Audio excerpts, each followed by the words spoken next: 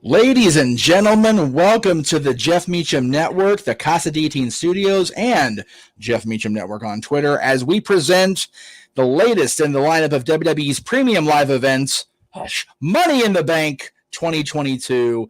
Yes, you are hearing the voice of good old JM, the West Coast professor himself, Jeff Meacham, joining you back in Studio A where I belong, damn it, along with our resident our color commentator at the top of the hour, more than likely, the Renegade J.j Williams, and joining us for the pre-show and at least for the in-betweens on the matches themselves, Stepboy Mike is with us. Gentlemen, the Casa is reunited once again, and we are preparing for a pay-per-view that has definitely been intertwined with our friendship and our fandoms in the last, almost over 17 years now when you think about it, really, because you guys were at the very first Money in the Bank match back at WrestleMania 21.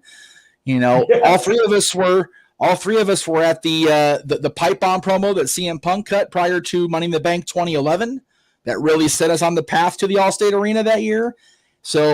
And all three of us were at SummerSlam that same year when Alberto cashed in his briefcase. Yes. That he had wanted said pay-per-view. This is very true. Successfully. Yes. We have history.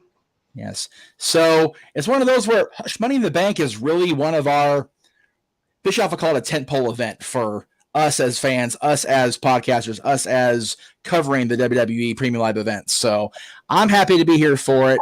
I'm happy as hell the shirt got up on Pros and Tees in time. Not going to lie. I hope I sell a bunch today. That's too much fun for words. I tried to make sure we got a shill out for it last night when James and Noah were live. I appreciate doing yes. their thing. I had them plug the number of days since James dropped an F-bomb shirt. I had them plug the Hush Money in the Bank shirt. Yes. And I showed them the front and back of it's professional wrestling. Damn it. That's right. But I digress. And not only that, since he's here, we'll go ahead and start I said it would be the announcements would come after the Premium Live Event, but we'll go ahead and make the first one now, if he'll fix his camera and or sit up straight, that is. Coming up on August 9th, there we go, August 9th, which is a history-making day for me in more than ways than one. You figure that's the anniversary of Hogan's return to Hulkamania, the debut of Chris Jericho in the WWF, and my son starts high school that day. Wow. We are having the season 3 premiere of Stepboy Sports Bar. Lift the shirt a little bit so we can see it. Under here, Mikey. Show the Dory text. Featuring Dory Lou. There you go. That'll be coming up August 9th, exclusively on Tuesdays on the Casa D18 Studios channel, and then replayed on Thursdays with little old me. But I will be producing the Tuesday show just because, Did you say your son starts high school? On August 9th, yes, sir. I know, right? I think I just heard my back curve. Right. So if I get up and start walking like Quasimodo, you'll understand why. Yeah. Check your hair and make sure it's not gone completely gray in that span of 2 seconds I said that. Right? I'm completely bald, so mine won't. My hair looking the color of the Stat Boy shirt, but I do. Right? So yeah, August 9th, we are definitely doing the thing with Stat Boy returning to the sports bar, complete with the ever daily updated Stat Boy. What the hell's the name of the thing again? 9,000. Stat Boy 9,000. There you go. Stat Boy 9,000. Yes. We need to. Yes. It's ready to go. It's got the card for tonight. I wanted to use that as a background. It's got the final hockey stats. It's got the baseball stats on the back. And soon it'll have football helmets on it. It'll be ready to go by next month for certain. Dory and I are really excited about this. It's finally going to be a break from the summer heat out here in Tennessee because it's just been a mess and muggy and disgusting and hot. So we're finally looking to getting some time off on Tuesdays and Thursdays. And we're gonna bring back everything. We're gonna bring back football squares. We're gonna bring back the pick'em contest. We're gonna invoke something new potentially when hockey season comes around. Stay tuned for it all. I want all my internet fans to come back and enjoy the sports bar while watching football and having a cold beverage every Tuesday this fall. You say something special for the NHL. Do you mean actual coverage? And not giving up on the season once football's over? And now I am not giving up on the season because I've got something big planned for hockey. So I'm going to stick with it this season, I promise. God damn. Might actually give me a reason to tune into the show on a regular basis. You actually cover a sport I give a damn about. Other than, actually hosting on your own channel, but I'm trying to find the quote because I want Mikey so bad to use the quote Jericho used for his Geratron 5000, but said it completely the opposite because it's not a ridiculous whatever the hell the quote. I'm gonna find that for the end of the night. We're gonna get that shirt add up after we get the other shirts I want to get up there because that's just tremendous. I can't not use that quote now. So let's go to the chat room real quick here, and we'll go ahead and see who else here. Matt was here freaking hours ago, so God bless you for that, Matt. Again, as always, Matt doing well today. It's Saturday. WWE hushMONEY in the Bank's going to be on here shortly for the kickoff show, probably at 7:00 would be my guess for them. It's saying coverage will begin shortly over on the Peacock. That is, it's over on Peacock. That's the app they use when they do hushMONEY in the Bank. Anyway, but I'm doing well, and I know Renegade is looking forward to calling the action with Mr. Foster when he arrives. It's going to be a good day. Without question. Jeff, I see a question to me in the chat room. Mikey, Hey, can I run my I own heard show? You step all over me talking. Yeah. I'm sorry. May I please run my own show? Thank you. I appreciate it. Okay. Let's see. Tuesdays, I just push the buttons on Tuesdays coming in August. Till then, Thank you. All right. Let's see. Chris says, hi, everyone. Hope you guys enjoy the show tonight. And it's okay for me to join in the predictions portion of the show. We've actually got a full house today, Chris, because Noah's going to be coming in here pretty soon, but I appreciate the offer. We're going to have one of those mega moments at SummerSlam because bringing everybody in, because that's going to be a crazy weekend anyway with StarCast and everything. So, yes, you may join us for SummerSlam or for Ring of Honor, Death Before Dishonor. I think that's the only other one on the weekend coming up. Oh, and then if you want to be part of the Flair's last match thing with me, that's cool. It's going to be a very bare bones operation on that day 31st. But anyway, let's see. James, we're talking about Money in the Bank. He misses the Money in the Bank being WrestleMania. So do we. It was a cool thing to look forward to. And with 2 nights of WrestleMania, they should go back to it. One per night. Men's one night, women's the other night. Yes. So whichever night the men are headlining, do the women's match. Whichever night the women are headlining, do the men's match. I agree. And as we were trying to say before we got talked over, without question, JJ. Yes. All right. Let's see what we got here. So Brendan's here. Hello, Brendan. Ken's here. Ken's saying hello to everybody but me. So I guess I know where I stand in the world. That's cool. Appreciate that, Ken. What's going on, Ken? Chris, I guess you missed my reply. We don't need another but thank you for the offer. We'll see you for SummerSlam. I see you in the green room, but we're going to have a full house here pretty soon. But thank you for offering, and we will definitely have you on for the SummerSlam show and maybe even Ring of Honor. So there you go. Let's see. So Brendan has a Stat Boy Sports Bar question, but we'll go ahead and ask it here momentarily. I want to make sure I get to everybody's hello. You don't need Josh to, says Mikey went ahead and answered it in the chat room since he couldn't be patient for you to get to. Oh, well then I didn't even see that. Okay, fine. It's fine. Josh says, yo, what up, you awesome people? Josh is here. Josh, Always good to see Josh. Up, bro? Everybody needs to definitely check out Josh's column over at NoDQ.com regarding today's show. It's going to be it was an awesome read. I enjoyed it thoroughly, and I think you guys will too. And yes, Ken Mansfield's in the mother house. And yes, hi. There we go. Very good. Okay. I gave him enough shit, and he had a guilt trip. My job is done for the day. Anyway, and of course, Cece's here. I appreciate the love. I don't know if I'm one of the voices of No DQ just yet, considering I've only appeared on 2 reviews, but I take pride in the love being shown. Yes. Sweetheart, JJ, how's it going today? JJ has been on the No DQ product for 11 years, spread out over 3 appearances between those 10 years, but that's okay. Yeah. That's okay. He is officially a voice on No DQ now, so we're going to go with it and run like hell. And the link for Josh's thing did not show up in the comments. I don't think the links show up on StreamYard, Josh, but everybody watching on YouTube, click that link button. There you go. It's NoDQ.com in the opinions. Can't miss it. Josh is, you can't miss it. So yeah, everybody is here that I think is going to be here. So with that being said, we've actually got more time than I thought because there's only 6 matches announced and no, as of now, pre-show, kickoff matches, whatever. Statboy's not in timeout. He's just he feels sad because we derided him for being impatient about answering a question. So he's a sad panda Statboy Josh right now. So anyway. To take it back to old school terminology, Statboy got boom roasted. Whoa. And if you know, you know. Josh, of course you can ask Statboy a sports question. Just Statboy, when one pops up, give Meacham a chance to bring it up on the screen. Okay. Get to it. I promise.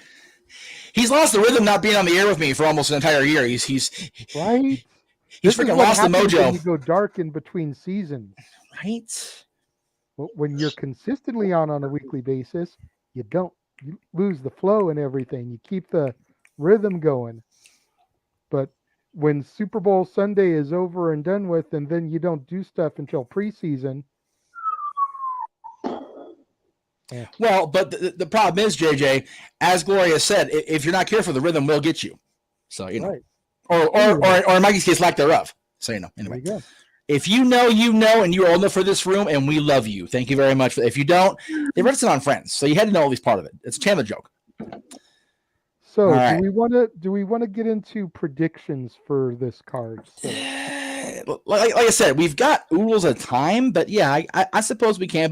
But since we've got a sports question that Josh said he wanted to ask, we'll go ahead and let Mikey answer it. Thoughts on the fact that there is a very, and I say very like that because he capitalizes, so it's very important, very good potential that Stu Robinson doesn't hammer the gavel down on Watson and potentially he gets no suspension since the NFL didn't present any evidence. There's a topic much like that on today's open mic night. We'll get to you later. Anyway, Mikey, the question is to you, sir. So I will direct it to you while I cue up the graphics for later. Okay, I'm going to need a little more input on this because I have no idea what this is. What's the backstory here? What am I missing? These names are new to. I'm lost on this, Josh. You gotta give me a little more info so I can answer this question a little bit. This is a major story that's been throughout the offseason in the NFL, Mike, but that's okay. We'll go ahead and let you guys converse privately on Chatter Summit so we can go ahead and keep, again, the rhythm of the show. Keep it going. So, all right. No, Statboy's not officially part of the No DQ fam. Long, obnoxious story short, and this is me, so keep that in mind when I say that.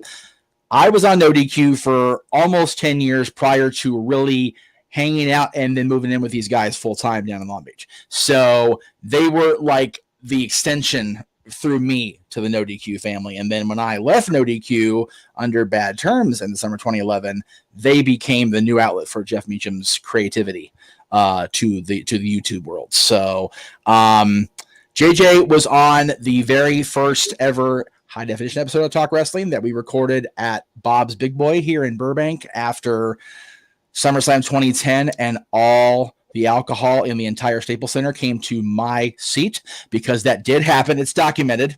You can check the bills. It was a thing. I didn't buy them. They were just brought to me by fans, and God bless them for that.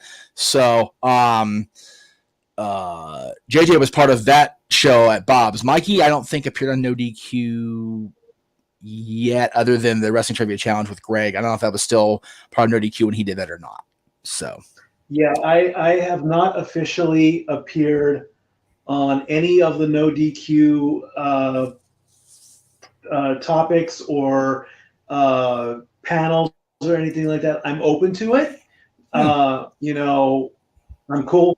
Aaron Riff is a great guy. I've met him before. I've hung out with him. If he wants me there, if he's cool with it, sure. I'm open to anything. The door is always open. I'll take any platform I can jump on. If it becomes a thing, if not, it's not the end of the world. It's not that bad a thing. It's It's just getting together, talking wrestling, talking about topics, and putting my name out there. That's all it is. It's not the end of the world as he knows it, but he still feels fine. At the end of the day, I would consider Statboy and even myself to a certain extent no DQ affiliated. Yes. You know, no DQ obviously is the center of the galaxy, if it were, as a result of Talk Wrestling and even to a certain extent XMV back in the day. We were able to expand the Casa D18 studios off of the No DQ Galaxy by trying to kind of emulate what we had seen there with our own shows. Like Jeff stated, when he came into the family and we launched Dads on Wrestling, and the one show he's not acknowledging, like Roman Reigns for his anniversary, After the Bell, the one that WWE even noted so well that they stole the name for Corey Graves. Mm-hmm. But we started those shows, and then when Jeff went back to No DQ and then spun off his own, the Jeff Meacham Network, and then you've got No DQ, you've got the Casa D18 Studios, you've got the Jeff Meacham Network, you've got Dads, which is broadcast on both, you've got Talk Wrestling, which is broadcast on all three. It's this whole big conglomerate now, if you will. Yes. It's like Disney, ABC, and Hulu, and ESPN, and 20th Century Fox. It's all part of the same, Marvel, part of the same family, if you will. Yeah. I have a good question for you two regarding Fox and Disney, but we'll talk about that later because it's been bugging me since everything went down. But I'll ask you guys later. Let's see where we're at here. I got a lot of freaking comments that came up during that. Yes. Supposedly brief answer. The long story short from Jeff Meacham. Right. Which ended up from all three of us, which is fine. So Josh, just so you know, since I said private chat, but that's fine, Josh. Sue Robinson is district judge chosen to decide the punishment for Deshaun Watson, who was the quarterback for Cleveland last year. The NFL is wanting a year-long suspension, but did not give any evidence of actual wrongdoing. So it looks like he's going to skate. Is basically what Josh was saying earlier. Again, it's a long. There was a major thing that happened in the offseason. I don't remember the exact details, so forgive me, Josh. But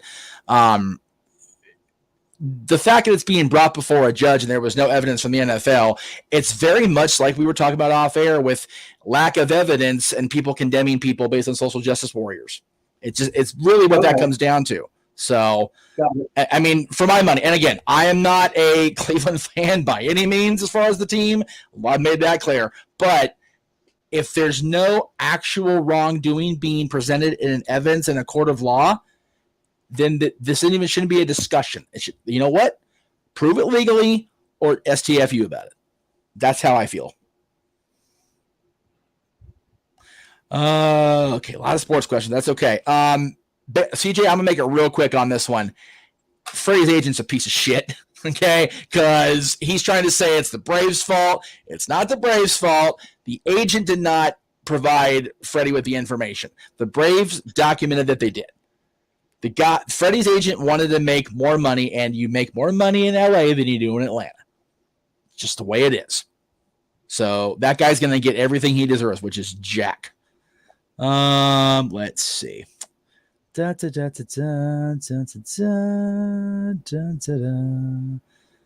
much shit. Okay.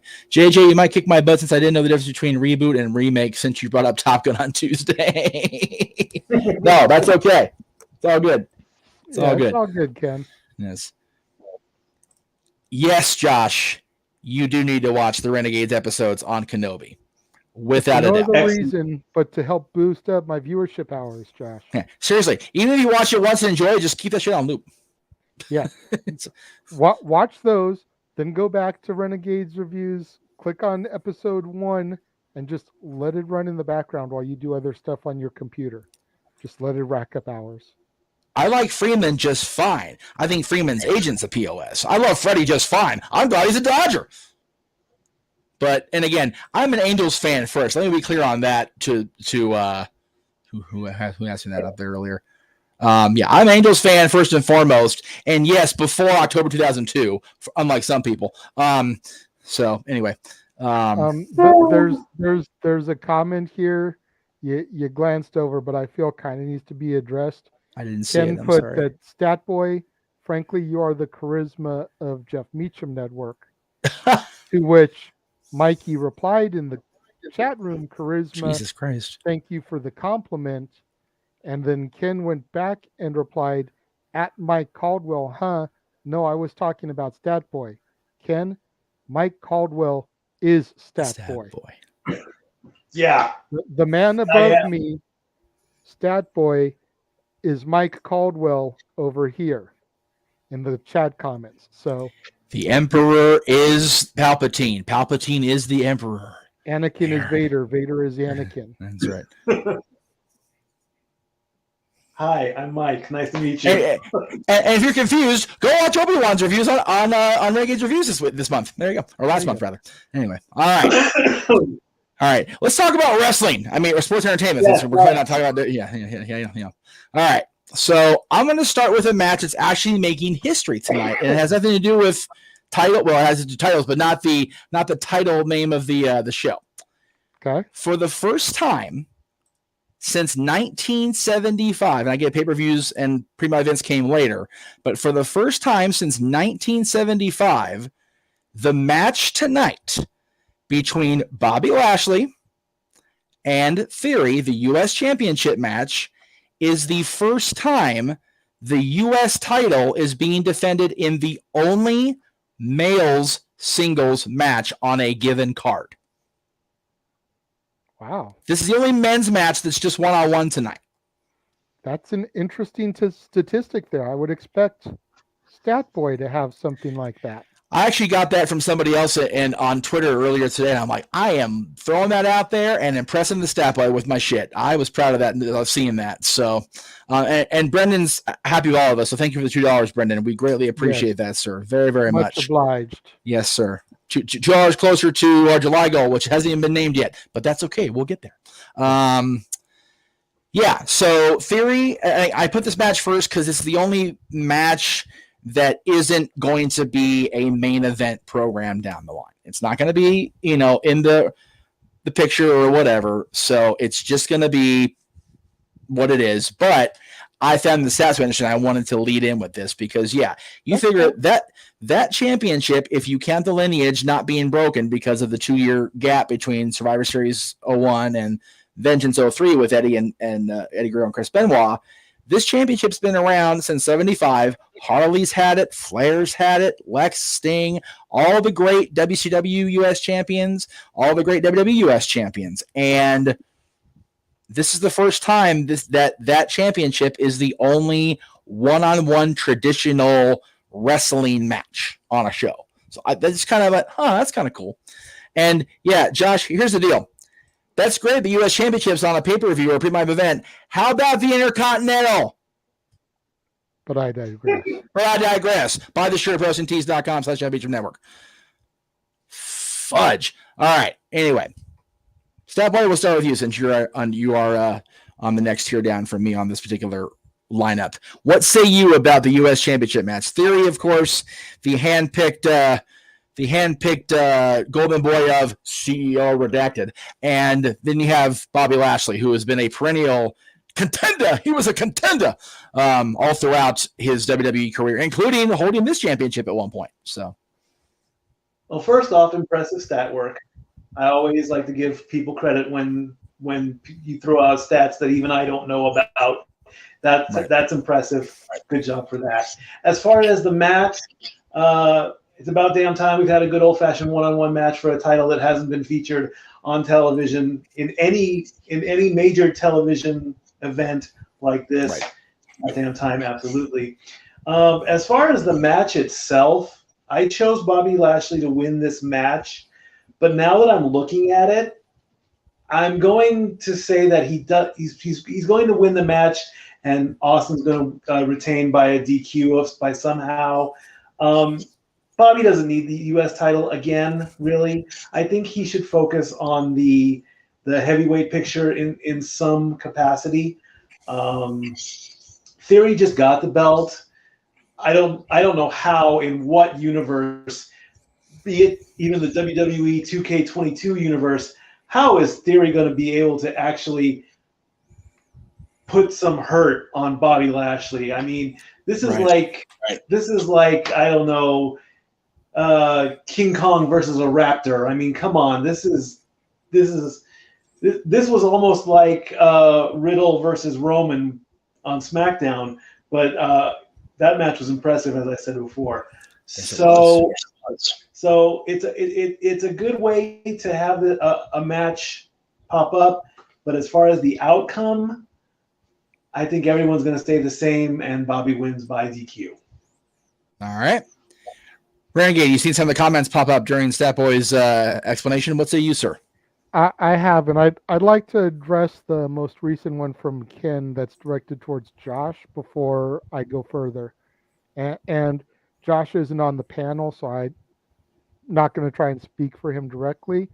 I don't think, Ken, that it's as much that we are a mark for the IC or US title, except for the fact that for so freaking long, those belts went not defended on pay-per-view. So it's nice to finally see those belts get the credit that they deserve. Those are supposed to be the quote-unquote workhorse championships. Those are supposed to be the next step to getting a world title push. If you can be the US or the IC champion and you can deliver on matches, babyface or heel, and bring prestige and interest to the belt, then you're going to be someone that gets looked at to be a contender, as it were, someone that can get the belt down the road.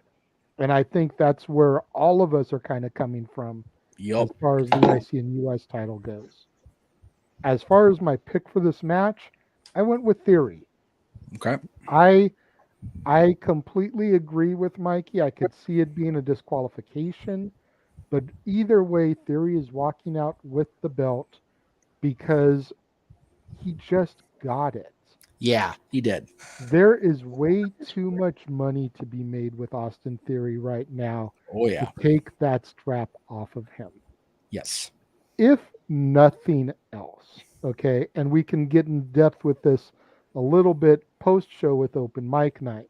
So those of you that tune in and stay with us throughout the whole broadcast, try to remember this come then after the 3-hour pay-per-view. Yes. Theory has been working closely with the Miz in storyline. Miz skull-crushing finale Logan Paul at Mania, and Logan Paul just signed a deal with WWE. Logan Paul is going to go after Miz more than likely at SummerSlam. Why not have Theory be next on Logan Paul's list? Oh, that's heel versus heel. Logan Paul is going to come back as a babyface because he's going after Miz. Sure seems that way right now. Over time, he most definitely can turn heel, or we can turn Theory face in process by proxy, having him go against Logan Paul. But I think that there's too much money right now with Theory as champion to have him lose it. I don't see him losing it until Mania, realistically, Rumble soon next. Okay. Usually on the no DQ prediction shows, we would always say who would retain in a championship match. So based on the logic presented here, I'm going to agree with the consensus that Theory retains the title. Because either way, that's going to be the outcome. I don't see it going any other way realistically, because Lashley doesn't need it right now. And I think Theory, with what he's building toward, does need something. Now, if he's facing John at SummerSlam, he probably doesn't need the title, but it would be a cool wrinkle in the program. So we'll see. Yeah, the best way to have the title come into the program at SummerSlam, if that is where they're going, and I'm hearing grumblings that that's not the plan now. Right, yeah, I'm seeing that too. But I would love to see Adam Pearce force Theory into doing open challenges and have Cena be the one who accepts his challenge at SummerSlam. That's how I do it. But again, you know, if the rumblings we're hearing are true, then that would suck. Because I actually would like to see John face Theory, because that's what we've been talking about for a long time now. I apologize, by the way, for that logo in the upper left corner. I don't know where that came from. It's on all these graphics, so I don't know if I made an editing botch or what, but it's on all of them. So I'm sorry in advance. Next one is the other.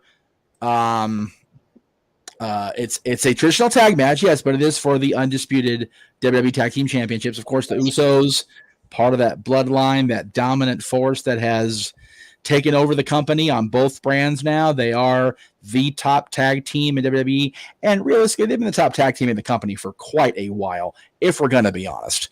They just happen to have all the gold to, back that claim up now. And by the way, if you're watching on Peacock as well as us, and you don't happen to have it tuned in, they are actually starting the kickoff show over on Peacock, so you can, again, feel free to stick with us. We appreciate the viewership, and just kind of give us a picture-in-picture if you want. That's cool too.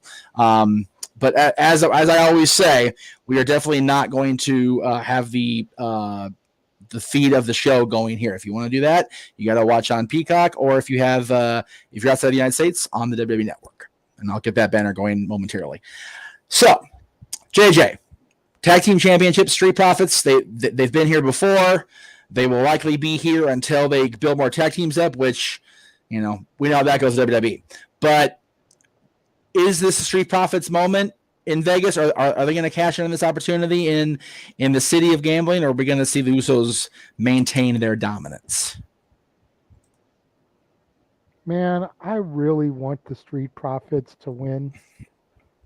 But at this point, and we're in Vegas, so I'm going to use this terminology. You can't bet against the Usos. No. You can't do it. They have been way too hot for them to lose their belts.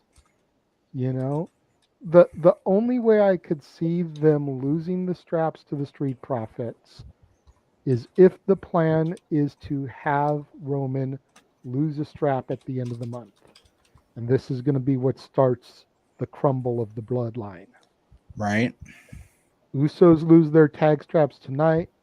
Roman loses one at SummerSlam and the other one at Clash at the Castle. There and you go. Within 3 consecutive pay-per-views, the bloodline has completely crumbled. That's the only way I could see it happening, is if that is what WWE is going for. Right. But I don't see it happening just yet. I think that they would use that on a Raw or a SmackDown to pop ratings rather than do it on the pay-per-view. All right. Mikey, Stat Boy. Oh, my gosh. Betting against the Usos is like playing the money wheel in a casino. You just don't do it. You stay away from that game. So it's been 348 days since the Usos have held the belt. They're easily going to hit the 400 mark without a doubt. I like the Street Profits. I like Montez. I like Angelo. We want the smoke. You're not getting it tonight, boys. I'm sorry. This is a match. Somebody needs to go up against the Usos because Roman's not putting up the belt. There's not going to be a cash-in tonight. So the bloodline has to be in play. This is your match to do it. Usos retain, hands down. All right. I agree. The Usos will definitely retain, I think, tonight. I'm going to start off with this next one just because I am more interested in the match than I thought I was going to be. I'm not going to lie. Really quickly, why don't you bring up Josh's comment before you go into the next one? Oh, there we go. Okay. Final backstage review jokes was noted by Riff. Number one, WWE still thinks this show will deliver despite no Stadium or Cody. And Stephanie led a company-wide talent meeting today that was well received. That, I got a lot of flack on social media I got a lot of flack on Twitter for reminding everybody, like wondering how Stephanie feels after all the drama that went down on both sides of her parental sides of her tree this last 2 weeks. And I honestly think that the key thing is that whatever else we do as fans, whatever else we think of the company, whatever as fans, that Stephanie is in a situation that she may or may not have been ready to have to worry about. And we as fans need to rally behind the new direction of the company, whatever it may be, because we've been bitching for so long about Vince and whatever that we could see a whole different I mean, the fact that they made a public spectacle, for lack of a better term, of signing Logan Paul with Stephanie and Triple H in the shot spoke volumes for me this week. So Stephanie being well received definitely makes my heart a little bit brighter about her future. All right, let's see here. And again, like I said, I agree that we're going to have the Usos retain the tag titles. So back on the Raw side of things, we have the women's championship match as the original Miss Money in the Bank, Carmella, the only two-time Miss Money in the Bank so far, Carmella, will look to cash in on a non-briefcase opportunity to challenge for the Raw Championship as she faces the woman who finally exorcised the demon Becky Lynch at WrestleMania and became WrestleMania, and became the champion again, Bianca Belair. I tend to agree with Brendan that Bianca Belair will retain the championship. She will win the match. Actually, she won't even retain it. She will actually, win the match outright in retaining. I just don't see this being the moment that Bianca loses. However, if the women's Money in the Bank match is before this match, I very, very confident in seeing a title switch on a cash-in tonight. And I say that because I don't see the company investing enough in the women's division to carry out a Money in the Bank chase program with Bianca. I don't see. I don't think it would be a problem, but I think the company wouldn't have enough faith to try to do it.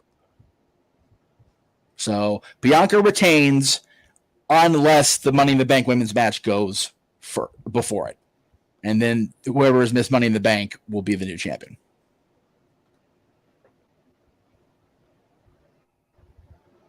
JJ? Bianca retains regardless. Okay. I don't know. I mean, the thing that you bring up about the women's Money in the Bank being before the match, right, I think would be solid depending on who wins. Because there's a couple people in the match that I think would be better suited going up against Ronda. Cashing in. Becky being one of them. Definitely. If Becky wins the briefcase, why would she go after Bianca when she could go after Ronda? True.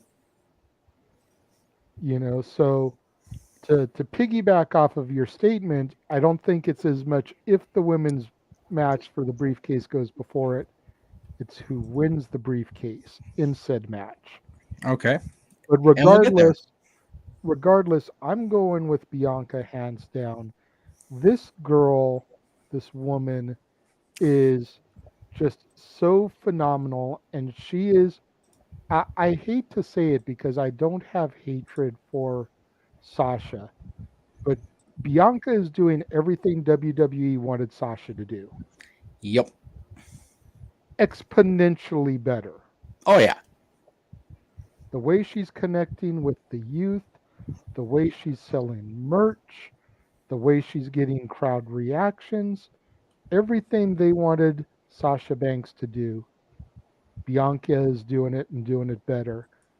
I have a really good feeling that Bianca is going to retain and essentially become the Cena of the women's division, Oh, at least okay. for the time being. All right. I dig it. Statboy, what say you, sir? Bianca wins hands down because of the switch. This match was supposed to be Bianca versus Rhea. If Rhea was in this match, I would give Rhea better odds. Carmella is being put into this match because who knows why. Because she's a former Miss Money in the Bank winner? Perhaps. Because it's somebody, right place, right time? Perhaps. We don't know. We don't know what's wrong with Rhea. That injury or whatever has been tight-lipped, or I'm not paying attention to it. Bianca's, Tennessee's own. I got to root for my current residential hometown hero, so I'm sticking with Bianca. Now, piggybacking on what you all said on the Money in the Bank match, depending on when that comes in, let me throw out this little Paul Heyman-esque scenario. What happens? Let's say Becky wins, and she comes out and does the same thing that Seth did at WrestleMania with the Money in the Bank ladder match, or with the briefcase at WrestleMania. Turn the title match into a triple threat. However, because Becky's going on this whole mind trip, she doesn't get to win her match. Put that thought into your head before you make your predictions. But I say Bianca retains. All right. There you go. Like I said, I said what I said about that match. Let's move on to the SmackDown Women's Championship match, and then we'll get into the reason we're here, the Money in the Bank matches. But before we get there, definitely one of our favorites in the room. I dare say both. They're both favorites of mine, but I know there is a definite bias toward the challenger in this particular case, and we'll go to him after we go to Mikey in this case. Actually, no, yeah, we'll go to Mikey first. Ronda Rousey defending the SmackDown Women's Championship against Natalya. Become very personal in storyline. Natty making considerable nasty references toward Ronda and her status as a mom and everything that she has done since she has returned to WWE in the last year. Just been all over Ronda's shit, trying to get inside her head, playing mind games and whatnot. And Mikey, excuse me, where do you stand on this between two of the best in recent memory here in the women's division WWE? The naughtiness level of this match, with Ronda saying, I'm going to beat you with my rack out. That kind of brings us all the way back to the Attitude Era, the TNA era, and all that good stuff. It's no secret. Natalya is a very beautiful woman, okay? And I've said many times, if you got it, flaunt it. I've said that on numerous rants and all that, okay? To play that card now, it's a little bit. I mean, it's not PG anymore. We're going PG-13 now. Oh my gosh. And the way Natalya is responding with the pictures with her and her sister, provocatively licking cupcakes. I mean, it's funny when you look at it. Okay, I get it. Is Natalya the best of all time as far as matches and stats? Yes. Is she a great wrestler? Yes. Does she have the Hart Dynasty legacy? Yes. Is it now the time to give her the SmackDown Women's title? No. I'm sorry, Natty. I love you to death, but Ronda's going to keep the belt. Is the sharpshooter more devastating than an armbar? That's a 50-50. We all know Ronda likes to snap people's arms, but the sharpshooter can break a leg. Either way, something's going to snap. So they are both equal in the submission hold era. Do I see Natalya as a champion now? No. Back then, before, if Ronda wasn't even in play, yes. Natalya versus almost anybody else other than Ronda, I would pick Natalya. But I can't pick against Ronda in this one. I'm sorry, Daddy. Love you to death, but Ronda retains by submission. JJ, they're going into Vegas. Actually, they're in Vegas tonight. Of course, we've criticized WWE ad nauseum about being in Las Vegas during International Fight Week in the home of the UFC and MMA basically as a whole. Is there anything that the WWE / the audience in Vegas will buy other than Ronda just completely running through Natalya here? No, not really. I mean, yeah, right? Yeah. Don't get me wrong. We all know how much I love my Natty. Yes. And Stat Boy, you over here talking about how beautiful Natalya is. Ronda is no slouch herself. Oh, no. Let us not forget the nude pictures that were in the ESPN body issue of her back in 2012. Yes. Okay. Ronda Rousey is a gorgeous woman herself. The only reason I think they're bringing up this sexual appeal part of things is twofold. Number one, it's a way to involve Jenny Neidhart without her being involved on television. And number two, you can see Ronda hasn't lost all the baby weight yet. You can visibly see that she still has some of the baby fat on her from her motherhood.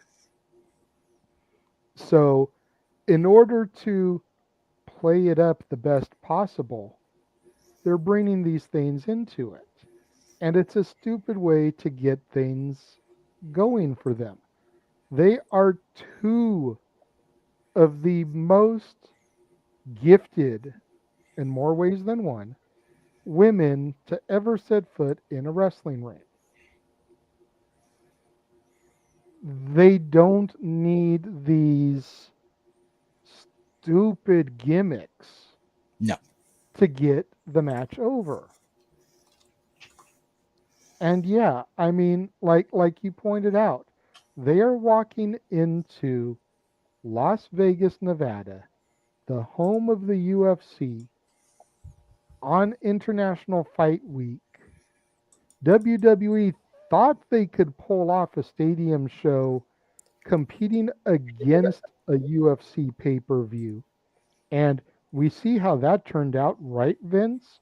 Yeah. We're in the home of Halloween Havoc. There's a pay-per-view we want to loom large in its legend. We couldn't even go back to the Thomas and Mack Center. We couldn't go to the T-Mobile Arena because, that's where the UFC is. But because you thought that you could book a show on Fight Week and you failed miserably, you succeeded about as good as Shockmaster. Poor Uncle Fred. Oh, my God. But I digress. Getting back to the match at the hand, again, I state, we all know how much I love me some Natty, but you notice I'm not wearing my Natty by Nature shirt today. No. I'm wearing my Piper / Ronda-esque Renegade shirt. Yes. Ronda retains. And I'm just not selling my own shit because all my work clothes are dirty, and I have a DiBiase shirt because it's a money pay-per-view. So, That's right. Gotta wear money. I'll be back next week. Anyway. Are you kidding? You'll be back on Monday. Which is next live week. Via satellite. Yeah. Live via Studio A magic. Yes. Or Studio B magic, I should say. Ronda retains. I'm not going to get into a big long, whatever. Ronda retains. It's I'd like Natty to win. I would. And celebrate with a exclusive shoot on Jenny's other page, but we won't get that. So we're going to go with Ronda retaining just because that's the way it should be. Now, women's Money in the Bank. This is where it gets interesting for me anyway. Yeah. Now, correct me if I'm wrong, but in the predictions, we got two, a primary and a secondary, correct? That is correct. Okay, so whatever you gave to – what's up? So that's how we're going to do it here? Yeah. Basically, okay. when Noah's running the league, which thank you, God, for that, Noah, I just go off what I said in the original presentation. So okay. To Noah. Lord knows Jeff doesn't need more on his plate. Yeah, fuck no, God almighty. Definitely not, especially after this week. Last 2 weeks, actually, if we're going to be honest. I believe I made my primary pick as Lacey Evans. I will double check with with Noah once he comes into the room and double check that.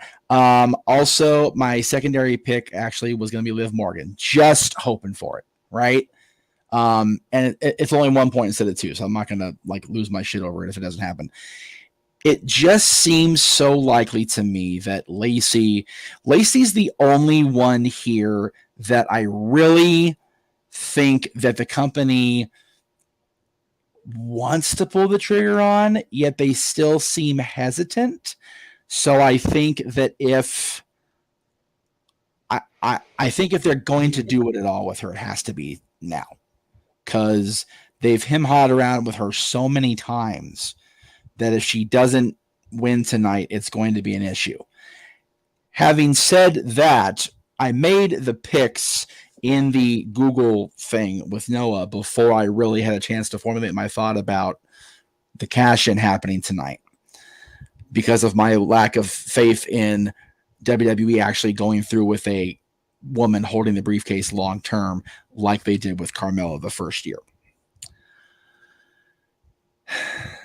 So I'm going to be a good little soldier and stick with my picks officially on the grid of the graphic, but my gut tells me that Becky will win the briefcase tonight and cash in on Bianca and fail and send her in a tailspin like Josh was talking about in the chat. I just having the burden of the benefit of reading the chat and having a chance to formulate the thought rather than just fire it off this morning like I did with Noah, it just seems like the most likely scenario to keep shit going the direction it needs to go. So Josh is saying that his primary is Becky, secondary is Liv, but personally I really wish it would be Shotzi. And again, I'm going to call Shotzi if she actually wins this freaking briefcase and becomes champion, I will be the most surprised redhead in the history of YouTube. Tell you that right now. Mikey, what say you, sir? My primary pick was Liv, and my secondary pick was Becky. Now, I sent out a tweet earlier, since they were doing the whole Vegas things, odds and whatnot. And I tried to be honest about it. Let's start with Raquel. She is the big underdog. She is she's brand new. So I put her at 1,000 to 1 odds on that one. You know, she impressed me in the match that she had against Ronda that one time, and she might get that surprising, oh my God, ladder moment, but she is too brand new to even think about going into the title picture. Next one on the list I eliminated was Shotzi. I don't know much about her. I don't know what she did in NXT. She might have one of those moments as well. So I took her out there. Asuka's already been women's champion.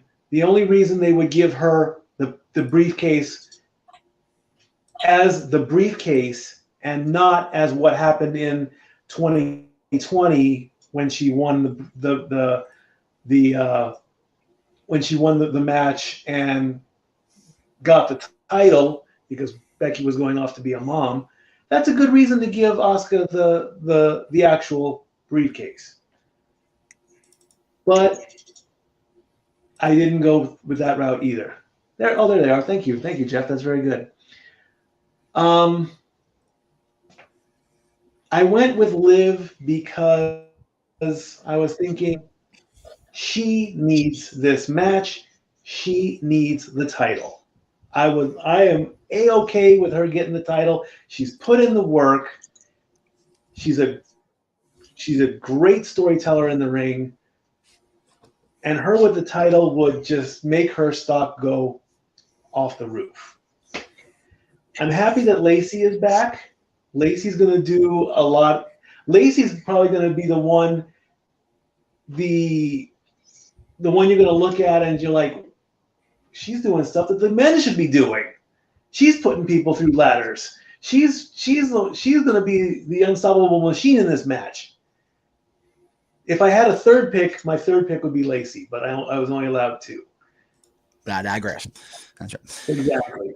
And the thing I said before, like I say, if Becky wins this match and she goes to cash in, depending on the card, depending on the order of the matches, I have a feeling they're going to cheat her out of it to make her haywireness, crazy downward spiral go even further. She's gonna get that high. She's gonna find her moment. She's gonna turn it into a triple threat, and then she's gonna lose it. Jay, before you make your pick on this match, are you also watching the kickoff on Peacock? Yeah. Dude, that color scheme on the Profits jerseys, like I can so see that on the Casa presentation. Like that's got a cool blend of like the purple-ish with the color. I'm not sure about the jerseys, but the color scheme is killer. Anyway, just observation. I was like, God, the colors on those jerseys look effing amazing. Anyway, let me go back to where we were. All right, Money in the Bank for the women. Jay, what do you say, sir? Well, for starters, let me say thank you to Mikey for doing exactly what I was going to do, so I can just keep my breath a little bit. Get in the studio here recording all day, so I don't have to talk as much on this one. Yeah, right. Sorry. For me, it comes down to this. Liv Morgan needs this match. She's been getting so pushed. She was thrown into the thing with Balor and AJ, the thing with Rhea, all was to try to get her noticed by the higher-ups. Yep. Styles and Balor have been seriously pushing for her to get the exposure, to get the TV time, to get the push, and it's been paying off for her. Yes. Liv is going to get... She's my primary pick. Because at this point in Liv's career, if she doesn't get it, then she may just be in the next round of WWE releases. Yeah, for real. There's no point in keeping her if they're not going to at least give her the briefcase and giving her the opportunity. Yeah, Josh, 100%. Without question. My secondary pick, I went with Shotzi. Oh, okay. Wow. Good for you, man. I went with the dark horse for my secondary pick because, Mikey, do you know what Shotzi's last name is? Gimmick last name? Blackheart. Never bet on black. Or always bet on black. Excuse me. Always bet on black in Vegas, baby. And the house always wins, which is why Ronda's going to retain because they are up in Ronda's house. But I mean, Shotzi is one of those characters, and I'm surprised to hear you say that you don't know much about her.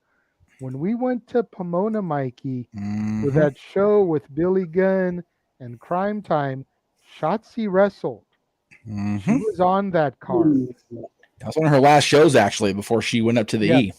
Before she got sent to developmental.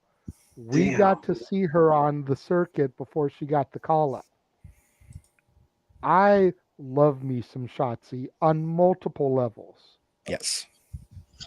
shoot, I went to Frankenson's the last time and I asked Bart's store how much the creature from the Black Lagoon Shotzi shirt is that they had, and there's a sticker on it that says "not for sale." Wow. Okay, because me and my love of Universal Monsters, I wanted that shirt. And I know she's in the chat room. Cece can confirm that story. Because while she was looking at anime stuff with Natalie, I was asking the price of that Shotzi from the Black Lagoon shirt. Yeah, and that is a straight up. You're gonna have to kill Bart to get that shirt out of that store. I'll tell you that right now. Yeah, that is one of my bucket list T-shirts. Oh yeah, if I can get me one of those, and I still want that X Styles shirt, circa 2002, 2003. Oh, this the big giant. Oh yeah, I remember that. The one that looks like the X Files, says the X. Yes, but X style. I got you. I members. Those are some bucket list shirts, but yeah. Everybody else, I pretty much agree everything Mike said. Raquel, too new. Lacey, honestly, I don't care about Lacey. I've been reading reports online, both from Bossman Rift and other people. They don't know where to go with her. They don't. They brought her back. They gave her this whole sob story week after week about how crappy of a life she's had, making her seem like an obvious babyface, and then they work her heel. Yeah. Oh, stupid. Excuse me. Becky Gaga, I'm so over and done with. She needs to be benched from being in the title picture for a year. Right? If anything, put her in the women's tag division. Oh, wait. Never mind. Oh, there it is. Waiting for that one. But she needs to be completely removed from the title picture, much how we used to say about Mr. 20 years in the business. Yes. There's so much talent in this picture that deserves either better than what they've had in the past or a shot at greatness to begin with. That I don't care about Becky. Let Becky win the Women's Rumble. Get her shot at Ronda. Remove her completely from this.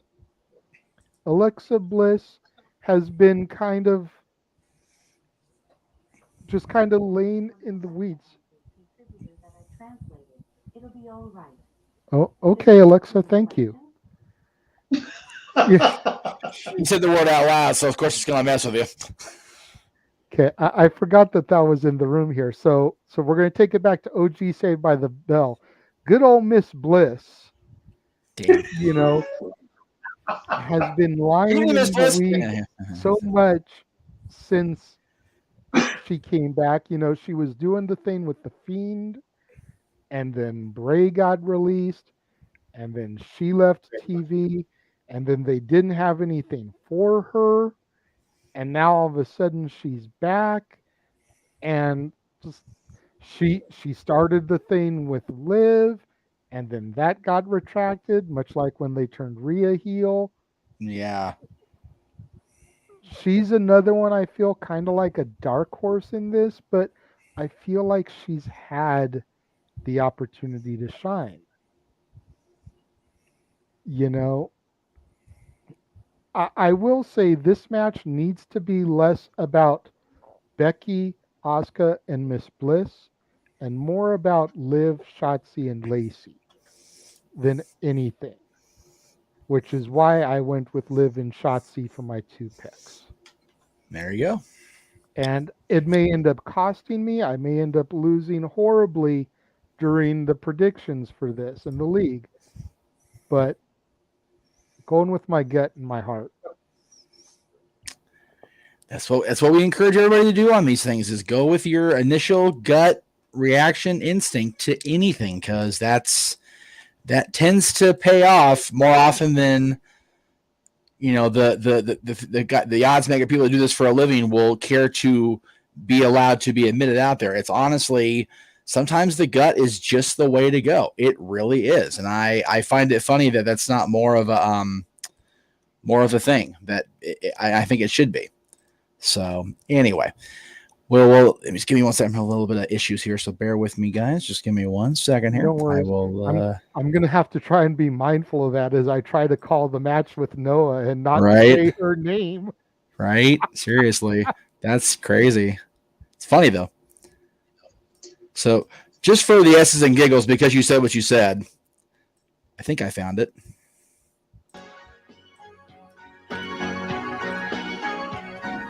Standing on the edge, there's no way of knowing what lies ahead or where the road is going. So if our heart is hard, it won't wait for life to start. When I'm in there somehow, I know tomorrow's here and now. That was the original Good Morning Miss Bliss theme, believe it or not. Wow. Before they retcon that into the Saved by the Bell continuity. I'm glad they did. But anyways. Oh, I like that. That was a cute little theme. It's actually a real song, believe it or not. It's what the hell? It's, it had me thinking of Nothing's Gonna Stop Us Now by Starship. Yes, something like that. I'll have to see if I can find the song later. But anyway. So yeah. All right. Let's get back to what the hell we're supposed to be doing here. Work. Well, you call her Miss Bliss. I'm like, I have to find it now because I knew it existed. I just never heard it myself before. So, all right. Anyway, men's Money in the Bank. First of all, I am not even going to hide my smile for a second at the humiliation of Corbin last night. That was great. I enjoyed the shit out of that. I really did. And I love Pat McAfee just over him, like just razzing him. I didn't get to see it. I didn't get to made my see it. friggin' I tried day. to go on Hulu this morning to watch SmackDown before predictions, before everything, and last night's SmackDown hadn't been uploaded to Hulu yet, so. Oh geez, that sucks. Yeah, I had been taking the DVR in it since I've been at Studio B for the week, so I watched it when I came home and tried to sober up, and I still wasn't after the show was over. That's how bad I got drunk last night. Anyway, so a second last chance that match was done. Yes, I would agree without a doubt. But seeing Corbin lose that match was all right with me, Josh. So Brendan says his first pick is Seth, second pick is Omos. I think Omos is the least likely for me. And not so much because he hasn't come quite a bit away in the year or the 2 years he's been up on the main roster. I'm not going to deny him that. I just don't see the company having briefcase faith in him, unfortunately. Yeah. And I honestly would say the same thing with Moss. At this point, yes. He just broke away from Corbin. Maybe in a year I could see it, but not yet. No disrespect to him as a worker or a gimmick, because I think he's getting over like gangbusters, as it were. Yes. But at the end of the day, this match is going to come to the other 5 gentlemen. It really is. And not that's a bad thing, because you've got one, no, two. But it also makes it a little bit predictable, because the 2 dark horses have no chance in hell. Yeah, they are completely that. They are dark horses to the point where they're at the tail end of that race already, and they're not out of the starting gate yet. Yeah. The women's match, there were 4 dark horses. You know, you had Raquel, you've got Shotzi, you've got Liv, and you had Lacey. But at least 2 of those 4 have a legitimate shot, being Lacey and Liv. Yes. Here you have 2 dark horses, and neither one has a shot in hell. Right. You know, it would be like having freaking Gilbert in this match. I prefer that over the original. I'm sorry, was that out loud? That's funny. Anyway, but you already knew this. Yes, we digress. I picked Riddle as my primary pick, which I never thought those words would come out of my damn mouth on my own damn network. I'm not even going to lie. But like I said, I say it every week. Riddle's growing on me, man. I have faith in this dude, and I didn't for a long time. He was one of the few I didn't mind Goldberg. Didn't mind if Goldberg obliterated him because he was such a cocky shit. But you know what? He's earned my fandom, and I went with my secondary as Seth frickin' Rollins, just because it's been built where both members of that particular marriage, if they don't win the Money in the Bank briefcase, they're going to lose their effing ass tonight. So I just think it'd be a cool thing if he did, but if they don't, it's even going to be better. And yes, I did say it. Feel free to timestamp it and put it up on, put it like the freaking Sean Ross Sapp, Greg Cherry for Quizlemania moment every so often. Just throw it in my face. Or, JJ reminded me I didn't say Marty Be Good on the top 10 musical moments on the musical movie feature on Dads, because I will never, ever hear the end of that again.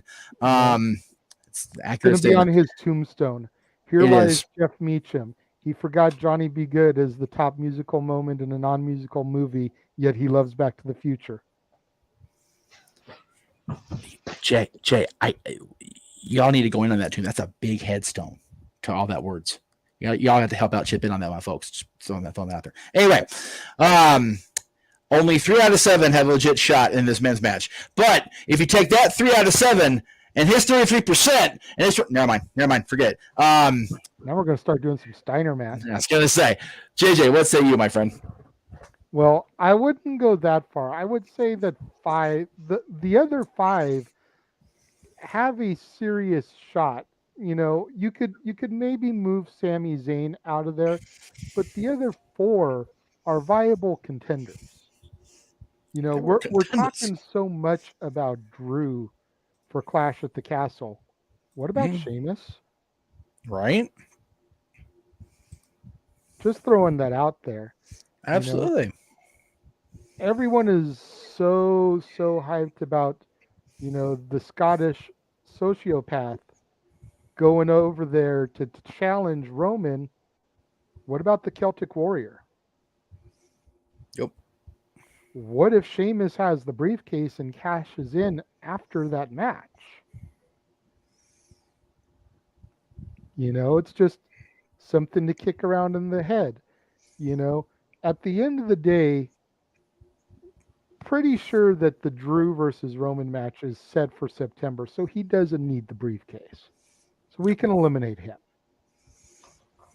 So that then leaves Riddle, Sammy, Seth, and Sheamus. Like I said, Sheamus having it for that type of situation would be interesting, but I don't think that the odds are too much in that favor right now. I think Sheamus needs some serious work to get back to the main event. Especially he's got the stuff going with Butch and that little faction right now. So we can probably remove Sheamus from this as well. Okay.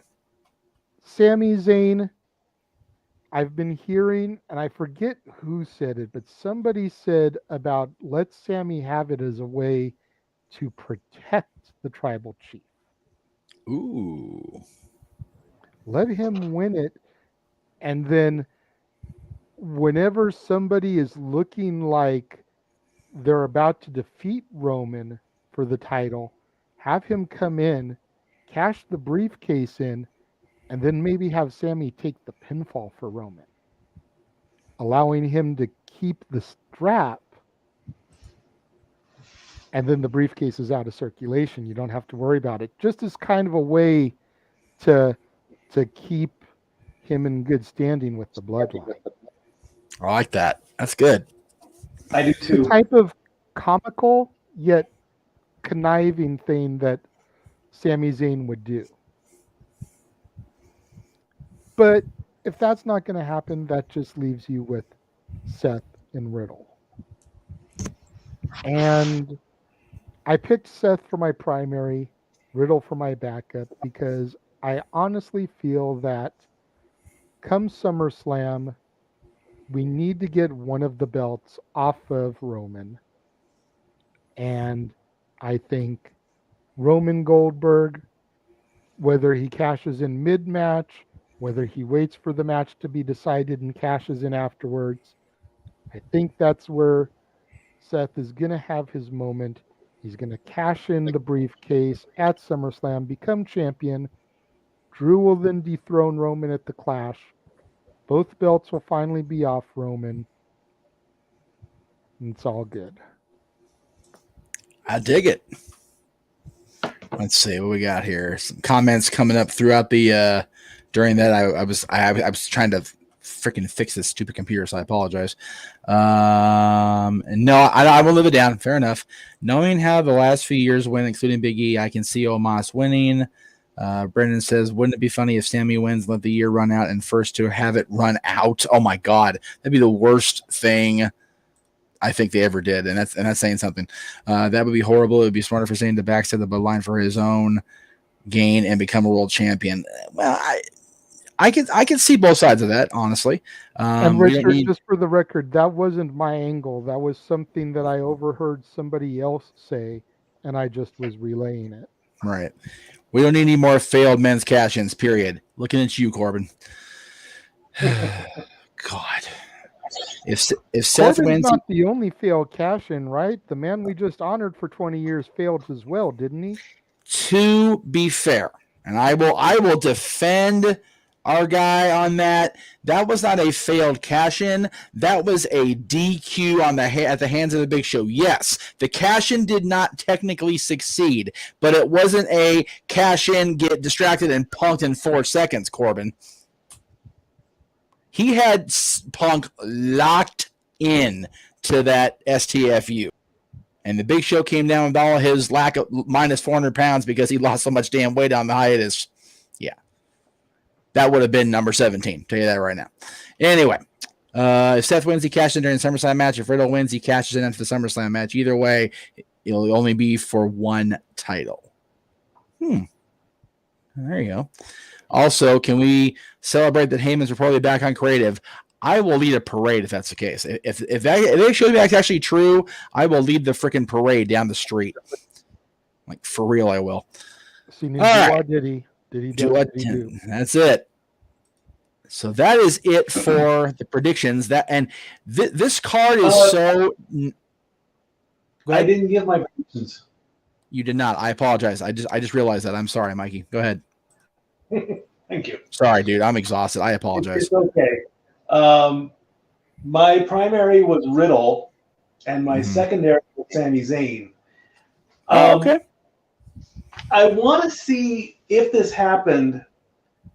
I think Drew had the same stipulation where he competed in a Money in the Bank match after losing a title match with, I believe it was Roman. I'm not certain, but he went to compete in the match, and we all said, well, why is he even competing in this match if he can't go for the title with Money in the Bank? So if that's the same case, I want to see how, if Riddle wins this match, how are they going to write that? Right. Is there some kind of, do we have to have good old Scrap Iron Adam Pearce come back and say, well, you said he couldn't compete for the title if he lost, but he's got the briefcase now, which means he can have it whenever he wants. Therefore, Mr. Heyman, your stipulation is voided, and Riddle can use the briefcase whenever he wants. Or is Heyman going to say, it's my stipulation, Big D, he can have the briefcase, he just can't use it as long as my tribal chief has the belt. So I want to see where that plays out. I picked Sami Zayn as a secondary because in the entire history of the Money in the Bank ladder match, there have always been one or two people where you're like, what in the hell is this person doing here? And why are they in this match? Right. One name that comes to example, Santino Marella in, I believe, 2012 or 2011. What the heck was he doing in there? Was he really going to win it? No. But to be fair, we used to say the same thing about Kofi and Shelton. Mm-hmm. They made that match their own, though, because they were doing all the innovative stuff with ladders that we couldn't think of doing. Both those gentlemen had excellent careers in the Money in the Bank ladder match because of what they can do, i.e. the stilts, the running up the ladder like a ramp and clotheslining and T-bone suplexing off the. All that stuff made that match for them. So we would look to them to see what they were going to do next. Should they have won one of those matches eventually? Yes. Shelton absolutely should have won one by year 5 or year 6 even. But WWE never gave him the chance to. Very and true. when you were saying all those things about, Sammy holding on to the briefcase, that's genius. Pure genius. This is going whichever ladder match comes up, it's going to be the 30th match and the 30th winner. That's going to be another milestone for that person. Right. So, and also, there have been 17 heel champions, or 17 heel title holders, briefcase holders, and only 12 face briefcase holders. So I went with one or the other. I didn't think we've had it's mostly been heel, and an occasional face. The last two have been face, being Nikki and Biggie. So why not have another face come in and give it to Riddle? He's one of the top faces in the WWE right now. He's funny as all hell too. I'm sorry. He like you said, he grows on you. He's kind of grown on me too. He makes me laugh. He's RVD version 2.0 minus the 420. Oh, come on. Get Jeff mad. It's true, bro. No, it's bro. Love you, bro. Dude, sweet, whatever. Rob Van Dam. He just has never once said I get by. Bro.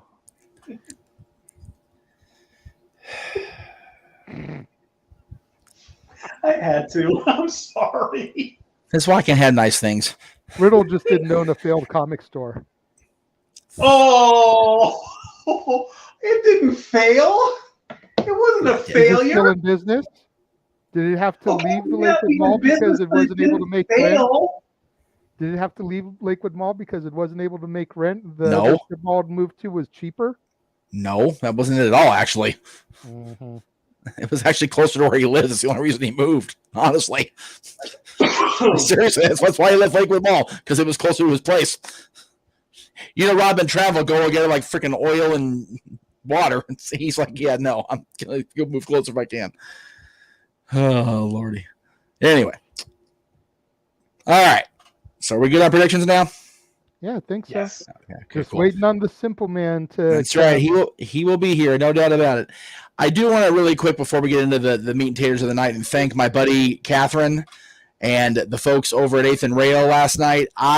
So I have not been to this establishment since it was called the VU. It was called the Rendezvous back when I was younger in my 20s.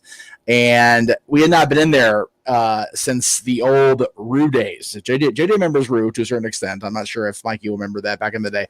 But we walked in there having completely expectations of, oh, God, it's going to be different. We're going to hate life. Everything's going to suck. And we had the greatest time. We were sitting back there completely having a freaking muscle memory moment all throughout the ingestion of the alcohol. It was so much fun. So, Catherine, thank you for driving in from, ironically, where they are tonight, Sin City, and hanging out last night. Frankie, our bartender, we love you. I'm so glad we got to see you last night. We'll definitely be back in August when everybody's out here for Catherine's son's birthday, and we're doing our thing together. We're definitely going to take over that place at least for one night. We'll talk to the owner, and we'll get it done. It was so much fun. So thank you, everybody at 8th and Rail, for the amazing time last night. And now that we know it's okay, we'll definitely be back again. So anyway, that was just a cool little thing I wanted to throw in there. Anyway, so yeah, that's again at the top of the hour. We're gonna go live to Sin City. It looks, I don't know if they're gonna start with the Money in the Bank match. They're talking about it right now on the women's side, so they may do just that, which is what we talked about earlier, as far as the Damn, starting with the Money in the Bank match. But I'm either ahead of you or behind you because I'm seeing the Uso Street Profits undisputed tag titles. okay, well then maybe they're showing the match graphics, which is fine. Yeah, they are, because now they're showing Bianca and Carmella, which is fine. Okay, so yeah, I'm definitely behind you then. Okay, like I said, as long as you and Noah are in sync, and to be fair, we're watching on the same account. So, are you on the T-Rex or Roman? I'm on the T-Rex. Okay, let me just make sure where I'm at here. I don't think I can check being where I Hopefully, am. no one else is watching on your account because I am kind of choppy on it, like I have been the last couple times. So Dylan won't be. Jay definitely won't be. My mom won't be. No, we should be good. Okay. All right, I'm gonna go back into it now. I'm on the Roman icon, so we should be okay. Yeah, the thing with WrestleMania is that my dad actually watched WrestleMania. It's the only one he watches consistently every year, so it was just a cluster. Well, but even going back to the NXT one and Red Crate of Hate last month, I was having some glitching, and I kept. Oh, were you? Fresh. Oh. I would either be ahead of Noah or I'd be behind Noah. Right. Well, worst case scenario, I can always, go off and, use the Fire Stick and just watch it on a completely different platform too. I don't really care. You know me. It also could just be the internet here. I'm not sure who all is online right now. It could be too many people bogging down the servers. Yes, sir. Mikey? Question on this. How about having Money in the Bank for NXT? NXT's developmental again. They're not gonna give that kind of status again. Yeah. I mean, that's just the short answer. That is what it is. And honestly, I mean, they've done ladder matches for championships there, but I don't know if doing a briefcase match would be something worthwhile. Yeah, a guaranteed contract. I mean, they did do a contract thing with the women's breakout tournament. They've done stuff like that as far as a contract for a guaranteed opportunity, but having a anytime anywhere thing for a developmental championship is kind of like, okay, is that necessary? However, what is necessary? Go ahead. I was going to say what I would maybe like, though, since there's only 7 for each match, is have an 8th representative from NXT for each the men and the women's. I would like that. But as this man's shirt says over at PresidentTees.com/Jeff Meacham Network, I digress. Ladies and gentlemen, the play-by-play man himself for the Jeff Meacham Network and every other thing he does for us because he is that awesome. He is spectacular in his simplicity. He is Noah Foster. Noah, welcome, my friend. Good to see you as always. Good evening, professional wrestling fans and friends, sports entertainment enthusiasts. Good to see you, Jeff. Good to see you, Stat Boy. JJ, good to call another WWE Premium Live Event with you once again. This should be fun, to say the least. Yeah, I'm looking forward to it. I was able to watch you and James on your other thing last night for the entire show. I do know that you've definitely got some skepticism going into this night. You guys did not speak too favorably of hushMONEY in the Bank. No. But I totally understand. Keep it real. Why. Hey, I wouldn't expect anything less from you. I look at why you're more of a pro wrestling fan, as your T-shirt says. Damn it! But I mean, you have, for better or for worse, seemed to at least enjoy what they've been offering us on a monthly basis. So I was hoping to hear a little bit better from y'all, but it is what it is. Anyways, regardless, I'm looking forward to it. I'm so hyped. I had so much fun last month calling stuff with you. I feel so much more relaxed calling stuff with you guys now and stepping in.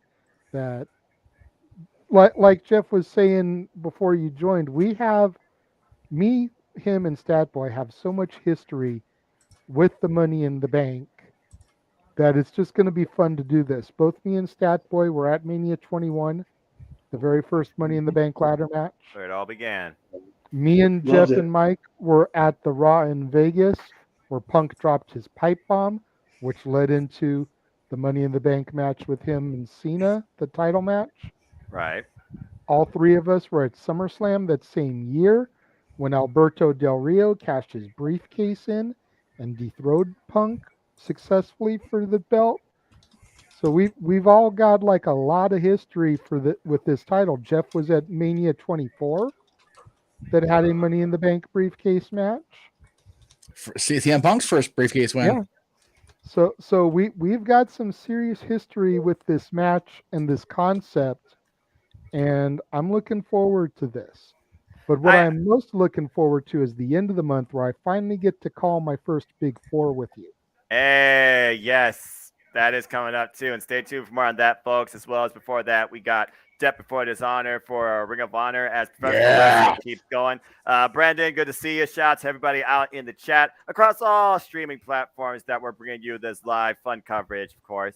And JJ, I will say this. Like I said, your renewed energy into this company as a fan certainly helps me find a more positive spirit and really makes me enjoy calling these more. So again, I'm looking very forward to this. And like I said, Money in the Bank, they've had some fun moments. I just got done rewatching last year's, of course, where Big E, one of the biggest pops in recent memory for the men's Money in the Bank winner in recent WWE history. As guys, we're about to go live on the cock. Get ready. Here we go.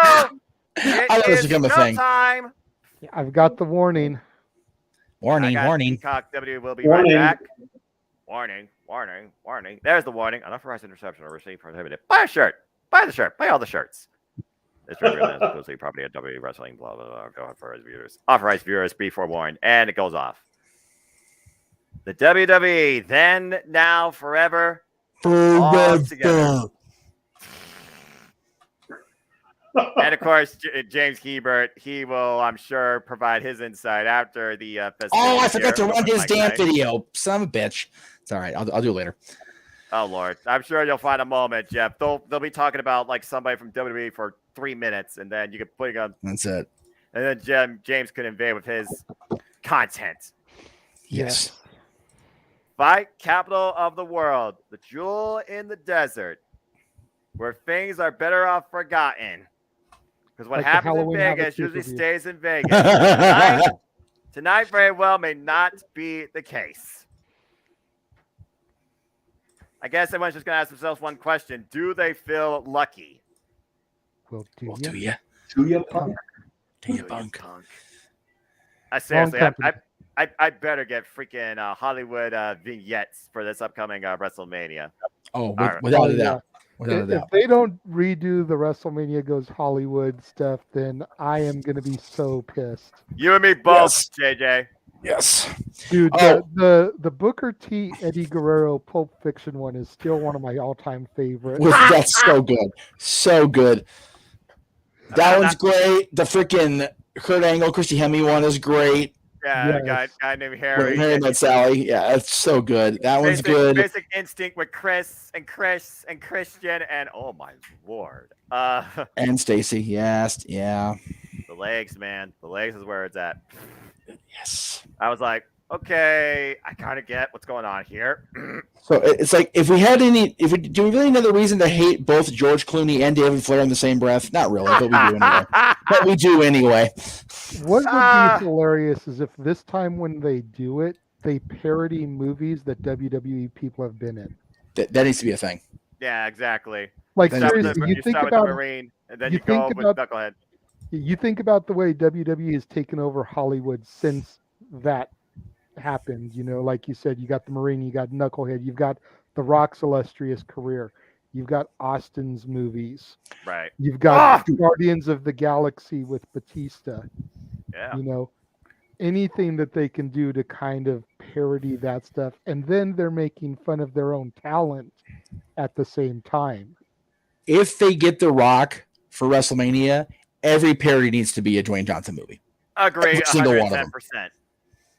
Just for the gimmick of messing with Dwayne. That'd be tremendous. How many of them freaking like mock Dwayne Johnson say, it doesn't matter? That's right. And the first one has to be Doom. Yes. I agree. We've seen it in the parody. Bar low and just go up from there. That's it. But timeout going up from there. We're going to see who climbs the ladder tonight. As JJ, we're in the arena. We are live, man. This is Hush Money in the Bank. Hello, good evening, good afternoon, good morning. Hello, everybody who's watching this. Currently live, we are coming to you from the Jeff Meacham Network across other platforms here on YouTube. I'm the Semendo Foster. With me tonight is my color commentary analyst, the Renegade J.j Williams. We got Statboy with the stats. We got the producer, Jeff. And we are here tonight to bring you our coverage for Hush Money in the Bank, live from Las Vegas, Nevada. Gentlemen, are you ready to go tonight? Oh, yeah. I am. And we're seeing the briefcase in the ring, so we're probably going to start with one of the two ladder matches. And that is the women's briefcase, Jay. Okay, there we go. I was going to say, I'm guessing it's the women. It looks like last year, the women are going to kick us off. Since the inception of this concept, brought to us by the brainchild, the champion, the influencer, the GOAT, the wizard, Chris Jericho, 2005. 26 matches, 17 years of history. The women still having very little history, but 100% succession. And we will see if that trend continues tonight. Yes, I am definitely looking forward to this one. I almost say that I'm looking forward to this one more than the men because there's so many dark horses in this match. You've got Raquel Rodriguez, you've got Lacey Evans, you've got Shotzi Blackheart, you've got everyone's favorite, but still a dark horse in Liv Morgan. And then you've got the regulars. You've got Asuka, you've got Miss Bliss, and you've got Becky Lynch. And just for the record, Noah, I'm going to have to say Miss Bliss for this match because I have one of those units in the room. So if I address her by her other name, it turns on. Fair we enough. Found out during the predictions portion. Yeah, I had that problem too. That's why I do not have that device here in this room. And here comes Big Time Bex. Well, welcome everybody once again to the Big Time. Wow, good Lord, the gear though. I don't understand. Are you trying to be Lady Gaga, Katy Perry, David Bowie? What's going on here? Telling you, she's Becky Gaga. Like, you cannot tell me that is not her spirit animal for these outfits. That's a hybrid of a Super Saiyan and a Green Power Ranger. Right. Just saying. That is an insult to Tommy Oliver. That's right. I'm sorry. But I'm sorry, and I know that. And shout out to Dacia, one of the biggest Power Ranger fans I know, my Morphin for life. And also, of course, Impact correspondent for the Daily Slam. Becky Lynch, of course, this is her 4th appearance now in the women's Money in the Bank. And, of course, as we know, she has found her way by any means necessary to get into this match on her road to hopefully once again being a champion. And shout out, by the way, to our boy Jason David Frank, too, just for the Tommy Oliver reference. Let's go ahead and give Jason a hello there, too. Here comes the Empress of Tomorrow, Asuka. And Jeff made an interesting point during the predictions panel, Noah. He brought up the fact that with this match happening prior to the women's title matches, could we potentially see a cash-in here tonight? It's entirely possible. We all know how Asuka, of course, won Money in the Bank back in 2020, but it was not necessarily for regular circumstances, as she literally won the title inside the briefcase and became the Raw Women's Champion that following night. So it's interesting to see both Asuka and Becky Lynch coming out first, back to back. Great point there. It's a great touch on their history there. WWE actually showing some long-term booking by doing that. Heaven forbid they do that on a normal basis. Yep. Well, funny they're showing the briefcase, but not the moment with Becky handing the belt over. I wonder if they'll show that since they're both out there to start. It's entirely possible. Of course, this is Asuka's 3rd appearance. And here comes the woman to watch. Watch me, Liv Morgan. Everybody's hopeful, sentimental favorite, the underdog of the entire WWE women's division, Liv Morgan. And this is her first ever Money in the Bank ladder match. And let's not count out first ever appearances. As we know, Bayley only has been involved in one Money in the Bank ladder match. And not only did she win it, she cashed in that same night and became champion. Yes, you did. This is true. I'm going to go ahead and bow out, guys, and let you do your thing. Have fun. Enjoy the match. I'll be back after. Sounds good. Sounds good. And here comes Raquel Rodriguez. And, You know, if there was ever a dark horse in the match, it's definitely this young lady right here. I mean, she's only been on the main roster for what, like a month and a half, 2 months tops, and she's already integrated herself into this big money match with these big time caliber of opponents. You also got to consider this, JJ. She's already been endorsed by Ronda Rousey, challenging her for the SmackDown Women's Championship in what I think was her in-ring real debut outside of squash matches. Raquel Rodriguez is no stranger to the big time as well, a former NXT Women's Champion. And won't take anything away from her. And here comes Lacey Evans, an individual who WWE doesn't really seem to know what it is they want to do with her. You know, they spent all these months building her up with the sob story, and then I've been reading reports that she's working heels, she works face. It's like they don't really know where they want to go with her. It's one of those things where you wonder if she's drill sergeant or inspirational mother and former, of course, military server. Thank you, of course, for her service. She definitely will bring a lot of that military background into play here. And honestly, being an aggressor could play to your advantage here.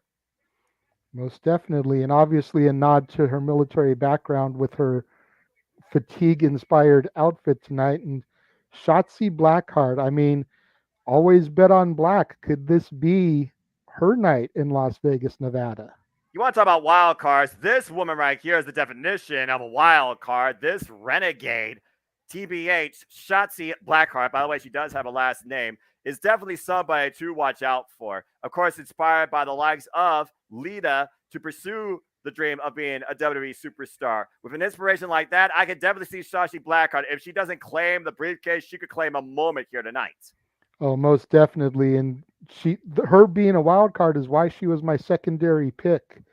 I totally have faith in her to overcome the odds and be one of the top contenders here in the division. She just needs that opportunity. And last but not least, we Good have old Miss Bliss. Yep, former Money in the Bank winner herself, winning it back in 2018. And this marks her third appearance now in the Money in the Bank ladder match. Yeah, it's definitely going to be interesting to see what she brings. Oh, and here's a little throwback to some history here. Her knocking Becky off the ladder to claim the briefcase back in 2018. And of course, that same night, she cashed in on a match between Nia Jax and Ronda Rousey and claimed the Raw Women's Championship. With both the Raw Women's Championship and the SmackDown Women's Championship on the line tonight, we very well could be looking at a future WWE Women's Champion before Money in the Bank goes off the air. And it would be awesome to see. The question is which one of them do they go after? Well, we'll have to see who claims the briefcase first. All that stands between you is a few rungs and anything possible mentality.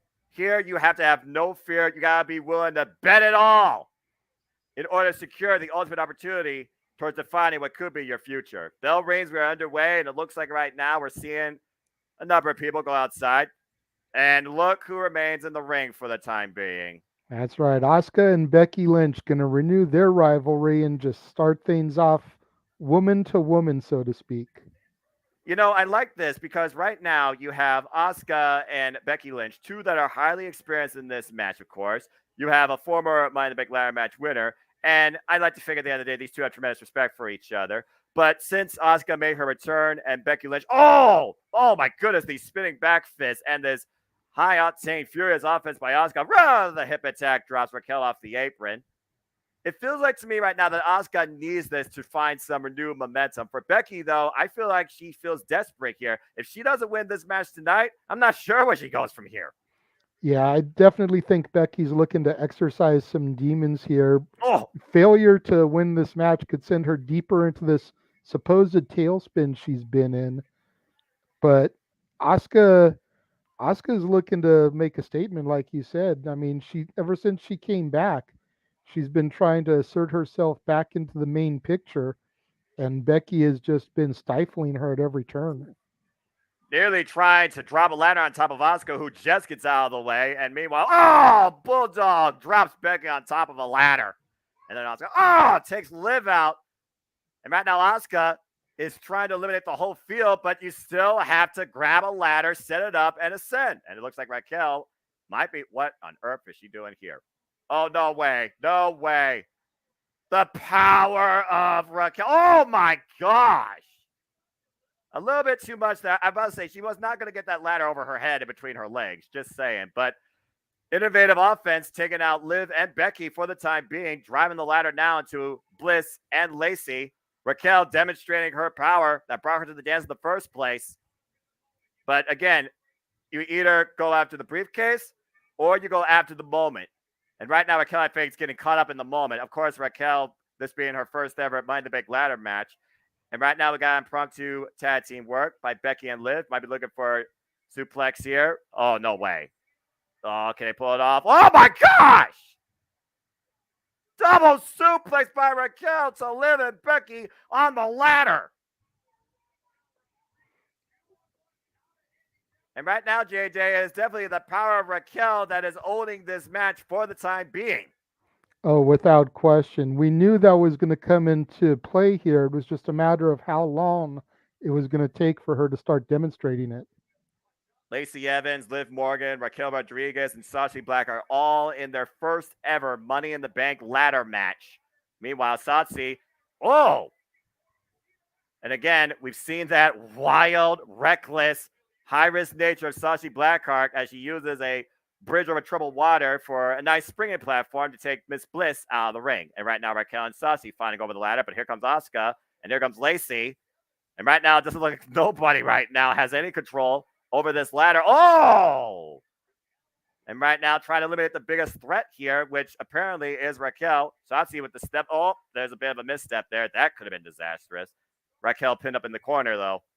What on earth is Sachi looking for here? Oh! A bit of an innovative low variation DDT. Everyone using the ladder as a stepping. Oh! Step up bridge. Ooh! Bicycle kick by Lacey Evans.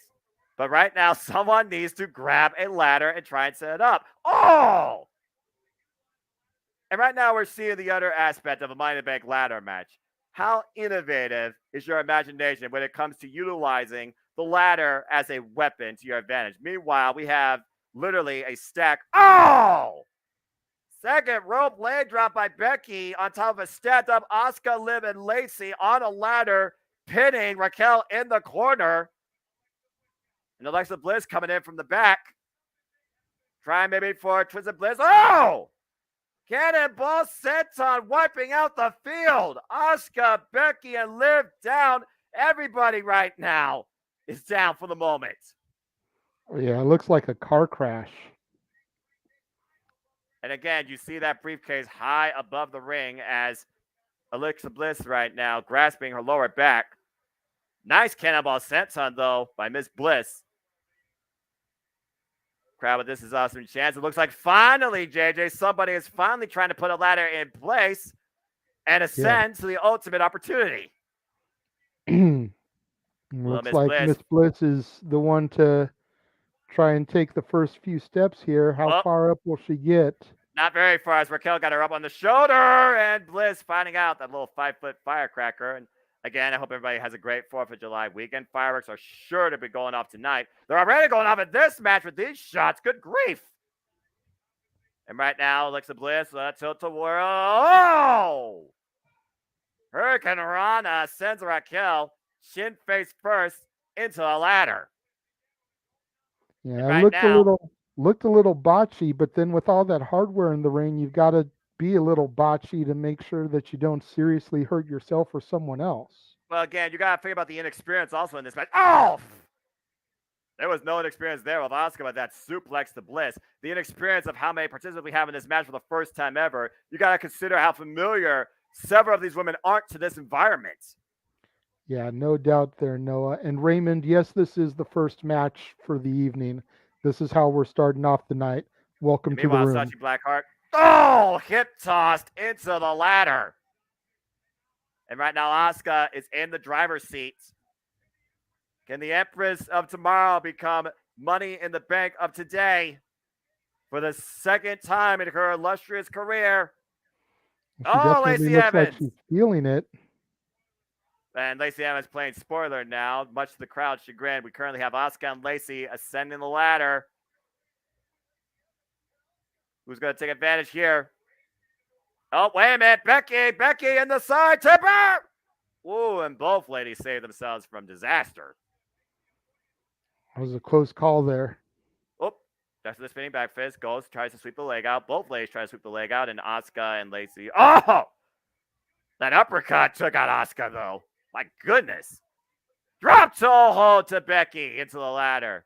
Got her hands in place, though, so not nearly as impactful, but still rocked her to a degree. And right now, Lacey Evans, this might be her moment. Hashtag Money in the Bank, MITB, trending #1 in the United States. So thank you for all that are watching. Yeah, and Moonlight Mirage, shout out to Moonlight Mirage, by the way. Butchered the moves there. And right now, Sachi, sense of urgency right now feels like being coming to play definitely. here. Got her hands on the briefcase, but Lacey up on the other side. Emotions running high. We all know, again, it's the women's Money in the Bank that is 100% success rate. Every time somebody has cashed in, we've had a new champion. It looks like Lacey and Shotzi right now are fighting at the top of the ladder. Oh, woman's rights.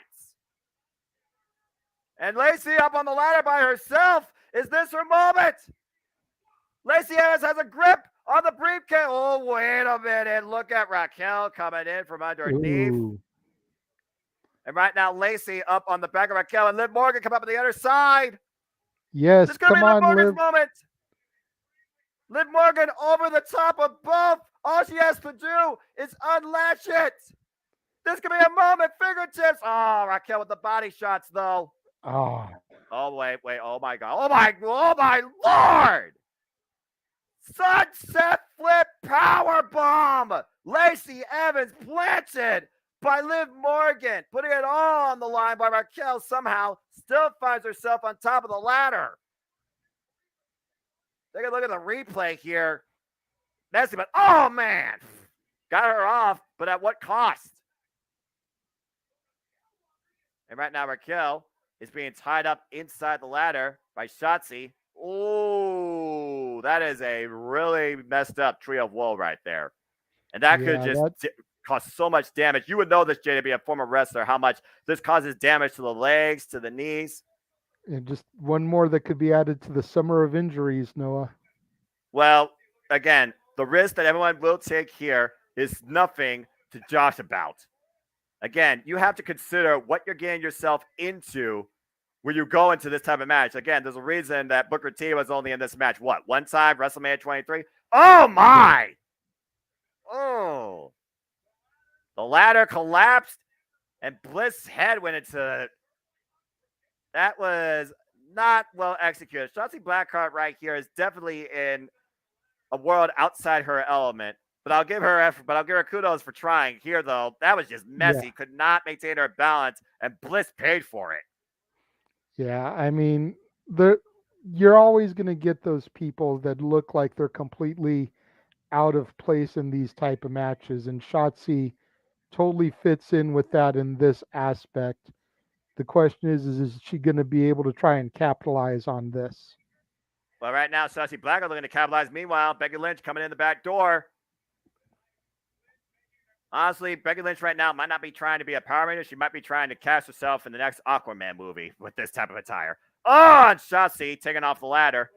Hey, I heard they need to replace Amber Heard, but that's another story altogether. Oh, Lord, let's not go there. I've heard enough about that from Max Caster's freaking rap on AEW. Meanwhile, Becky, this ladder is not the most stable. And Shotzi Blackheart bringing Becky down the hard way, face first to the canvas.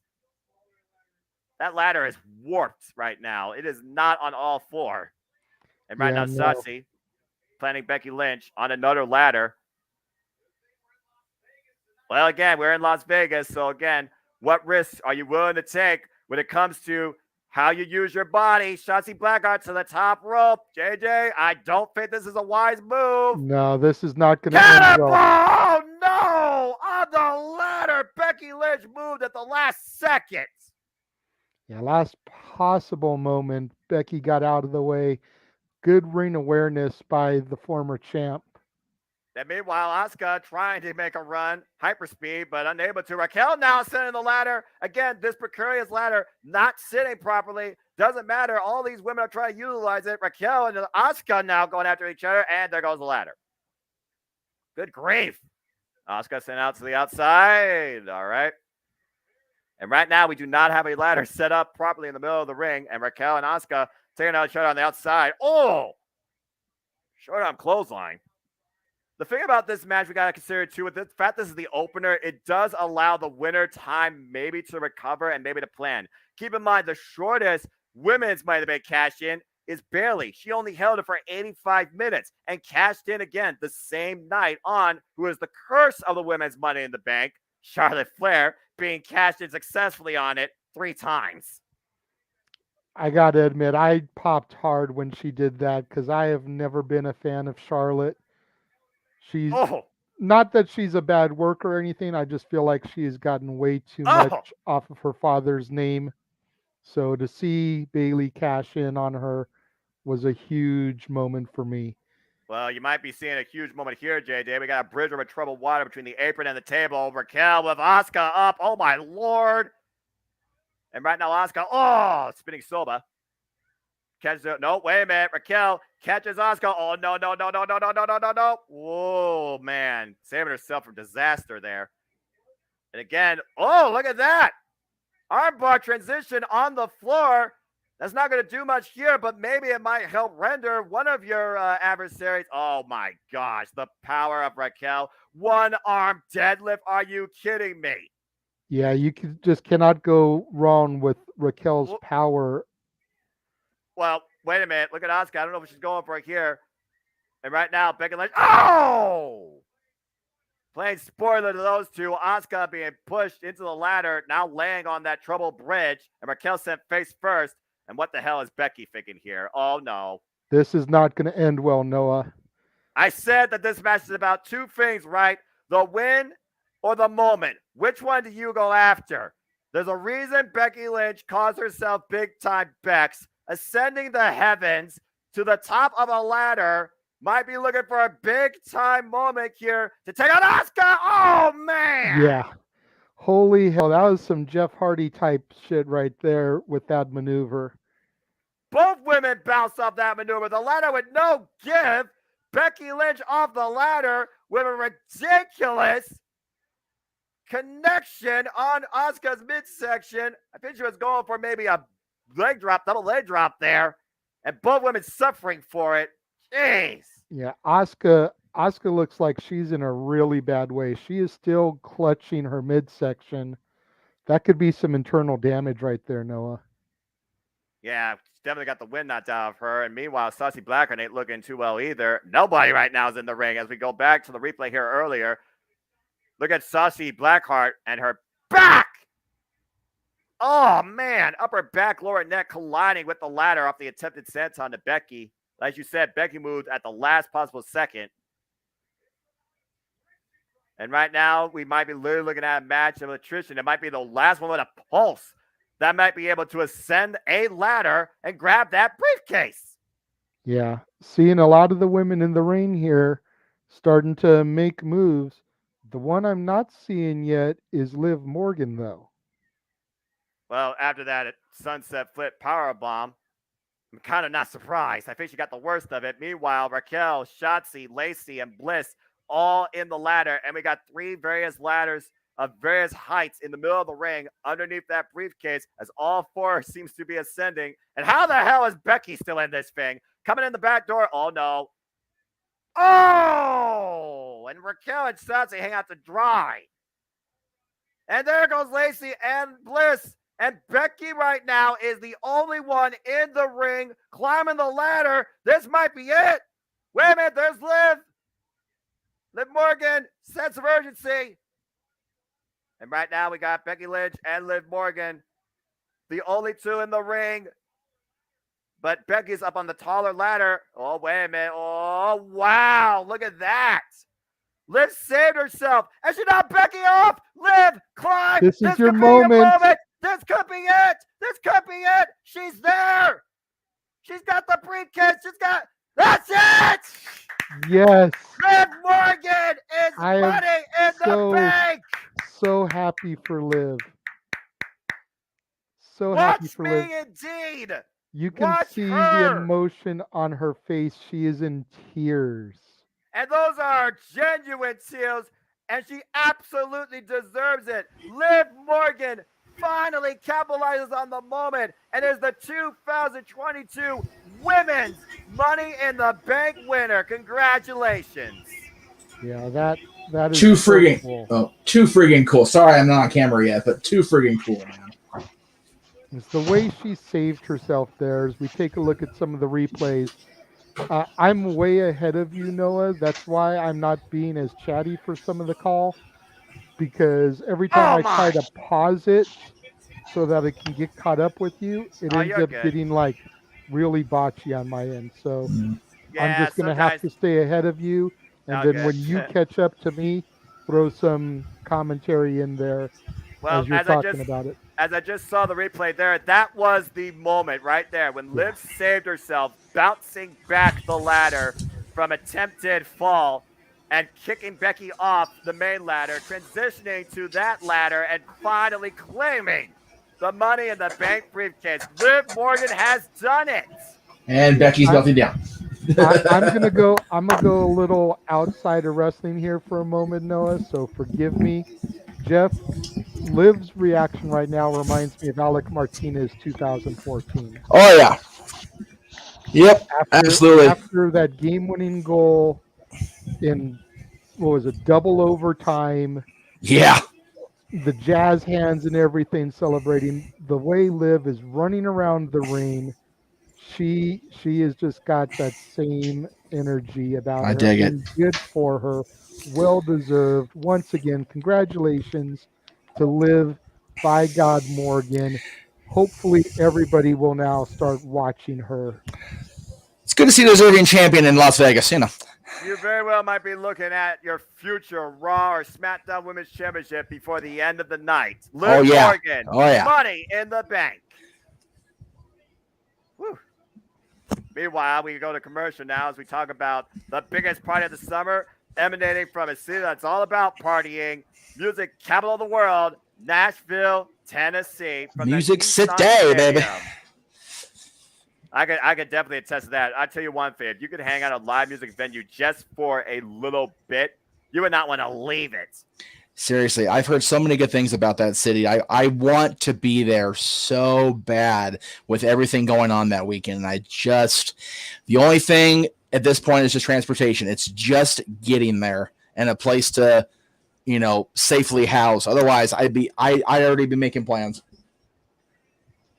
Well, again, Jeff, you've already been to a SummerSlam. I've been to a SummerSlam, and this SummerSlam is 28 days away. I love it. Mikey, what'd you think of the opening match? I loved it. Big kudos to Liv Morgan. Congratulations. Well done. That board 9,000 already has got the updated there. I wanted to throw out, Jeff, you know the tradition about the Stanley Cup. You never touch the cup before you win it, correct? Jeff. Well, sorry, I haven't taken issues. That's been kind of debunked in recent years as far as touching the prize before you get it, because people have been touching it off and on here for the last little while and still won. So anyway, where are you going with that is my question.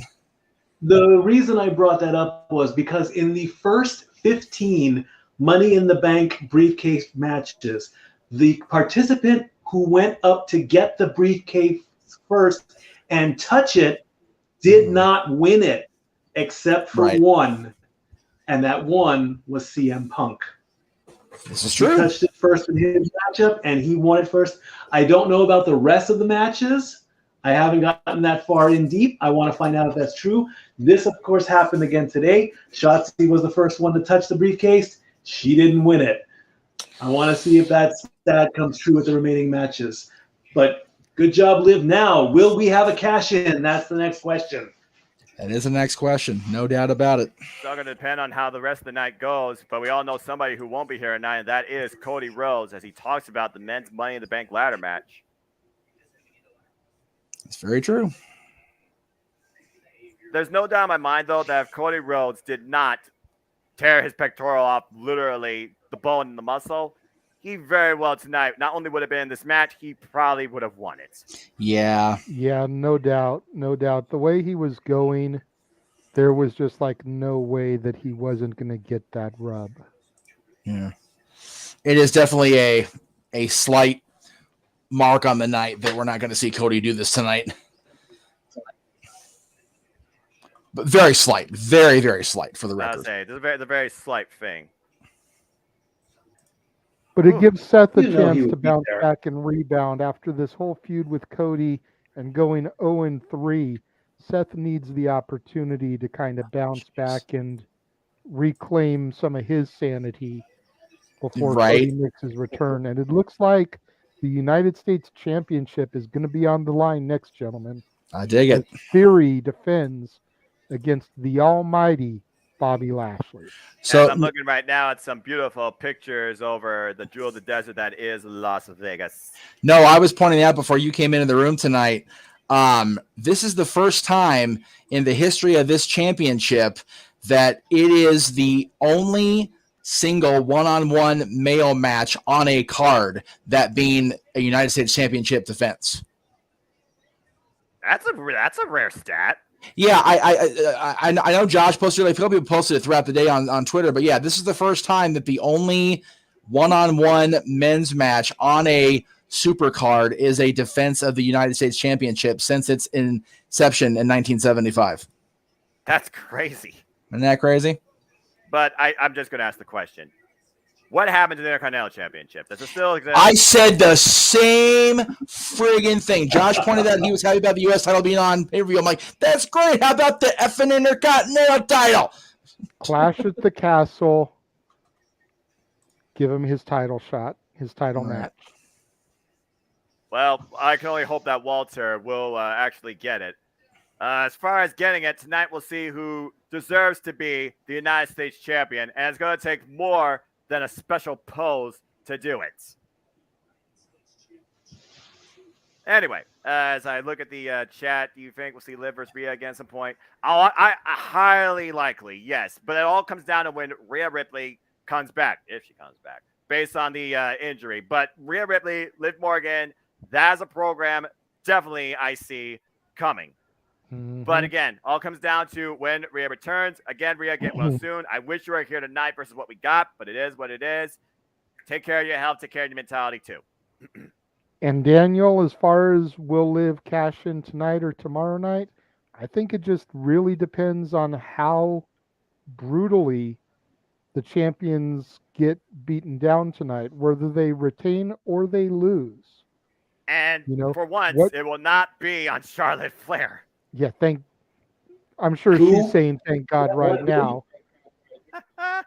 But how badly do Bianca or Ronda get beaten down, whether they retain or not, to the point where it would behoove Liv to cash in? Exactly. It's all about you create the opportunity and taking advantage of the opportunity at the most opportune time. It's as simple as that. And honestly, I think if she cashes in tonight on either one of the champions, Liv becomes heel.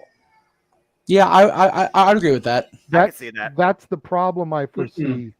If Carmella defeats Bianca, then cash in on her, you can still remain babyface. Yes. But Liv is such a babyface right now that if she beats Bianca or she beats Ronda, despite the fact that she will have had the Cinderella evening, both of those women are baby faces. Yeah.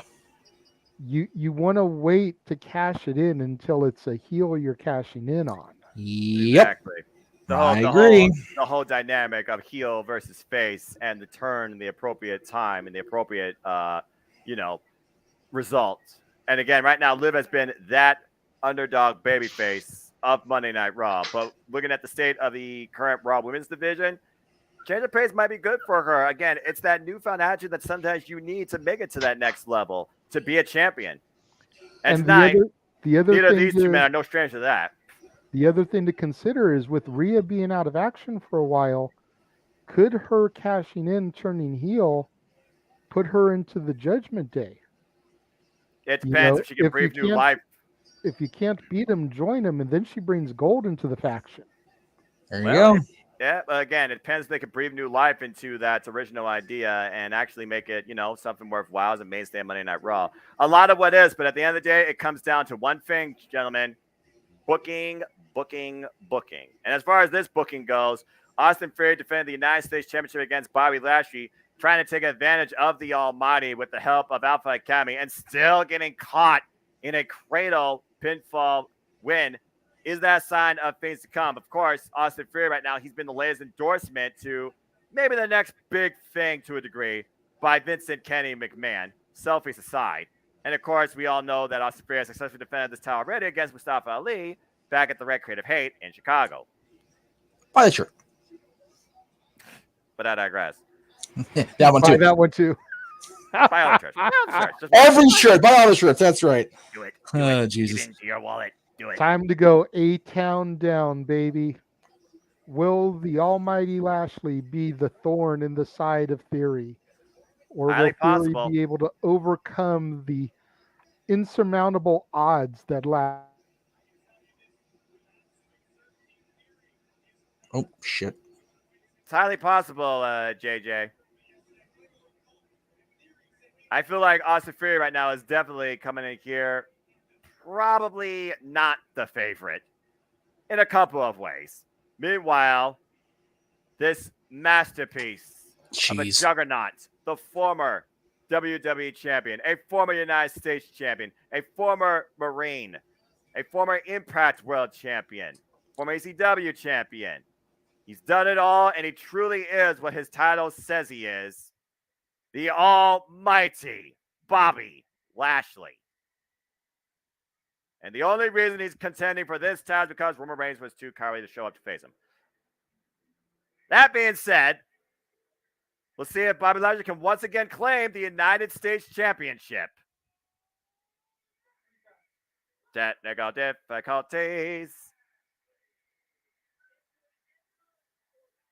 He would be a 3-time champion, right, Paul? So we lost JJ. He thinks the computer overheated, so he'll be back momentarily. I will do what I can.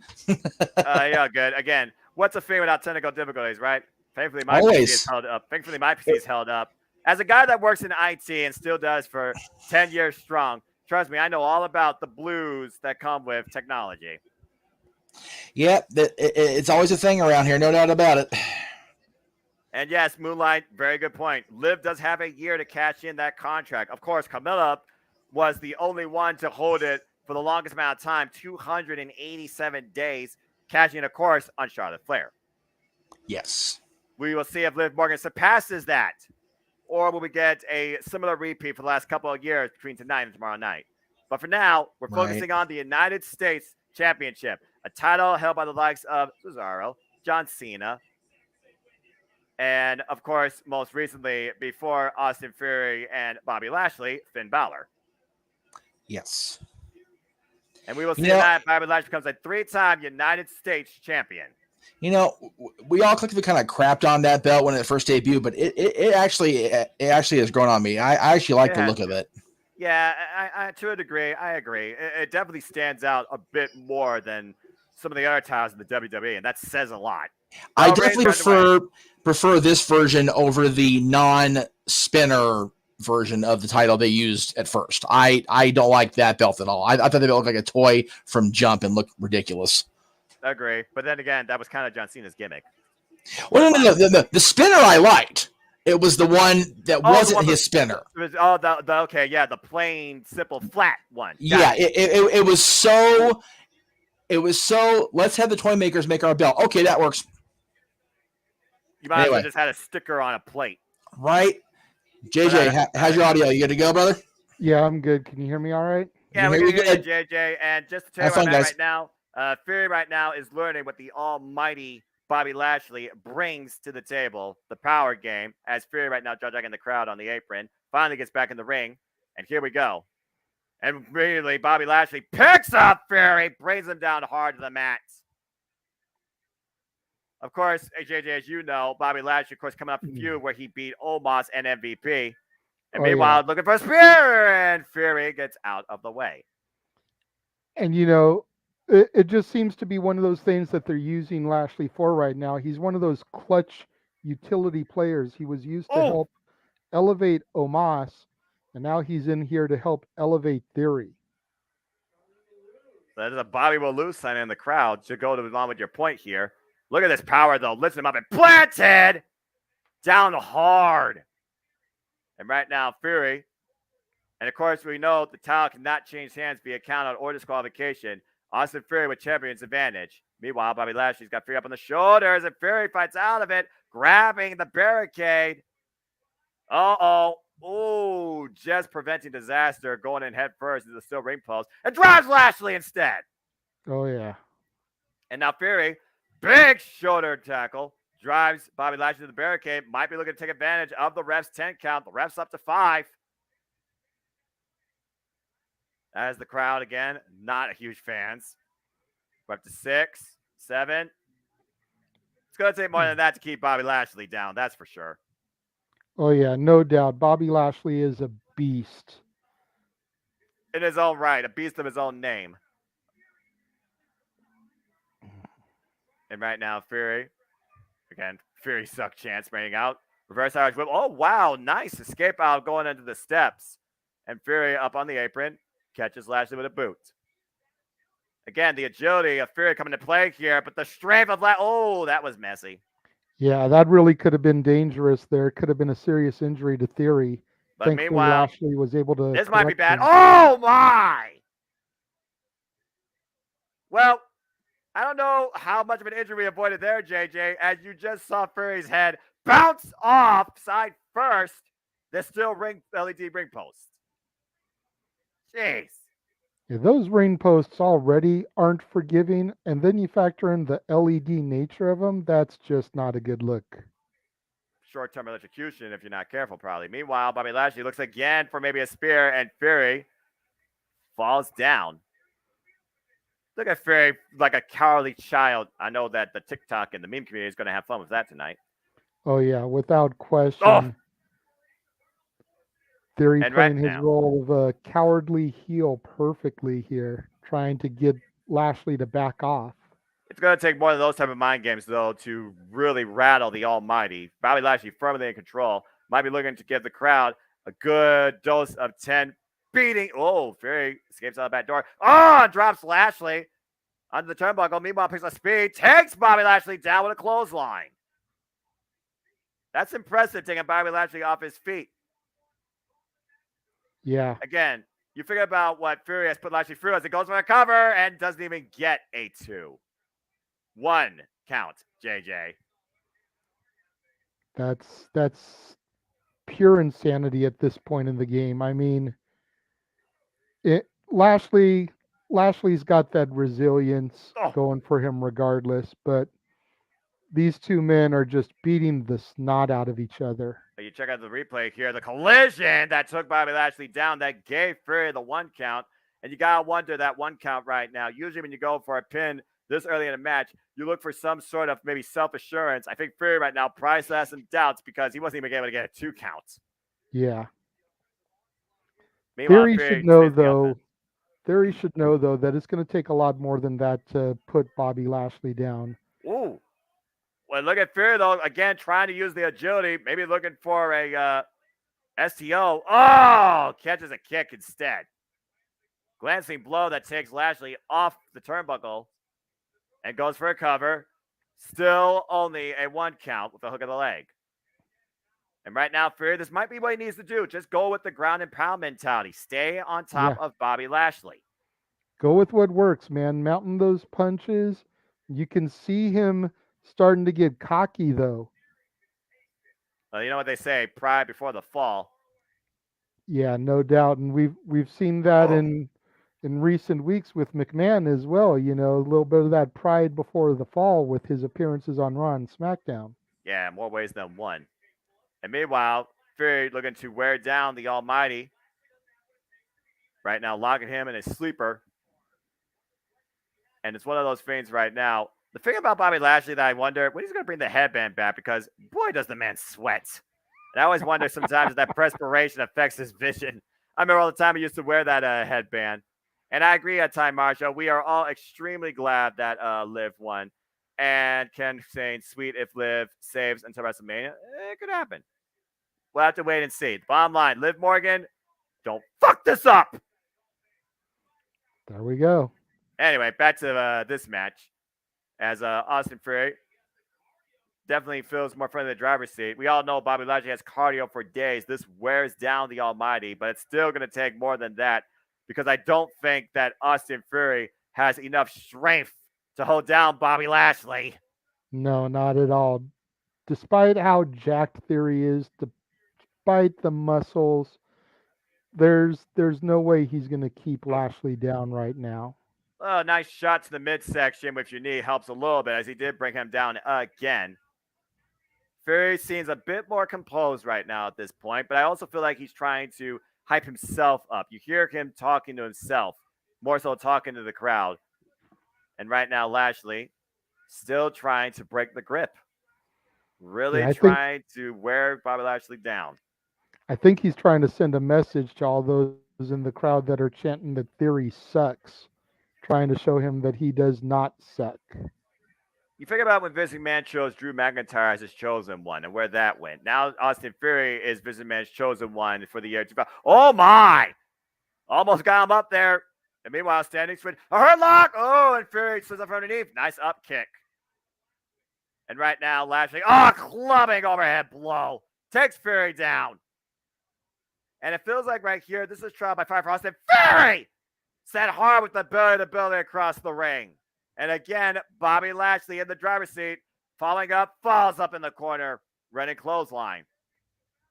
And meanwhile, Bobby Lashley falls again. Oh, big shot to the midsection with the shoulder. For me, I feel like that Austin Theory is basically on a Drew McIntyre initiation run. You sink or swim, impress or fail Vince McMahon. And pretty much this title, I feel, is that deciding factor. And Fury, again, escaping the clutches of Bobby Lashley for now. Finding a bit of reprieve on the apron. I totally agree with you there. For Drew, it was the Intercontinental title. For Theory, it's the United States title. But the parallels that you draw there are uncanny. Just hopefully WWE doesn't put Theory into a boy band and make him want to leave when his contract's over, go to Impact Wrestling. And as you say that, Bobby Lashley with a huge demonstration of strength, catching Austin Theory off the rope through pop-up cutter over his shoulders for a bench press, and then hitting him with a power slam in the middle of the ring, getting it too. Fury nearly lost the title. Yeah, that was insane demonstration by Bobby Lashley. Very much so. Very much so. That's what happens, though, when Theory tries to take Lashley for granted. But you could also say the same thing about Fury at times, because Fury, again, he could be very sneaky. And that could play into his advantage here. Got to hold of Bobby Lashley in the second turnbuckle. And he might be trying to exploit Bobby Lashley's emotions. And meanwhile, Fury looks again, goes in between the ropes, roll through. Oh, drop kick. Cover that might do it too. And Bobby Lashley says no. But you see Bobby Lashley is not kicking out as emphatically as before. He's finally wearing him down enough. We got to a 2 count. That goes to show that Fury's game plan is working. Yeah. It's just a matter of how long he has to execute it to get the big victory. And it also comes down to who makes the first mistake.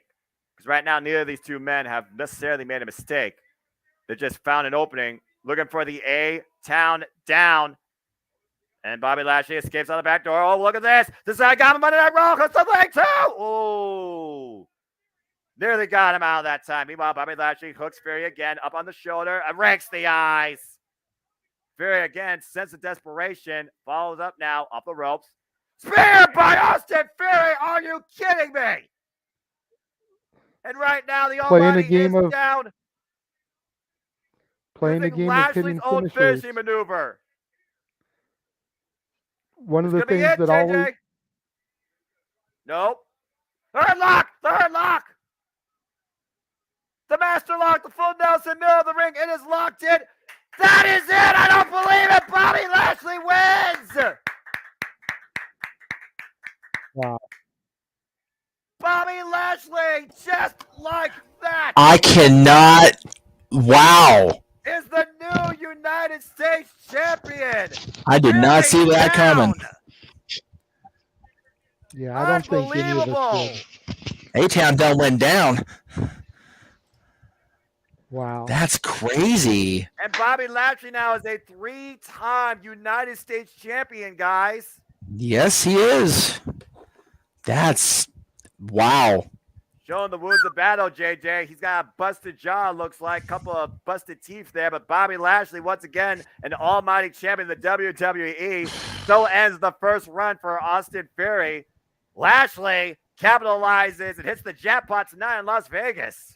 That's crazy, yo. That's Look wow. at the replay here and how it happened. You see him break the eye, Bless you. getting out of the power of Bobby Lashley. And it Bless looks you. like Austin Theory was going to fall here. We thought he had it with the spear, looking for his finisher, the A-Town down. And then out of nowhere, just escapes and locks in the hurt lock immediately. Middle of the ring, Fury with no choice but to tap. And the crowd couldn't believe it. I still can't believe it. Right? I can't believe it. This S is bananas. I thought Theory was the guaranteed bet for the whole night. Right? Well, I guess. Well, Money in the all Bank bets are goes- off now. Whoa. Yeah. Yeah, good luck answering the Vince McMahon after that. Fury loses the United States Championship tonight to the almighty Bobby Lashley. Josh could have a very good point here. Yeah, I was gonna say, you know, that could be the entire logic behind it right there, Josh.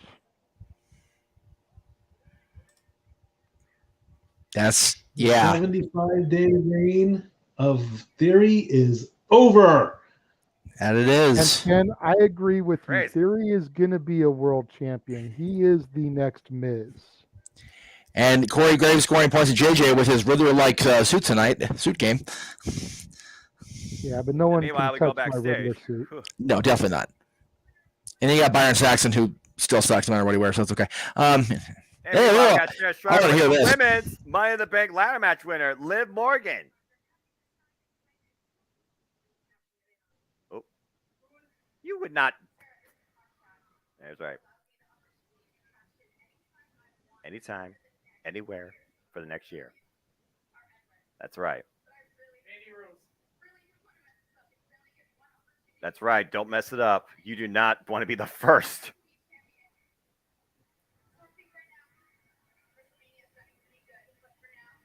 WrestleMania, okay.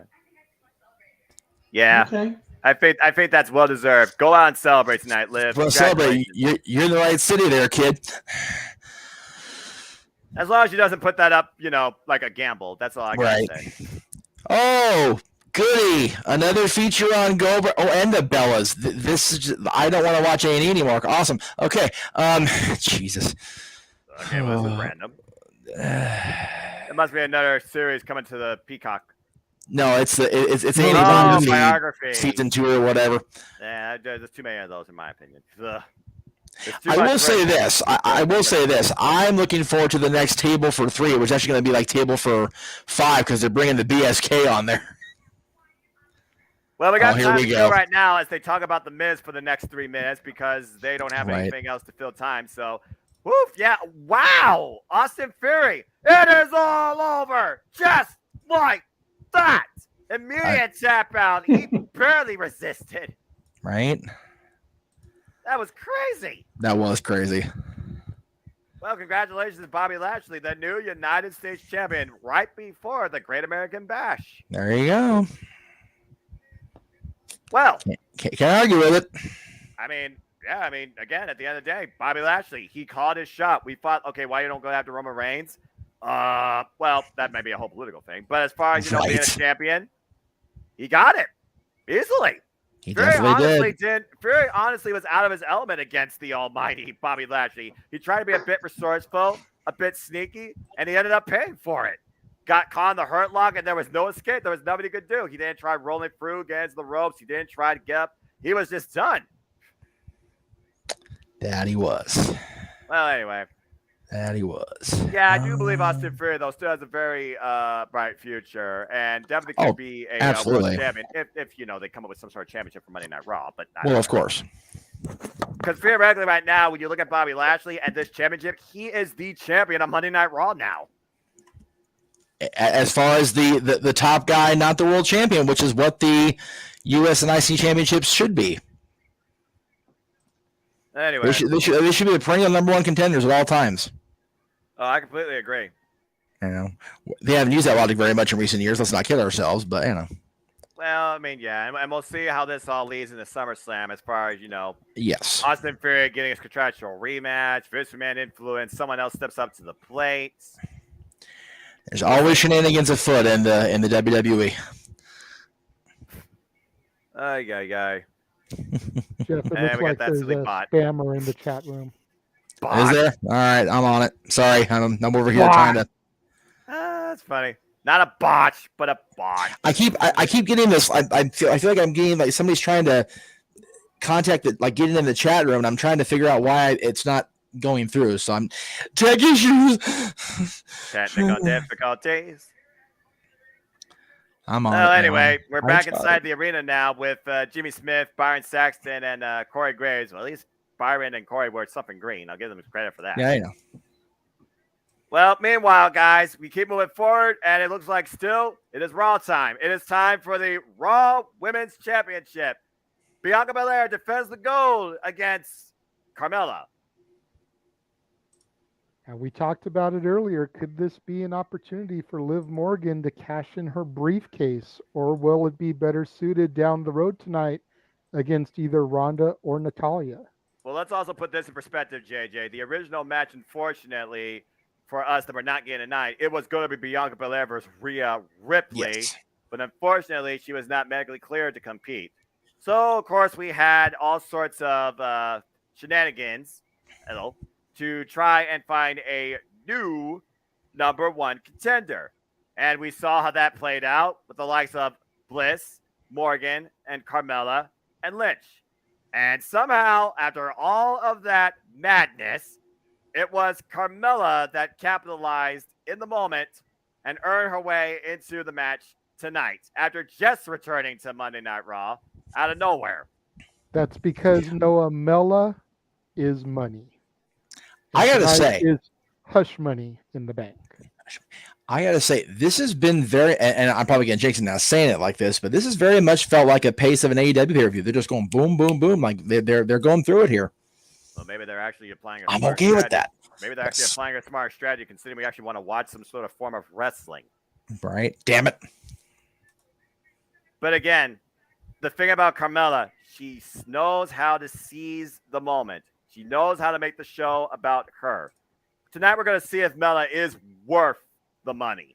Oh, yeah. Or if she is like inflation and just continues to lose value and go bankrupt.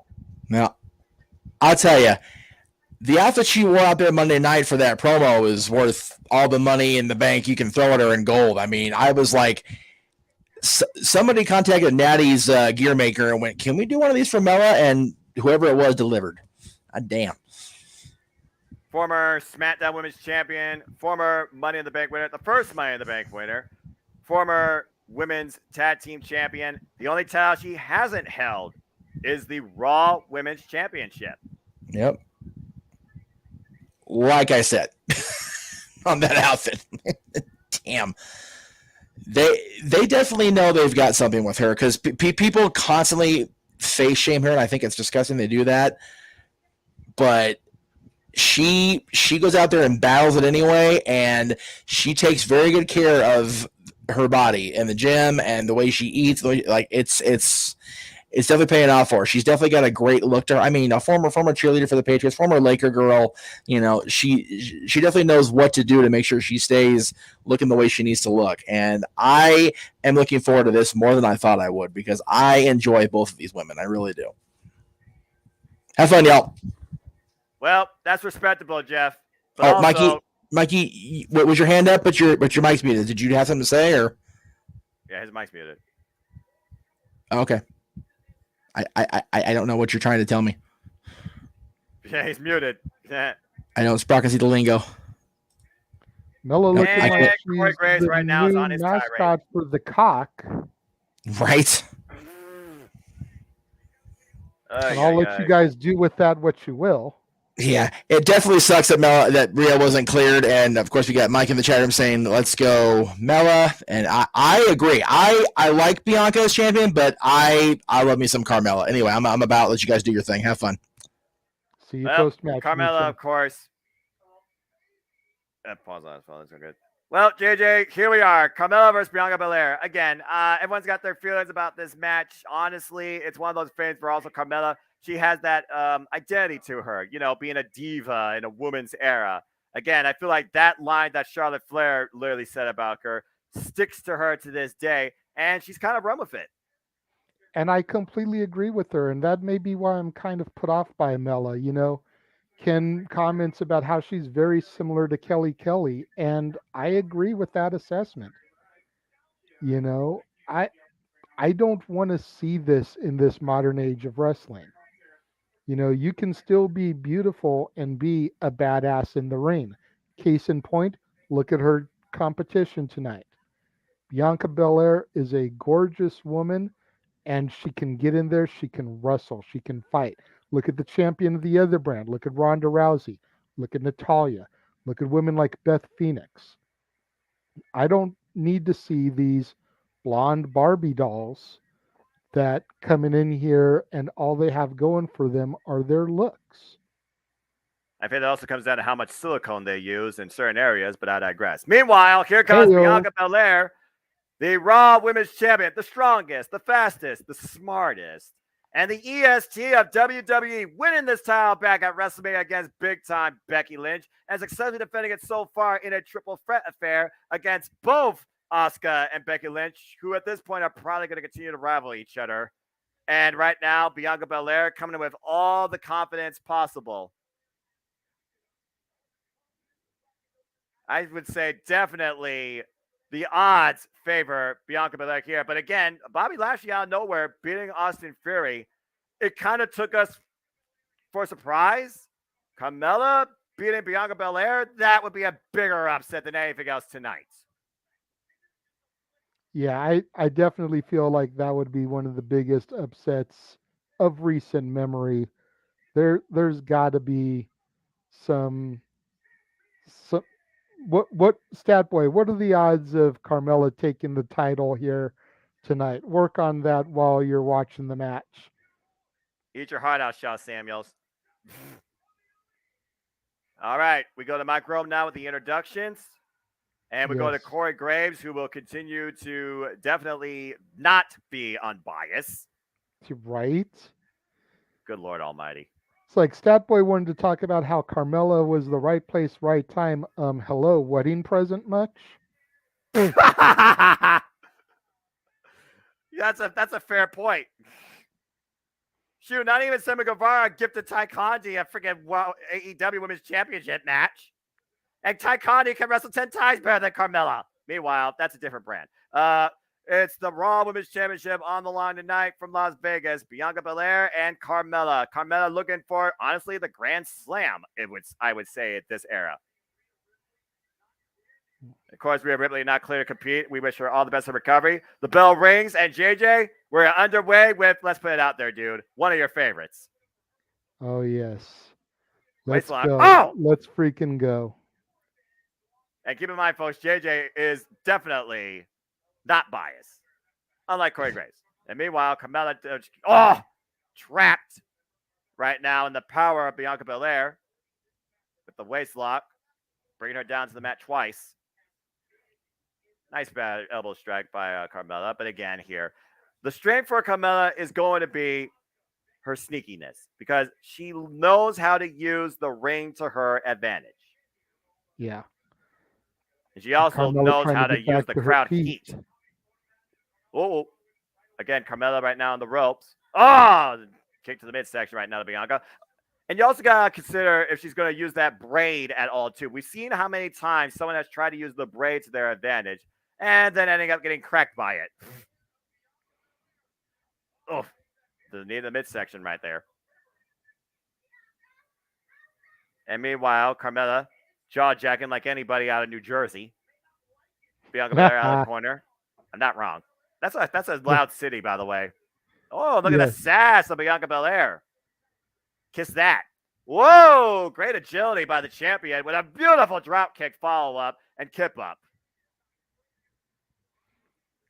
Again, Bianca Belair is not going to be rattled by Carmella and what she brings to the table. And the shoulder blocks right now in the corner. Again, the power. Oh. Most definitely not, but you've also got to figure, does Bianca feel like Carmella brings something to the table that she doesn't? You know, last month going into Red Crate of Hate, Bianca was on the bump talking about how there was already some space being rented in her head, coming back to Vegas, defending her title, the same city where she lost it at SummerSlam last year. Does she still have some of that space rented in her head with this match? That's a good point. She did come into SummerSlam last year as SmackDown Women's Champion, but here's the difference. Last year, she did not know who her opponent was, nor could prepare for it.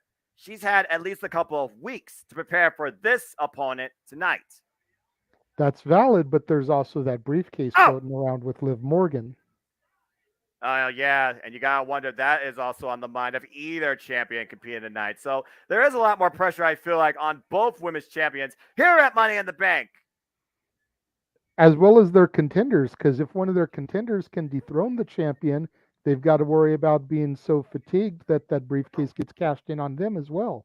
I wonder if that's a forgotten point, though, when it comes to Carmella, because I feel like when it comes to Carmella, she focuses on herself. Cover, hooks the leg, kicks out one. And I feel, again, when it comes to Carmella, that's one of her advantages because she literally just puts the focus on herself. Oh, very geez, much Carmella. so. It's another one of the things that turns me off about her. Right now, Carmella channeling some frustrations, trying to take advantage of Bianca Belair, who, like you said, could not be maybe in the right mindset. Could be a game of psychological warfare that comes into play here in this match. Oh, my. Carmella being the aggressor with the elbow strikes in the corner. And I'm just looking here. Kelly absolutely put a spell on High School Me back in the day. That's for dang sure. For me, it was Candice Michelle, but that's a different story. Go Daddy.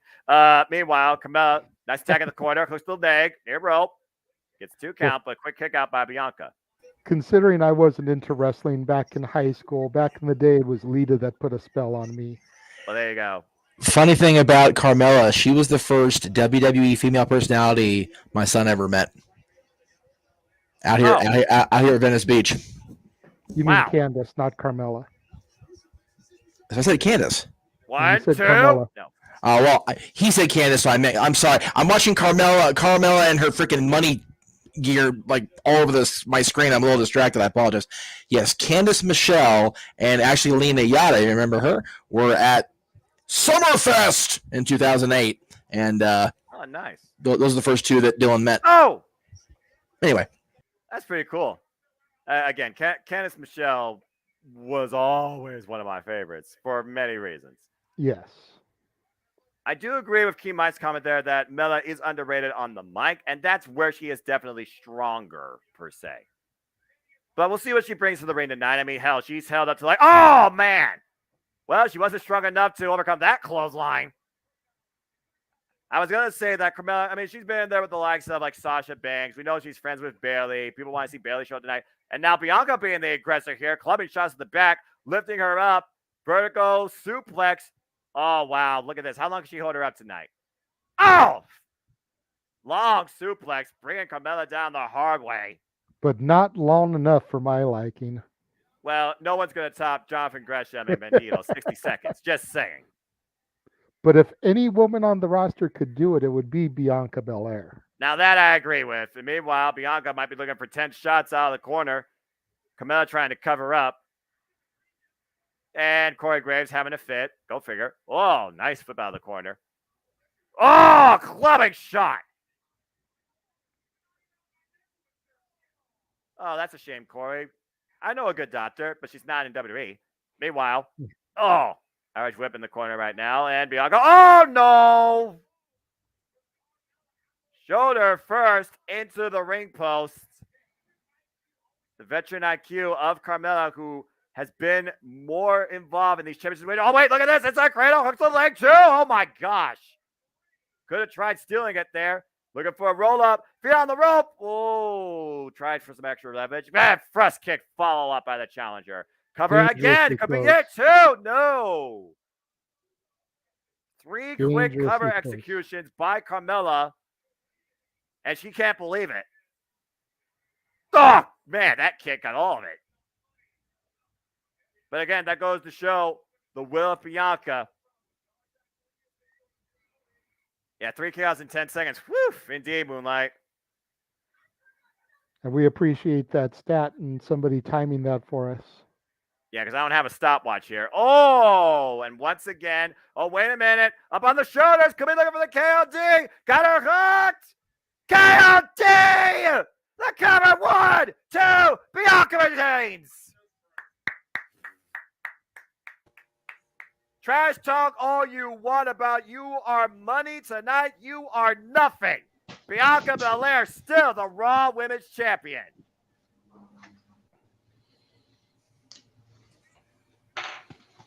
And Corey Graves, you might be looking for the return on those alcoholic beverages. You don't have much to celebrate tonight. And again, JJ, just like that, flirts it. KOD for the 1, 2, 3. Victory to the EST. So happy with that one. Oh, but what is this? That was very good, by the way.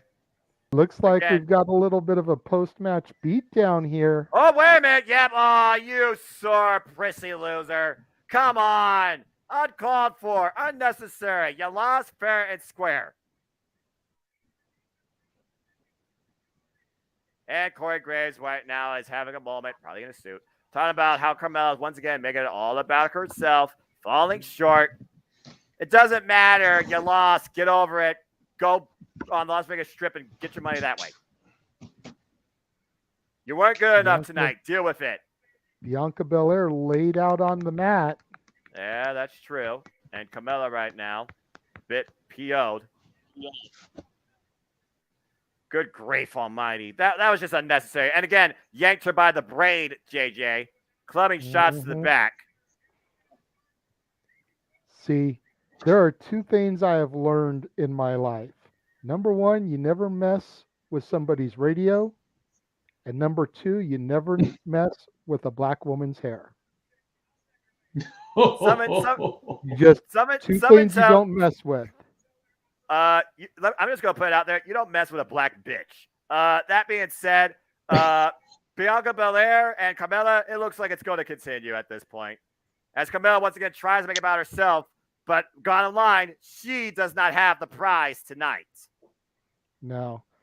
And I was waiting to see if Liv was going to come out. You know, I didn't want her to cash in on Bianca, obviously, but that post-match beatdown by Carmella definitely was giving the opportunity there for her to come out and dethrone in the same city that she lost the title last year.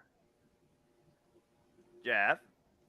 I think I mentioned in the description for the show that I might have the special. I think I've got him on the horn here. Just give me a second, just to make sure I'm not talking out of my rear, because it does happen every once in a while with me, as you all know. Wait, what the hell's happening here? What's going on here? What? It's not working. Why isn't it working? What? Oh no! What? What's happening? What? Anyway. Nope. I lost the call. I'm sorry. Go ahead. Carry on. Carry on, wayward sons. September 16th in Anaheim. Woohoo! You guys going out there all over California, looks like. I don't know if I'm going to Anaheim on purpose for any. Mostly the parts of California that nobody wants to go to. As long as it's not Monday Night Raw. Accurate. Because I cannot endure 3 hours of sports entertainment where I only can care maybe about 30 minutes, if that. Right. Anyway. Even Anaheim is places that people don't want to go to. That's right. But we digress. Disneyland. For those that are wondering, Palm Beach is off to the side. We're talking about October 21st. We're going. Ah, okay. Anyway. Oh, wait a minute. Wait a minute. Ooh, pinball.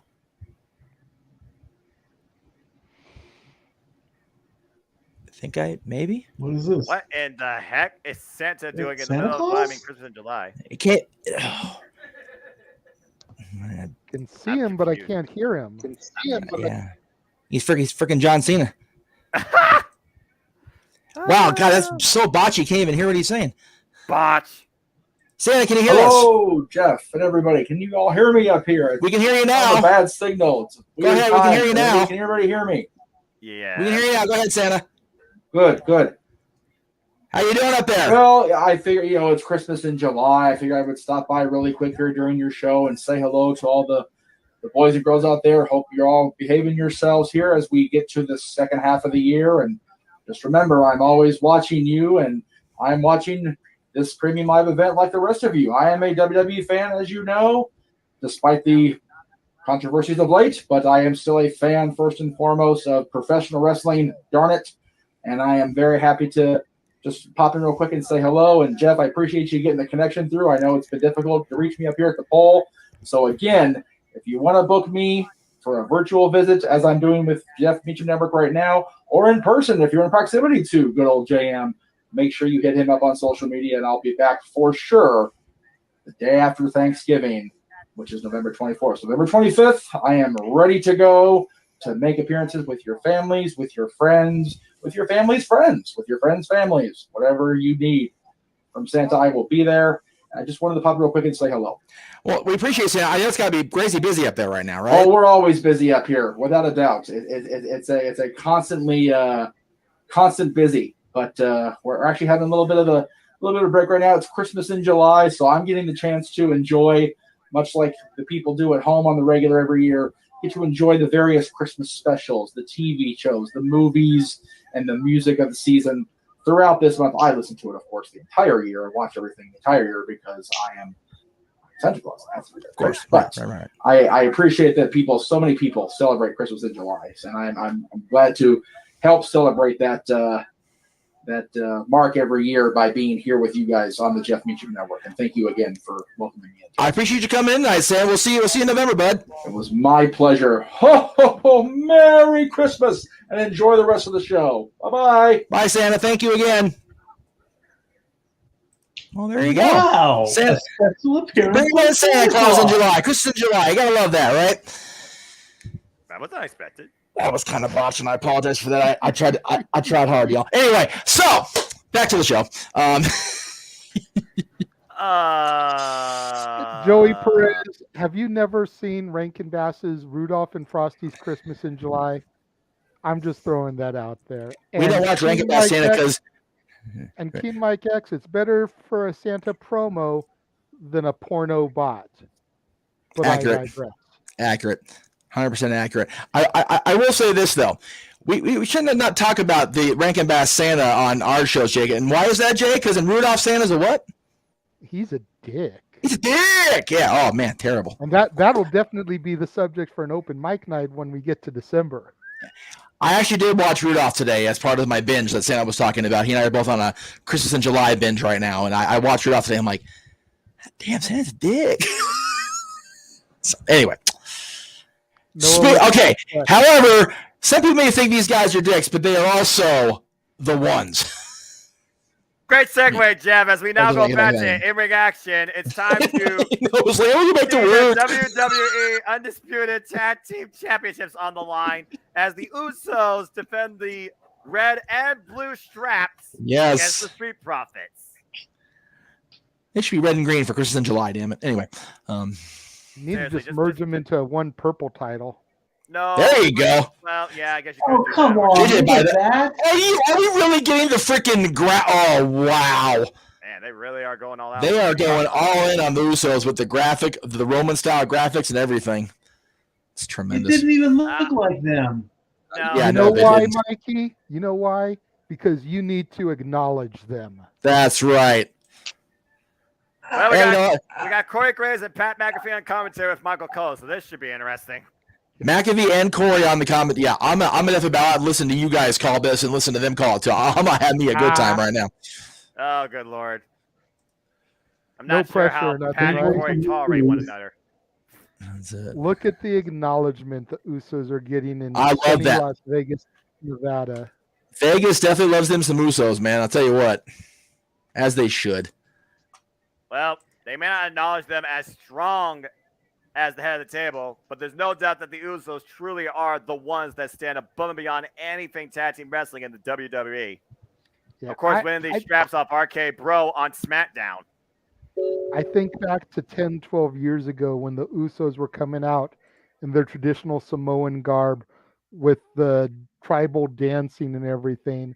The You Haka. know, as much as I love what the Usos have morphed into over the years, I'm not going to lie, there's a small part of me that misses that presentation of them. Same. As the Usos right now are Same talking here, about. Moonlight Mirage. I like both the Usos and the Street Profits. I definitely think the Profits are well overdue for a title run, but it's just not going to come at the hands of the Usos. There's just not a team right now on the Usos level. No, there's not. The Profits, the Street Profits, they want the smoke, but tonight I think they're going to get smoked. It's double or nothing for the challengers tonight in Sin City. It's almost gotten to the point where you would need a super team to dethrone the Usos. You would need a rated RKO. You Yeah. would need a Rock and Sock. Yep. You would need a Hunter and Sean DX. You Yep. know, you can't just do it with your standard run of the mill teams. They have just gotten to be that level. You know, Roman Shirt talks about God mode. The Usos are damn near there themselves. Yeah, but I will say this. The Street Profits have certainly gathered enough momentum to earn this opportunity tonight. And I feel right now they probably are still more favored by the WWE Universe as they right now are engaging with them with red Solo Cups galore. Seriously, those red Solo Cups, who's going to clean up that mess? A lot of energy right now. Street Profits feeling very, very hyped for this affair ahead. Red Solo Cups provided by Toby Keith's I Love This Bar, I'm sure. We'll probably get a Toby Keith cameo at freaking SummerSlam in Nashville. Just saying. Well, if memory serves me correctly, there's also a Toby Keith I Love This Bar in Vegas, which is why I made the joke in the I'm gonna first say place. either that or down the street in Margaritaville, one or the other. Where's Jimmy Buffett? Just saying, it's 5 o'clock somewhere. Damn right. It's not in Las Vegas, I'll tell you that much. Nope, Not right it's now, anyway. 6:27 in Las Vegas because it's 6:27 in sunny Southern California also. There you go. All right, well, here we go. The Usos and the Street Profits, both the Raw and SmackDown, now known as the Undisputed Unified Tag Team Championships, are on the line. And at this point, if the Street Profits lose here tonight, the Usos, they need a customized title at this point because you might as well retire the two straps because there's nobody else left. Pretty much. Oh, good grief. This is going to be interesting. This should be a very game bout. Definitely pick up the energy from what we just saw a moment ago. These matches have all been pretty good tonight, Noah. It's going to be interesting to see where we go from here because we've still got Ronda and Natalya as well as the men's Money in the Bank match. If that men's Money in the Bank match doesn't close tonight, I'll be shocked. Bell Rings are underway. Then again, we are in Fight Capital World, and Ronda Rousey, she is a fighter. There's that too. Either way would be perfect. We got Angelo Dawkins, and I believe that is Jay starting us off. Con elbow tie up in the middle of the ring. Side headlock. Jimmy Uso, excuse me, I forgot Jay's the one with the beard. Jimmy, Jay. It's almost as confusing as Ezekiel and Elias. Nice shoulder block. As once again, they are out to be acknowledged, for they are the ones above the rest. Usos has been in every tag team match you could think of in the WWE, from the New Day to the Bludgeon Brothers to freaking Tyson Kidd and Cesaro at one point. They faced them all in the WWE and pretty much beaten them all. Have held tag team wrestling on lockdown. I'm sure they've even faced off against their cousin when the Shield was in action. You're probably right. Shoulder block. And right now, Montez Ford, Angelo Dawkins looking to, well, I can't say stir it up. That's gimmick infringement. Red Velvet get well soon. And right now, getting pick up speed. Nice agility there. Big drop kick. And meanwhile, pop up. Oh! Spine buster. Down to Montez Ford. Montez Ford immediately goes to the top. That's coming in immediately. Uso rolls to the outside of the ring, avoiding the splash. That might play in the Street Profits flavor. Try to end feints quickly. But again, the Usos, how aware are they? And look at Montez Ford, a subtle 2 words. It looks like he heard my comment about it, what it would take to defeat the Usos at this point, telling them to suck it. Yeah. But again, gimmick infringement. And right now we got Montez Ford, the guy with the highest amount of energy currently in this ring. And probably with higher hops than any basketball player you can name in the league. Yeah, I'd like to see Montez go against Carmelo from NXT. I definitely agree. I think that would be such good action right now.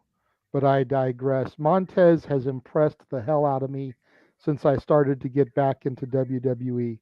Angelo as well, but Montez is definitely the Shawn Michaels, if you will, of the tag team, where I have a bad feeling Angelo Dawkins would become the Marty Jannetty. Ouch, but accurate. Meanwhile, Jay and Montez, and ironically, this is a battle of Raw versus SmackDown. You hear Pat McAfee, of course, cheering the Usos on because while they're SmackDown, Corey Graves being the Raw commentary, a bit maybe of a Survivor Series type vibe here. Yeah, most definitely. That would be good to see down the road, to see maybe Cousin Roman, the Usos, and 2 people to be determined versus the Street Profits and whomever else alongside them. You can definitely see how the Usos prepare for this match and how well the Street Profits have prepared too. Much more toned down, beautiful drop kick out roll through, and another suck it to Jimmy. The height that he got on that drop kick was so impressive. Tag. Angelo Dawkins right now, isolating Jay in their corner, looking for a bit of double team offense. Montez drops down, nice shoulder block by Angelo Dawkins. And meanwhile, Angelo, takes Montez Ford up and over the cover, 2 and no. Gets the kick out. Doing right now, staying in this. I can only imagine. We talk about Austin Theory being in hot water with Vince McMahon. If the Usos were to lose both these straps to the Street Profits, Roman Reigns might literally exile them from the Island of Relevancy. Tag to, what was that? Jimmy? Yeah, Jimmy. And meanwhile, Usos double team. Oh, man! Bringing Angelo Dawkins down the hard way to the ring. Without question, I'm sure he'd exile him, but it would also draw the tribal chief back to television, which could be a good thing as we roll into SummerSlam here in the coming weeks. Oh, and the Tope Suicida takes Angelo Dawkins out on the outside.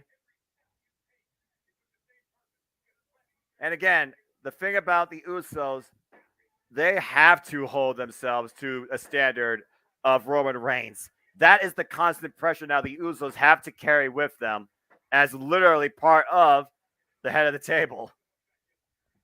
Yeah, Roman has definitely set the bar very high for the Usos to try to come along and run with him, if you will. If they don't...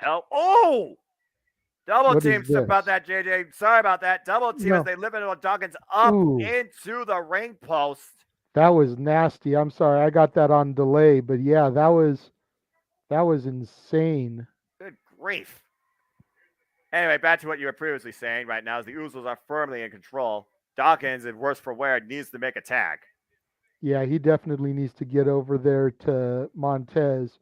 But I was saying that, that Roman has set the bar so high for the Usos that if they just cannot keep it up to the same level, at what point does Roman just say, screw family, you're dead weight to me? Honestly, you can say the same thing about Roman. If Roman loses his titles first, what does that mean when it comes to the Usos and where they stand? They still have their championships. It really comes down to who in the bloodline falls short first.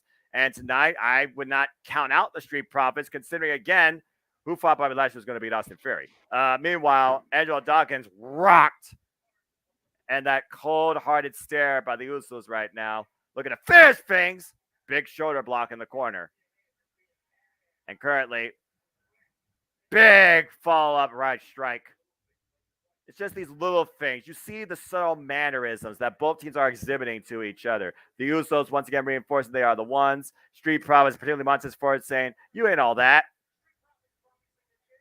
And right now, literally just egging on Angelo Dawkins. He's right there. Go ahead. Make a tag. Preventing it, stomping the hand. So this match is definitely taking more of a psychological turn than a physical turn. And meanwhile, the Usos right now hanging Angelo Dawkins out on the ropes, using the ref's fire. Cheap shot behind the ref's back. That's just the great awareness of the Usos. Everything around them. And right now, Angelo Dawkins covering up. Some work of art. Get real, Corey. And meanwhile, good grief, I got my neighborhood blowing up outside my window. And the crowd right now. That'll be over here in the next couple days. The crowd right now is quiet as sparklers on the outside. Again, you look at Jimmy right now mocking the Street Profits. Could be looking for that running hip attack. Shades over Rikishi, shades over Umaga. Oh, what a strike. Well, so much for that. You see what happens when you showboat too much, and this is the moment that Angelo Dawkins needs to make a tag. Yeah, no doubt. Both men down on the canvas. The question is, can Dawkins get to Montez? Well, right now, it looks like Dawkins is more aware where his partner is. You saw it for a moment. And there's the tag, and here we go. Montez Ford, the legal man, with Jay off the top. Oh, caught out of mid-air. Kick to the midsection. That might be it. The cover, hooks to the leg, tail, and kick out by Montez Ford. Good grief. That gave me flashbacks to Shawn Michaels and Shelton Benjamin circa 05. Yeah, except Montez Ford didn't bend over backwards. He just literally had the wind knocked out of him. Take a look at the replay here. Oh! Right underneath the chin. And right now, Montez Ford just trying to get the wind back in his lungs. Angelo Dawkins is not even up on the apron at this point. This has become a 2-on-1 affair. The Usos at this point probably feel like they could put this away at any time. Yeah, and they definitely could with the way this match is going. Montez really needs to get some momentum built here. Hard Ash whip it to the corner. And right now, Jimmy and Jay, they know how vulnerable Montez Ford is. Meanwhile, Angelo Dawkins finally back up on the apron. Once again, wearing out Montez on the ropes. Solid plan by the Usos. Another cheap shot with a drive-by by Jimmy. Little bit of a nod. Roman Reigns. Las Vegas acknowledges you. This is for you, man. And right now, Jay, again, talking about they are the ones. This is all for the bloodline, all for the family. Look at this drive-by again on the replay. Jeez. Tag. And meanwhile, there is a tag now.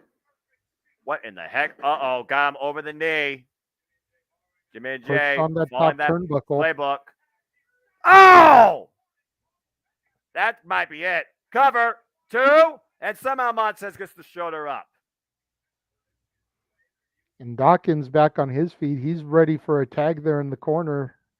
And the Usos nearly put away Montez Ford. Look at the height. Bringing it down hard over the knee with that axe hammer combination.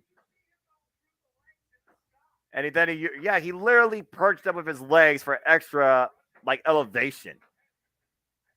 This match is taking a slower, much more methodical turn. Not your typical Uso style since being a part of the bloodline. We've seen how much Roman Reigns' influence has changed the Usos in the WWE to even something more dangerous and effective. Looking at the time, you almost wonder if they've been told to stall a little bit and stretch things out, considering they've still got 2 matches to go, and they've still got about an hour and a half. Now, was that a Paul Heyman move, a Vince McMahon move, or a Roman Reigns move? Who's truly in control here? I'm just saying. It's one of those things where also they're taking the audience out of the match. They're isolating and dominating Montez Ford, and you can almost hear a pin drop right now in this arena. This has become a one-sided beatdown. Yeah, no doubt. And right now, Jay and Jimmy, they both take a leg, make a wish! Ooh. That was nasty. I have had that done many a time, and let me just say, it does not feel good. I can only imagine. Literally. I mean, if you're Melina, it probably, is a normal day at the gym. Montez Ford, not so much. And right now, clubbing crossface shots. And once again, locking him underneath the chin in the sleeper. Dawkins trying to hype his partner up. Let him know that he's there ready and willing to get that hot tag. I would say at this point, Montez Ford needs that audience energy right now. That support from the crowd. Needs to hear their voices if he wants to try and bring anything back into this match for the Street Profits. And meanwhile, Montez Ford trying to reach out for a tag. But look again, locking the head. Just whips him back. Closer to the Usos corner. And kicks Dawkins off the apron. Dawkins is no longer ready for that tag. The slow, methodical, dominating approach of the Usos. That is their game plan. That is their playbook nowadays. It's no longer bright, flashy, colorful for the fans. It's to prove absolute dominance in the name of the bloodline, in the name of Roman Reigns. And right now, Montez Ford, 2-on-1 assault, trying to fire on the corner, get to the midsection, trying to get over there, literally punching his way through the Usos. But again, there is no one there to tag. And meanwhile, Irish whip, Montez Ford sent onto the apron. Shoulder block. Montez Ford, another soul sucker, gets caught out of midair. What a right. And the expression on, I believe that's Jay's face, just really, really happy with what he just did there. Yeah, no kidding. Take a look at the replay here. And yes, it is Jay. Look at this shot. He was going for some sort of slingshot move and got literally caught out of midair.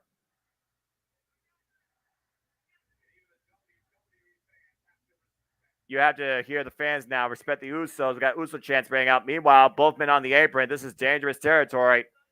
I'm not sure what's going to happen here. Shots in the midsection right now. Montez Ford fighting back. Oh, man! Big suplex on the apron to Jimmy. And right now, Montez Ford, I'm not sure if he got any less of that, honestly. Still on the apron, just trying to get back in this match. Needs to make a tag to his partner. Angelo Dawkins is ready and waiting. Is this the moment?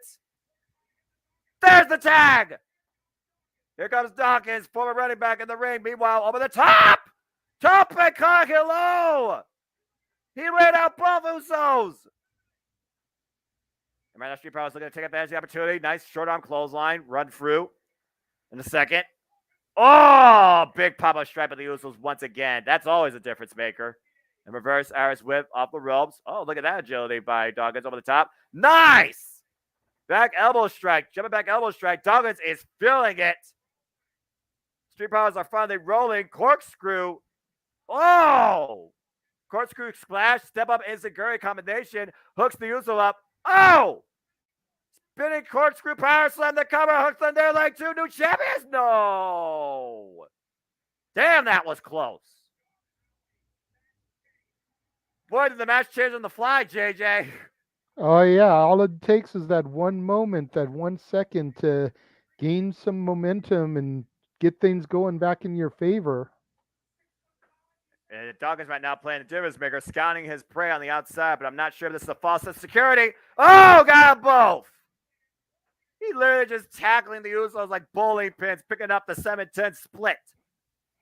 Hey, whatever you got to do to get that momentum. They have been dominated so much during this match. If they can get a little bit of momentum going, then take advantage wherever you can. And meanwhile, there's a tag to Montez Ford. Meanwhile, oh, wow, what a combination. And the suplex to cover Montez Ford. No champion, no.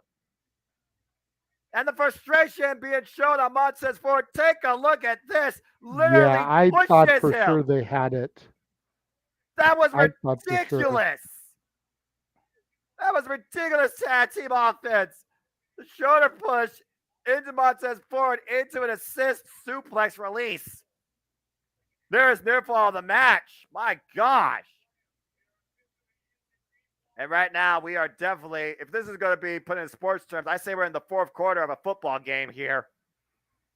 Oh, yeah, without question. Who's going to have the game-winning play?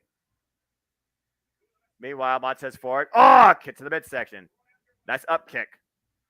Missed the Enziguri. Ducks underneath. There's a blind tag. There's another blind tag. Big Enziguri fall up that time, though.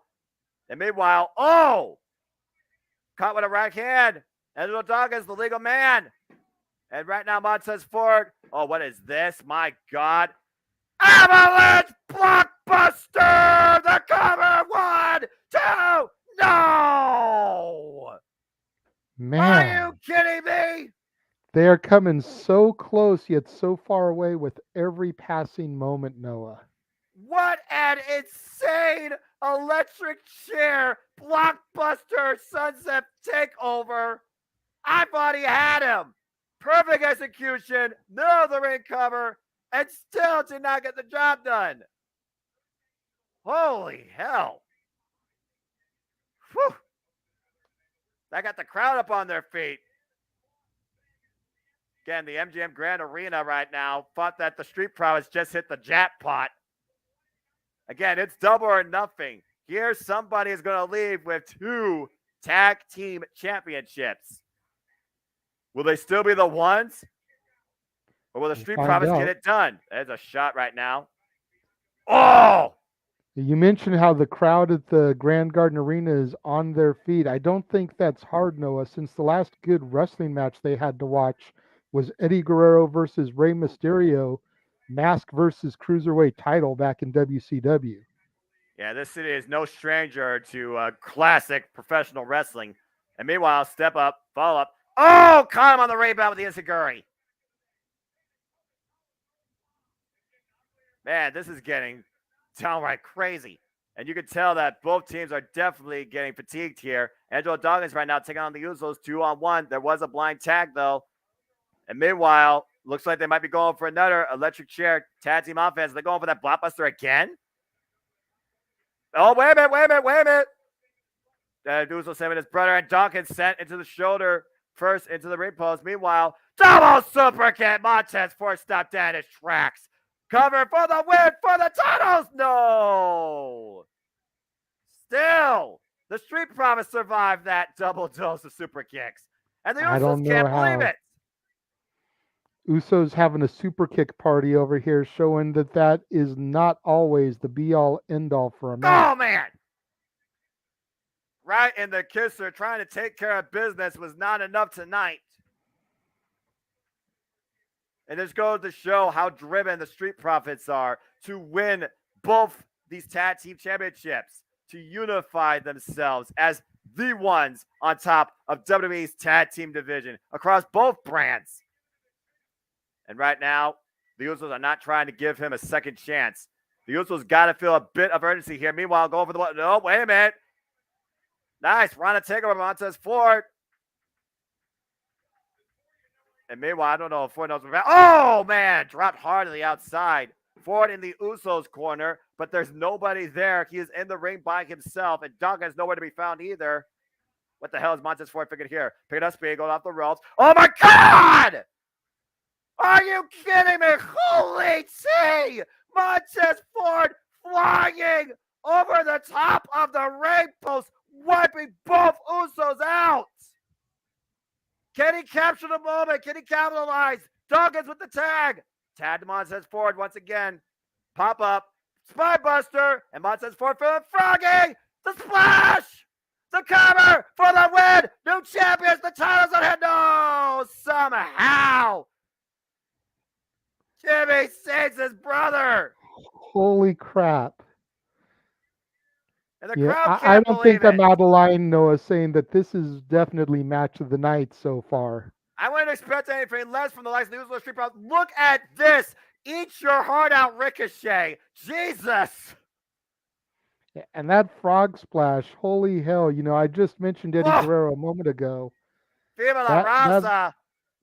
That's got to make Eddie proud. That's got to make RVD proud. That's a 6-star frog splash right there. Sorry, RVD, but yeah, I agree. Good Lord. And right now we got all 4 men down in the middle of the ring. And yes, I agree. Montez Ford himself is worthy of a world championship. But right now it's not about that. It's about the tag team championships. All 4 men, worse for wear. It's right now each one trying to help the others up. Good grief. What's going to happen here?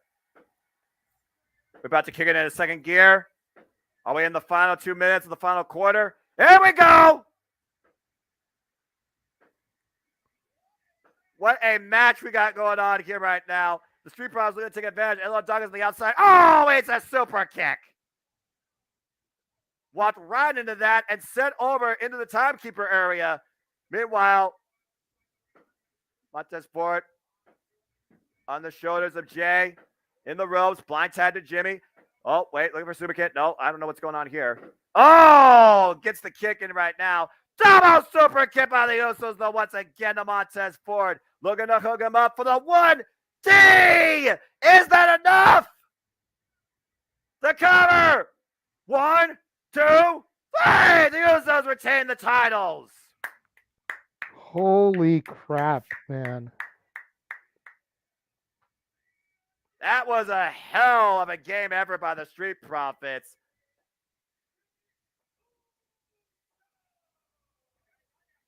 That was insane. Wow.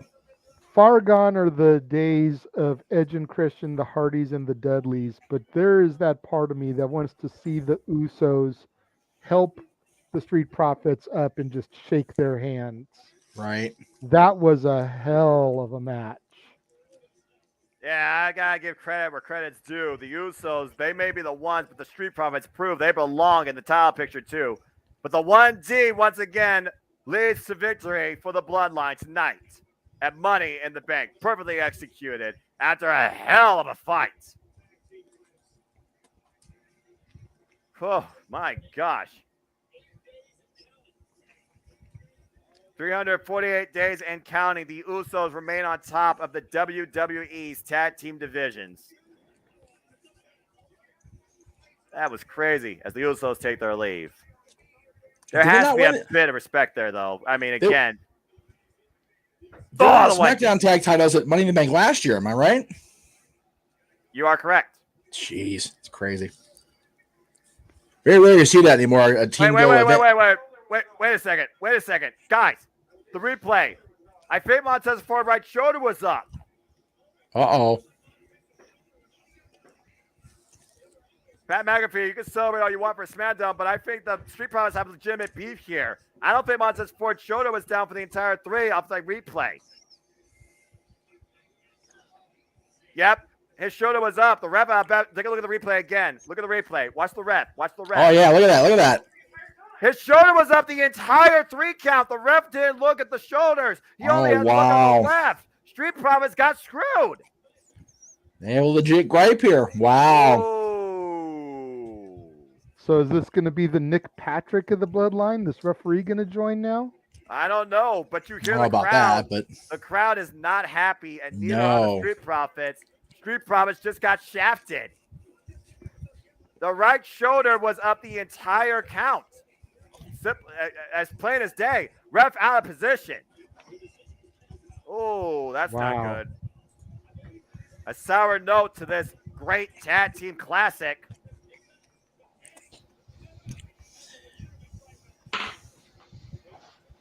I gotta agree with Corey. The Street Profits have a legitimate gripe. They got screwed. Again, Mikey, as we know in the Casa, people going to Vegas and getting screwed or not getting screwed is common. Usos screwing the Usos or the Street Profits got screwed big time. Well, there's two ways to get screwed in Las Vegas, and this one just cost the Street Profits a lot. Yeah, well, we meant the other one, but we can't talk about that in the air no more. Yeah, that's true. That's like my Bruno. goodness. We can't talk about it. No. Always illegal, Joe. Holy crap. That match was intense. Now here's the $1 million question here, and it should be an easy answer, but what comes next? The easy answer, the obvious answer, is to do the other women's title match next and leave the men's Money in the Bank match for the main event. Bookend the show with that. But it's International Fight Week. It's UFC's home. You've got Ronda Rousey defending the women's title. Yes. Do you save her to be the main event? And with the fact that WWE wasn't able to sell out the stadium like they had wanted to because of trying to compete with UFC, do you fuck Ronda over by having the cash in tonight? Yeah. Well, obviously, in Las Vegas, the fight capital of the world, something's got to happen, I would imagine, with Ronda Rousey. Because I don't know if there's like a UFC fight on tonight, too, also. So there is that suspension of disbelief, too. And it also comes down to what's the bigger moment. The men's Money in the Bank winner or the potential cash in or some sort of surprise show up to challenge Ronda Rousey next. Remember, we got to figure out something heading into SummerSlam, too. So there is that suspension of disbelief, JJ. You are right on both fronts. So I'm very curious what will be next. I can't believe I forgot that Kevin Owens was U.S. champion as a result of a Chris Jericho feud. I've already forgotten about that till I just saw their highlight video here. To be fair, WrestleMania 33 is one of the most forgettable WrestleManias for a number of reasons. Well, I don't know. The freaking Indian was pretty memorable still to this day. Yeah. Right or wrong, it still is memorable. Yeah, I'll give you that. Oi. Whew.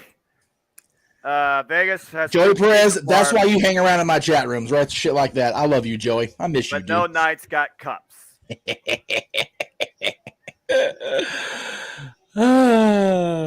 feel better. Jeff. Yes, sir? That made Jeff very happy. Yes, Mikey. Off topic, I'm sorry to ask, what do you think of the little business acquisition for the Kings? I love that for two reasons. One, because I love the player. He's going to do great things here. Number two, because our social media revealed a major acquisition, while the Ducks' social media revealed that the people in their office don't want to date Kings fans. So our freaking foul neighbors to the south were being petty douchebags about dating Kings fans while we were announcing major acquisitions. So that was a two-for win for me that day. And don't forget, Jeff, the Fiendish Organization for World Larceny, or FOUL as you put it, also now has one player who has made it to the Stanley Cup Finals for 3 separate teams and failed to capture the cup. And who in a row. That would be Corey Perry. That's right. What the hell? This is interesting. This looks like some weird freaking.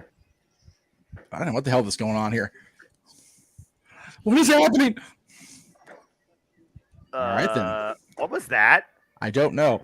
Hey, it's the Raiders. They left Oakland because Oakland didn't want them. Hey, it's the Knights. They haven't won a Stanley Cup. I'm going to leave all that alone because I'm hashtag not involved in that world. That's okay. Hey, look, it's Allegiant Stadium where the WWE couldn't sell this event, but they sure as hell damn near did SummerSlam last year. Well, there's your answer. Up next, it's Ronda Rousey versus Natalya for the SmackDown Women's Championship as we get back to in-ring action. That very well could be possible, Josh. No. We shall see. And Raymond, no, I did not see your other message on the Obi-Wan series. I didn't either, to be fair. I would have put it up. I didn't see it either.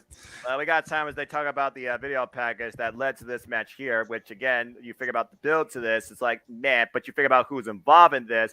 This should be an absolutely great match. We're talking about Rowdy Ronda Rousey, who came back to the WWE and finally became the SmackDown Women's Champion, taking Charlotte Flair's arm back at WrestleMania Backlash, already having a successful title defense against Raquel Rodriguez. And now she faces, well, pretty much one of the very people that got her here in the first place.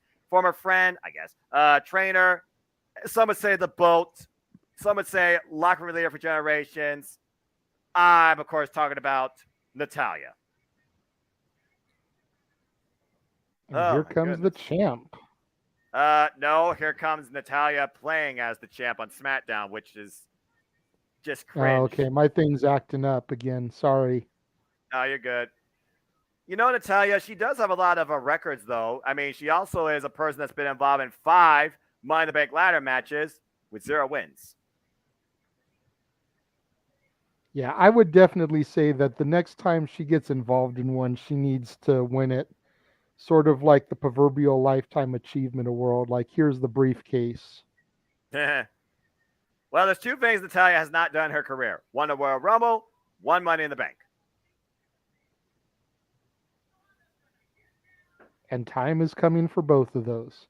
Could you imagine somebody that actually has the briefcase, cashes it in at the Rumble, fails, enters the Rumble that night, and then wins the Rumble? Very possible.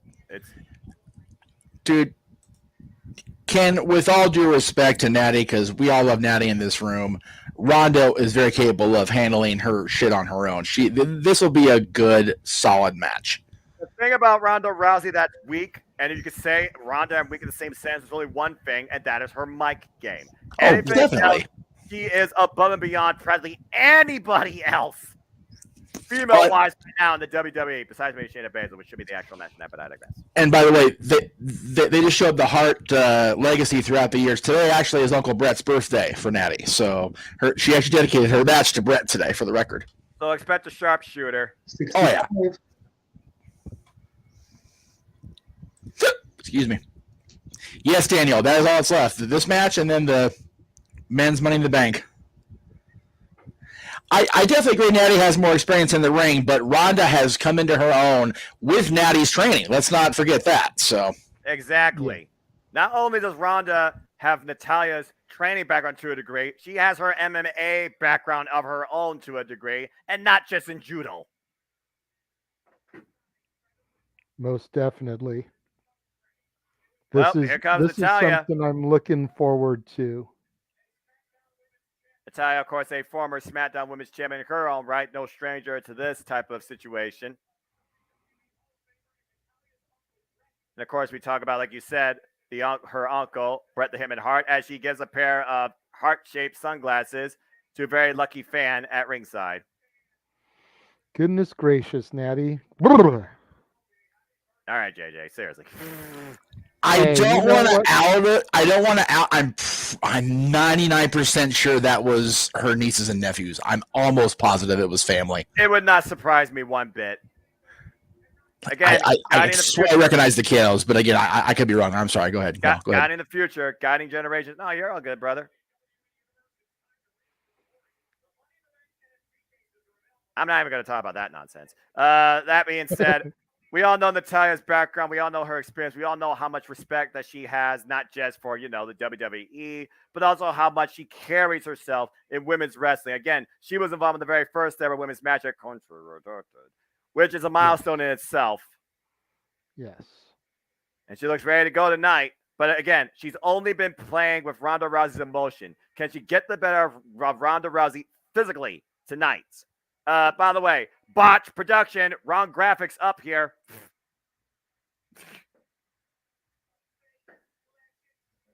And here comes Rowdy Ronda Rousey. That's right. The woman who don't give a damn about her bad reputation. Shout out to Joan Jett. Yes, big shout out to Joan Jett. Royal Rumble winner, SmackDown Women's Champion, former Raw Women's Champion, UFC Hall of Famer, and now a proud mother. Yes. She's another one I'd like to see get a hold of the briefcase. She hasn't been in a Money in the Bank match either that I can think of.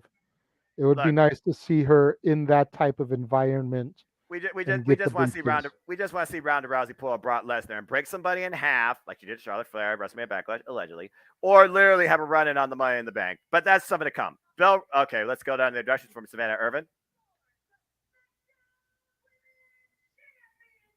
I like the gear tonight that Ronda Rousey's wearing. It makes me think about Atari. Of course, Ronda Rousey, a gamer at heart, which is another reason why I love Ronda Rousey. And Natalya not getting the fanfare, which is no surprise. Yeah, no, the way she's been handling herself through the storyline, it's very easy to see why Natty isn't getting the traditional reaction from the crowd here. No doubt.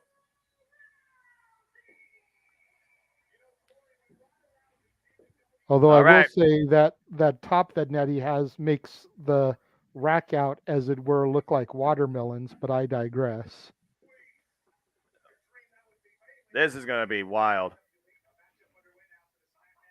Oh, wait for the bell to ring. Going to wait for the bell to ring. Hold on here. Game on. We're underway. Calling out top immediately. Natalya looks for a headlock, and right now both these ladies pushing each other into the ropes, trying to look for some sort of leverage. Again, we certainly talked about an open mic night and the approach that these two have had with the Twitter beef, and then talking about the whole, your mama thing and the third party thing. A bit underrated, in my opinion, when you consider what really should be the side for this match comes down to wrestling acumen. Ooh. Yeah, you figure Natalya, Natty Neidhart, a product of the dungeon. She's definitely got the skill and the ability to carry this on her own merit. You talk about Ronda Rousey, UFC women's champion, judo trained.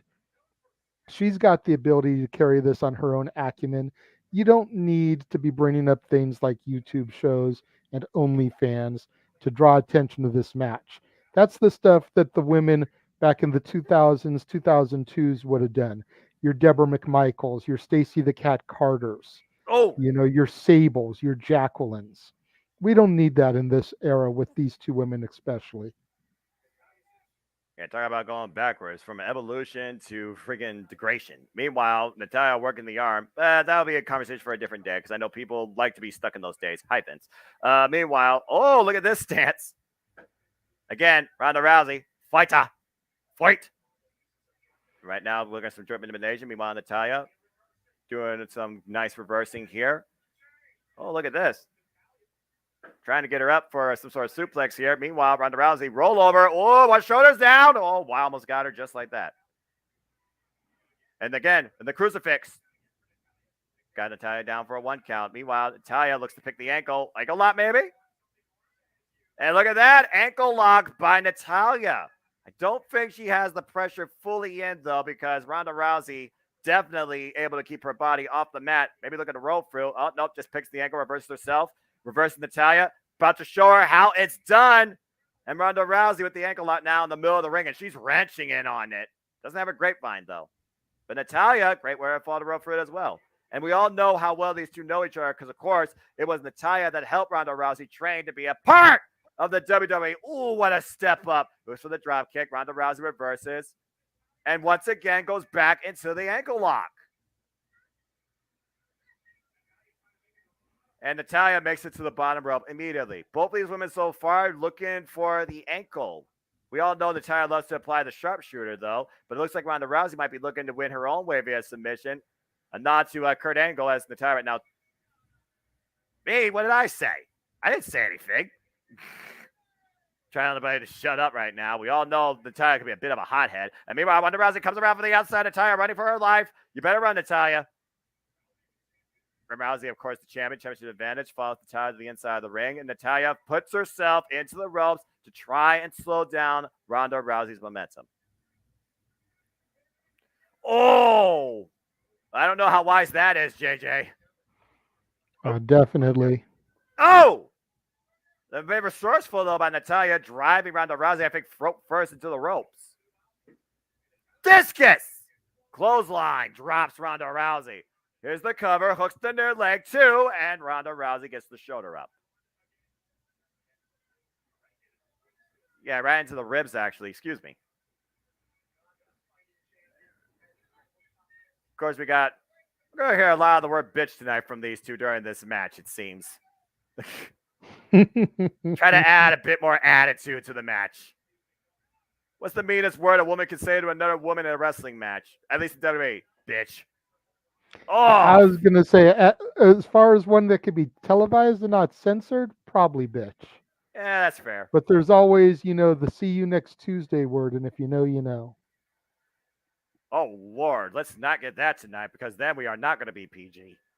No, definitely not. But you want to talk about the worst that a female can say to another female. That's probably what it would be. Just that would get, heavy censors. Men saying it to females is much more troublesome. That's Trust and fair. believe. That's fair. And right now, Natalya is working the champion, wearing her down with a sleeper.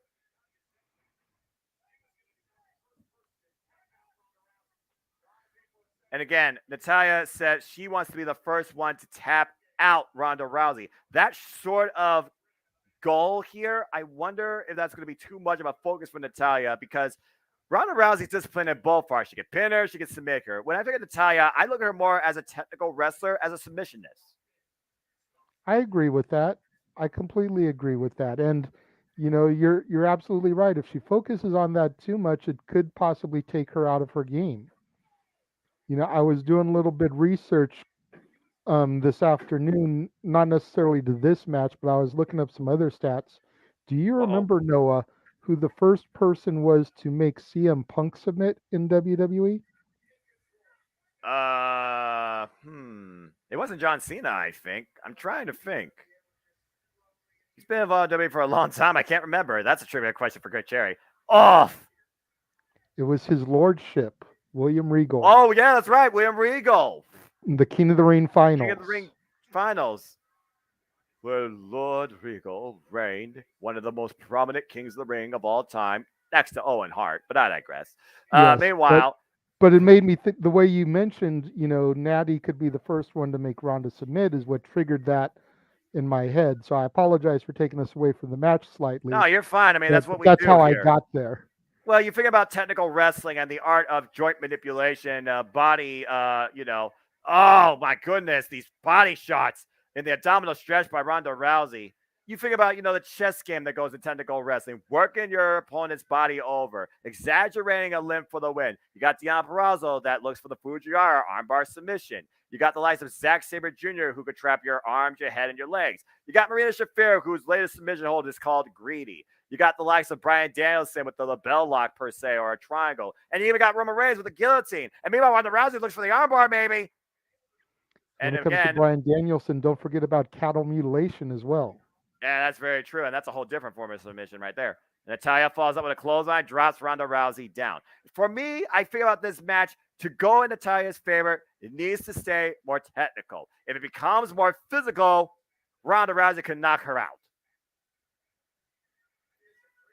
But right now, Ronda Rousey being worked over by Natalya, sent into the corner, and Natalya falls up. Oh, elbow strike.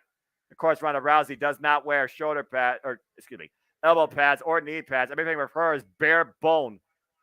There's a roll through clothesline by Ronda Rousey, trying to get some sort of offense in. And Ronda Rousey, counting the discus, falls over, maybe looking for a crucifix, but couldn't hold it. I love how she was rolling through with those clotheslines. That's so different to me. I feel like it adds a bit more momentum to the shot, too. And then a rising knee strike and another body shot. And right now... It keeps the body in motion. You figure a normal clothesline, you deliver it, but then your body stays still as you wait for the person to get up. If you keep your body in motion, then you're constantly got that adrenaline, and there's no opportunity for you to start to come down a little bit. You're go, go, go. Roll through.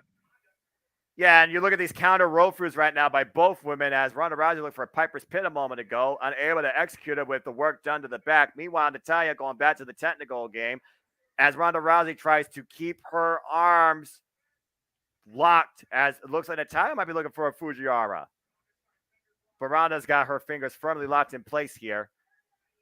This definitely is a different tone of a match versus what we just saw for sure. Oh, stop to the midsection. And Ronda Rousey, oh, this would be insult to injury. Looking for the sharpshooter. Can she actually apply it? And look at that with a flex. If Ronda Rousey gets Natalya to tap out to the sharpshooter, it will be the ultimate insult to Natalya's career and to the Hart family. Oh, yeah, no doubt. Happy birthday, Brett. Trying to hold on to it. Got sits in tight, unable to. Again, the work done earlier by Natalya to the lower back of Ronda Rousey definitely coming into play here. And, of course, the ropes for added safety. Ronda Rousey a bit weared out here, a bit worked over. And right now we're wondering who could take advantage here. Both these women, a bit worse for wear.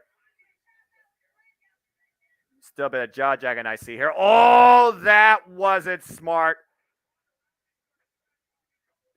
A couple of slaps exchanged among the two. Ronda Rousey takes Natalya over and might be looking to take an arm tonight. Oh, man. Oh, wait a minute. Bit too much showboat. Seeing Natalya reverses. Send Ronda Rousey to the outside. That was not a good landing. And Natalya quick to get out there and start capitalizing, trying to take advantage of the situation, Noah. And she's also going right after that knee, JJ. Again, Ronda Rousey does not wear any protective gear on her legs, so that knee is exposed. Working that knee could soften up for the sharpshooter as she sits around the apron. I wasn't sure if she was going for an apron bomb or something like that. And I agree, Josh, the fact that she did the Shawn Michaels pose of doing the sharpshooter, talk about Brett versus Shawn Michaels reincarnated, at least for that moment. We know the influences here by both parties. And a sharpshooter on the apron using the Red's 5 count. And right now, again, Ronda Rousey. Oh, no, that was bad. Roll through escape, sending Natalya into the ring post. Man, the ring post been using that or what? So let's just give somebody else a severe concussion, have their head go smack into that LED post. Oh, man, you're right. On the replay, Natalya went in head first. Oh, man. Right now, we're at a count of 7. This could actually end on a count out. Count of 8. Ronda Rousey hobbled, but back up on her feet as Natalya breaks the ref's count before 10. But again, look at Ronda Rousey, how nimble she is on that right leg. She can't put any pressure on it. Damage done. And I wonder if she can hold the base. Oh, no. Trying to get her up, maybe for Piper's Pit, but can she get the base? Or will she collapse from underneath? Oh, the pain. And again, Natalya finds a way out from underneath. So Ronda Rousey, back to submissions game. Armbar, wait a minute. Oh, Natalya, roll through. Might be looking for the sharpshooter. Can Natalya get in? Can he turn her over? It's the middle of the ring. Oh, wait a minute. Ronda Rousey says emergency. Picks the ankle. Grabs the ankle lock. And Natalya once again in trouble. And Rousey got it firmly locked in this time. But again, Natalya keeping her body off the mat. Trying to force a break. And Ronda Rousey still not fully got her base in. Trying to bring Natalya down to the mat. Natalya reverses again. Both these women are looking for the submission. And meanwhile, counter. Oh, look at that. The arm is trapped between Ronda Rousey's legs. And Natalya could literally be fainting here. It looks like she's got part of a truck. And she tapped. Are you kidding me? Wow. There we go, gentlemen. Ronda Rousey reigns supreme. But again, with that leg, is she prime pickings for the Money in the Bank? Well, let's also put this in perspective, though, JJ. She beat Natalya via submission with a tripping armbar to a degree and kind of a reverse triangle. Didn't have her head fully locked in, but apparently there was enough pressure applied to the arm to exaggerate it and that shoulder that allowed Ronda Rousey to get the win. She was constantly working over the ankle most of this match, so that kind of surprises me because she was never able to get the full Fujiwara armbar locked in earlier. But Natalia, sense of urgency, I guess she had to tap out, otherwise she probably was going to lose an arm. And what? Oh, wait a minute! Ruh-roh. Are you kidding me? Liv Morgan! Oh, no. Liv Morgan! She won Money in the Bank earlier! Are you kidding me? What? Don't do it. Whoa, Don't no do way! it. Oh, She's no. cashing in! Are you kidding me? Liv's going to cash in on Ronda Rousey! We got another SmackDown Women's Championship match! Liv's going to cash Sorry, in! Liv cashing in. The bell rings are underway! Liv Come on, immediately Liv. caught the ankle lock over Ronda Rousey! Ronda picked the ankle! Liv Morgan nowhere to go! 3. Oh, my no, she escaped! Ronda Rousey got in again, and Grant finds it! Oh, no, she doesn't. This is the moment, Liv! You cannot let this lose you! Do Or go by, not. excuse me. Oh, I got my microphone. I'm sorry. Josh, be careful in the chat room, Oh, wait a brother, minute. okay? Remember, we're not in the same. The man at the roll up, too! Got the shoulders down! Liv Holy Morgan cow, she wins! did it! Liv Morgan wins! No way! Holy Liv crap, Morgan just Liv. pinned Ronda Rousey and became the new SmackDown Women's Champion! Oh, my God! And Ronda, with all the class that she has, handing the title to Liv Morgan. Seize your Giving moment! her a hug. Seize your Holy moment! crap. Watch her! The ultimate underdog story of the WWE leads to cashing in on the ultimate opportunity. Liv Morgan pins Ronda Rousey and wins her first championship in WWE. And The did you SmackDown see, Women's Championship and the did you see embrace by the Ronda? former champ herself. did you see Ronda's mouth? She told her, you deserve it. And I don't think nobody will disagree with that. Holy crap. Ronda Rousey survives Yeah. Natalia and falls to Liv Morgan, endorsing the future. Liv Morgan, you finally have done it. You finally have become a women's champion. This is so awesome. You know, you guys, you gotta think about this. She started this evening as one of the main underdogs in Money in the Bank. She's had chance after chance to become champion and has always fallen short. Not only did she get the briefcase, she cashes in against Ronda fucking Rousey, Take it the in, Liv. baddest woman on the planet, to successfully become champion. And then not only that, in a show of sportsmanship, is handed the title by Ronda, given a hug from Ronda, and endorsed, telling her that she deserves it. And embraced by the crowd as a remaining babyface, Ken. So keep that in mind. Liv is still very much a babyface, at least right now. Let's go back to the replay here at this moment as Liv Morgan.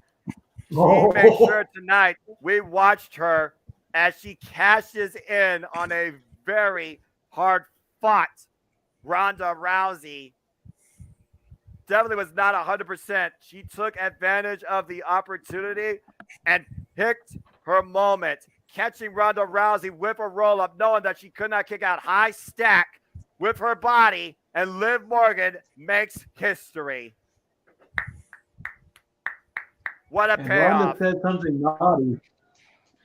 And when she saw Liv coming down there, you could see it. You could read lips. Yeah. So, Man. forgive my ignorance because I was away during the introductions. Was Ronda's gear supposed to be part of Pride Celebration?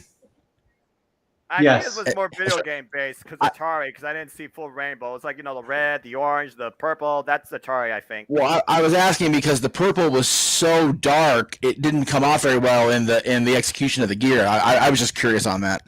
So I don't know if they mentioned it on commentary. My headphones are muted, so I don't hear the audio, so it doesn't get picked up in my microphone. no, of course. I have no idea.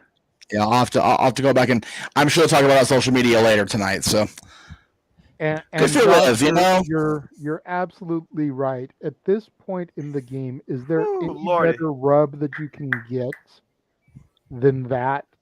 Nope. You're hard pressed to show me one right there.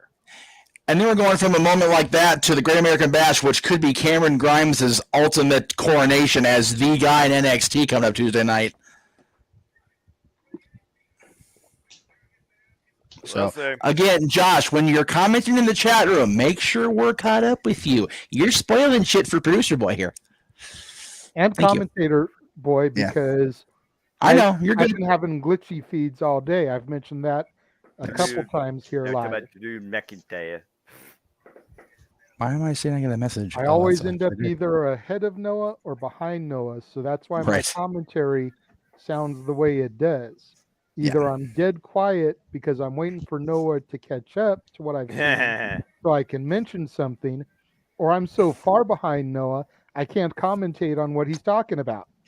We love you too, Josh. We're just trying to. We're not being dicks. We're just reminding you, hey, just enthusiasm is wonderful. We don't discourage that at all in this room. Just have the rah-rah till we catch up and we can all rah-rah together.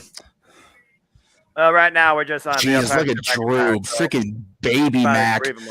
Oh my gosh! Well, what an incredible moment! Congratulations, Liv Morgan. You finally freaking three-man band. Oh my god. For Clash of the Castle, I want him to come out to Broken Dreams one more time. Agreed. Seriously, I would do, if I knew for a fact that was going to be a thing, I would call in Sun Favor somewhere and just go to watch that. That'd be awesome to be there live when they played that one more time. Dude, go balls deep. Have Shaman's Harvest there to play him out. Right. I would do it then for real. Jesus.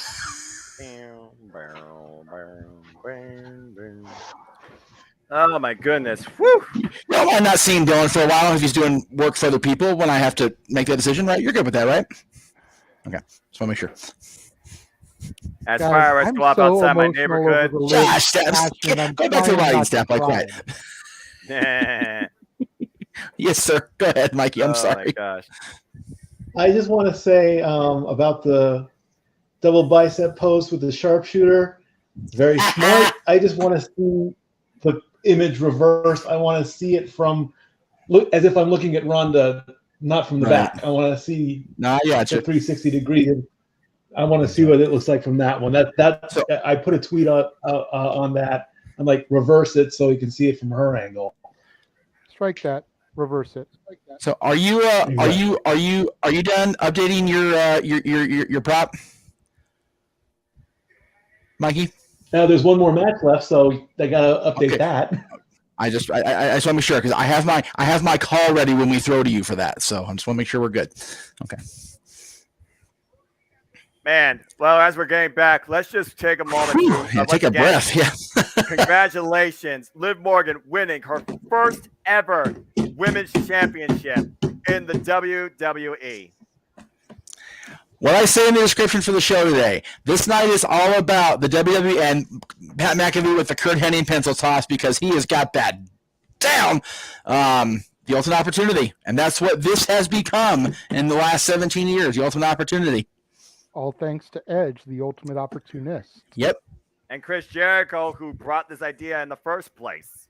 Yep. You figure Edge winning it, 2 years out of 3, and his 2 wins bookending our favorite Money in the Bank, at least my favorite Money in the Bank cash in. So, should have been there for it. Damn it. But anyway. Gosh, I can breathe for a moment now because the rest of our life. That's how, as great as these 5 matches have been so far, and the one will likely be, that's how, honestly, people are talking about this. This didn't look like it was going to be a really good card. I honestly have liked the way the show's been paced, and I don't mind them taking part of the time to shill the next show because they know for a fact that people are not wanting to see this match again. No. So they are making sure we know that it's different. They're doing it a different way. Remember, we're getting cowboy shizzing out of Brock Lesnar against the dominant undisputed champions. And again, they're even talking about in the hype package. We've seen this before. We know we've seen this before, but it's different this time. So I don't mind them hyping this match as a filler of sorts to get us to 3 hours because I've loved the way the show's been paced up to now. Agreed. Yeah, 100% okay with it. It's been a good pace, and overall, I have to say the tag team title match definitely has been my match of the night, but moment of the Without night, a doubt. so darn happy for Liv Morgan. Yep. Couldn't be happier. Yeah, it's one of agreed. those, most of the experts, do match and moment.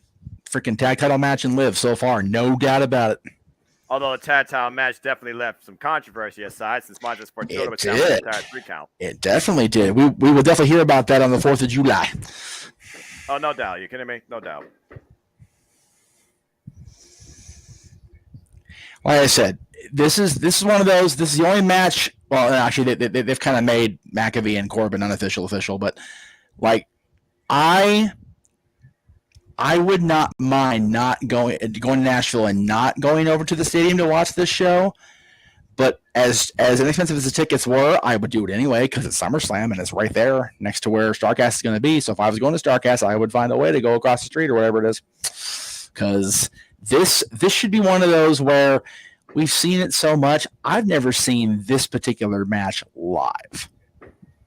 I know Aaron and the 2015 crew went up to Santa Paula to watch it at Levi Stadium at WrestleMania. I know many of us have been to the SummerSlam match or the other match they've had over the years, but I've never seen these two go one-on-one. So I would like to see it in person if it was financially feasible.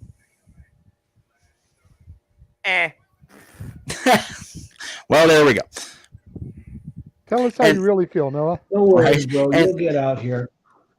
Can we just talk about the fact that the party shot there before they went to their match graphics is Charles Robinson, and he's still refereeing?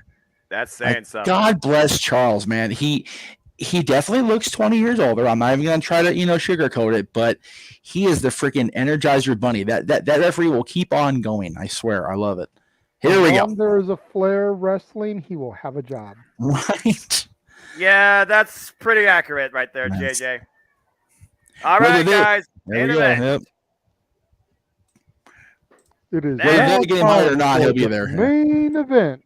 Samantha Irvin, of course, talking about what this is about as it's time for the men's Money in the Bank ladder match. Have fun, boys.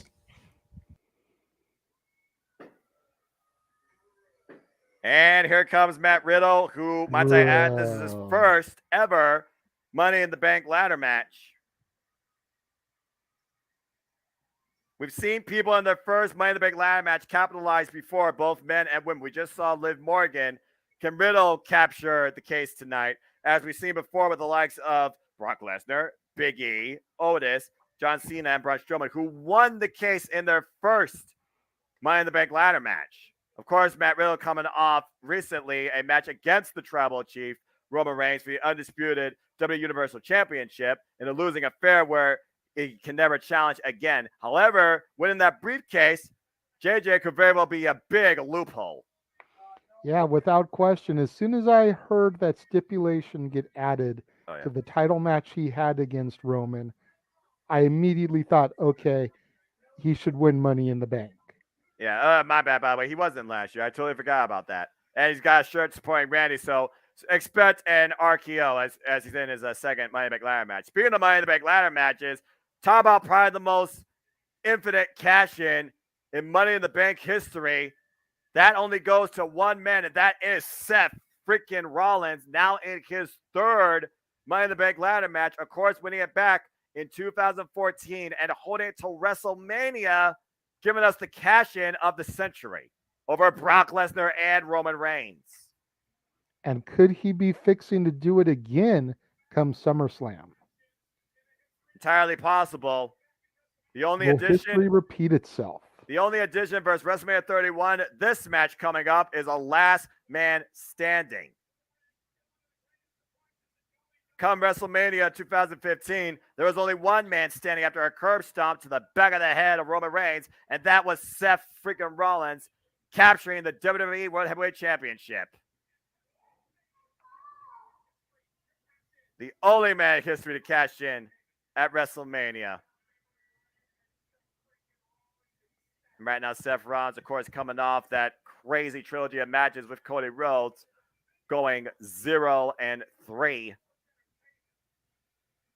when you figure about Cody Rhodes and talking about the men's Money in the Bank ladder match tonight, he had much more to say about Seth freaking Rollins versus anybody else.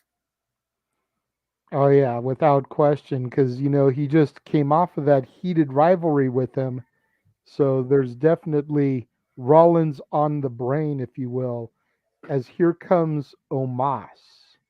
Now, this is interesting, considering Omos has never been a Money in the Bank ladder match before, but we've seen the likes of Big Show, for example, involved in this, and we saw the strategy come into play.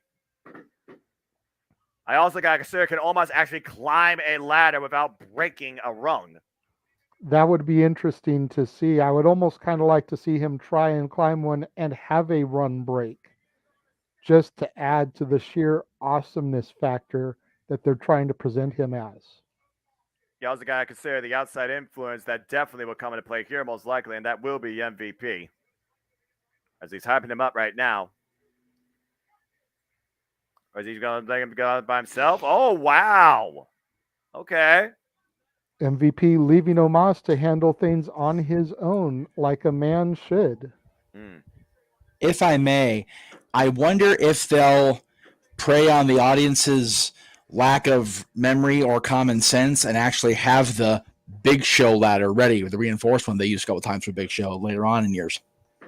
Possibly. And here comes the newest addition to the match, Madcap Moss, fresh off of his rivalry with Happy Corbin. And it just pains me to even say Happy Corbin. But anyways, Moss really looking to make a name for himself coming off of the heels of that feud. Oh, end of days last night on SmackDown as Madcap Moss took the advantage of Happy Corbin's work and pinned Ezekiel, Elias, Elroy, whatever the hell you want to call him. His boy Elroy? Elroy, Emred, I don't know. How deep does the Elias family go?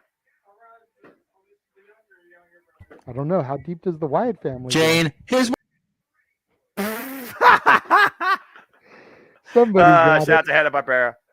And here comes a guy that I feel everybody literally might count out, but could be the wild factor to win this match. In his third Money in the Bank ladder match, Sami Zayn wearing the Bloodline shirt. You know who he's in this match for, but it's for all the right reasons. If there is one person I have learned to never count out, it is Sami Zayn, a.k.a. the generic luchador El Generico. Having seen this man on and off since 2005 when I first discovered him in Pro Wrestling Guerrilla, along with his best friend Kevin Owens, Kevin Steen, I have learned very quickly not to take Sami Zayn for granted as Sheamus enters the arena. You want to talk about a guy not to take for granted? Talk about this guy who's always ready for a fight and a former Money in the Bank winner, appearing in his fourth, I believe, Money in the Bank ladder match after winning it back in 2015. Sheamus with the Brawling Brutes, as they're called, Pete Dunne and Ridge Holland. Of course, Pete Dunne being restrained. I guess Sheamus is going to go in this alone by himself too, with a big smile on his face. We all saw how Sheamus, by the way, when he won Money in the Bank ladder match, he also cashed in on Roman Reigns at Survivor Series the same year and won the championship. Could history repeat itself again there too? We talked about how everyone's making this big deal about Drew McIntyre at the Clash of the Castle. Sheamus has successfully cashed in on Roman before. Could he be the X Factor in all this? Which brings us to the former chosen one, Drew McIntyre. You want to talk about an X Factor? How about this guy who literally has a date with the Tribal Chief, I feel pretty much set in stone at Clash of the Castle. And I'm not talking about the same stone he pulled that sword from in Helga. But Drew McIntyre, of course, appearing now in, I believe, his fifth Money in the Bank ladder match. And I believe his fourth since coming back to the WWE as no longer the chosen one, but the Scottish Warrior. Of course, Drew McIntyre, he has not won Money in the Bank, but a little bit of history for you. In a previous promotion he was with, Impact Wrestling, they had something called Feast or Fire that also involved a briefcase. And his briefcase led him to call his shot for an Impact World Championship match, which he successfully did back in 2016 against Matt Hardy. This is definitely an all-star field. You have wild factors, you have first times, and you got a giant. And you got people that have literally cashed in on Roman Reigns to win championships. The men's Money in the Bank ladder match cash-in success rate standing at 84.6% with 22 successful cash-ins. Kane and Dean Ambrose being two of the shortest cash in on the same night. And of course, Edge, who was the very first winner back in 2005, held it for 280 days. So we have seen what this briefcase can lead to, but not necessarily what it always guarantees you. It's 100% accurate. The one thing it will not lead to tonight is a successful cash-in, as Roman Reigns is not in action, so there is no chance of a cash-in here this evening. And you gotta wonder, is Roman Reigns actually sweating this? Is Sami Zayn, like, for example, the Plant, will he be in this match for himself to guard the briefcase from everybody else? Or will Sami Zayn play the game and claim the case himself and take advantage of the opportunity when it presents itself and become, finally, WWE Undisputed Universal Champion? You know, Sami Zayn right now is my dark horse. It would be awesome to see him as the champion. I never wait, thought I would see it. We got Adam Pearce. Hold on, JJ.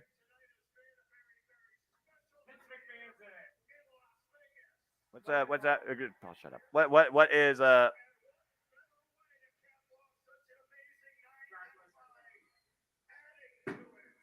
adding? What?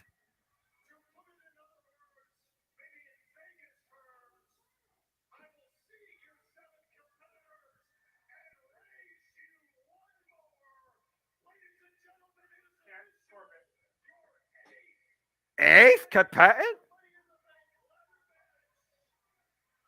Who? What? Holy crap, Noah. You're kidding me, right? That's a game changer. He's winning. That's a game changer. 100%. I'm changing my pick to Theory. Yep. Noah, get on the Google form. That is bullshit. Come on now. This is Vince McMahon once again stroking his ego and literally trying to put things into his favor. This guy who literally has no reason of being in this match right now. Are you kidding me? All these other men, they found their way into this match by other means, and out of nowhere, you add Theory. Come on. Yeah, this is going to be good. I mean, Seth Rollins doesn't need the briefcase. McIntyre doesn't need the briefcase. We talk about Money in the We talk about Money in the Bank being a way to build superstars. This is going to help build Theory to that next level.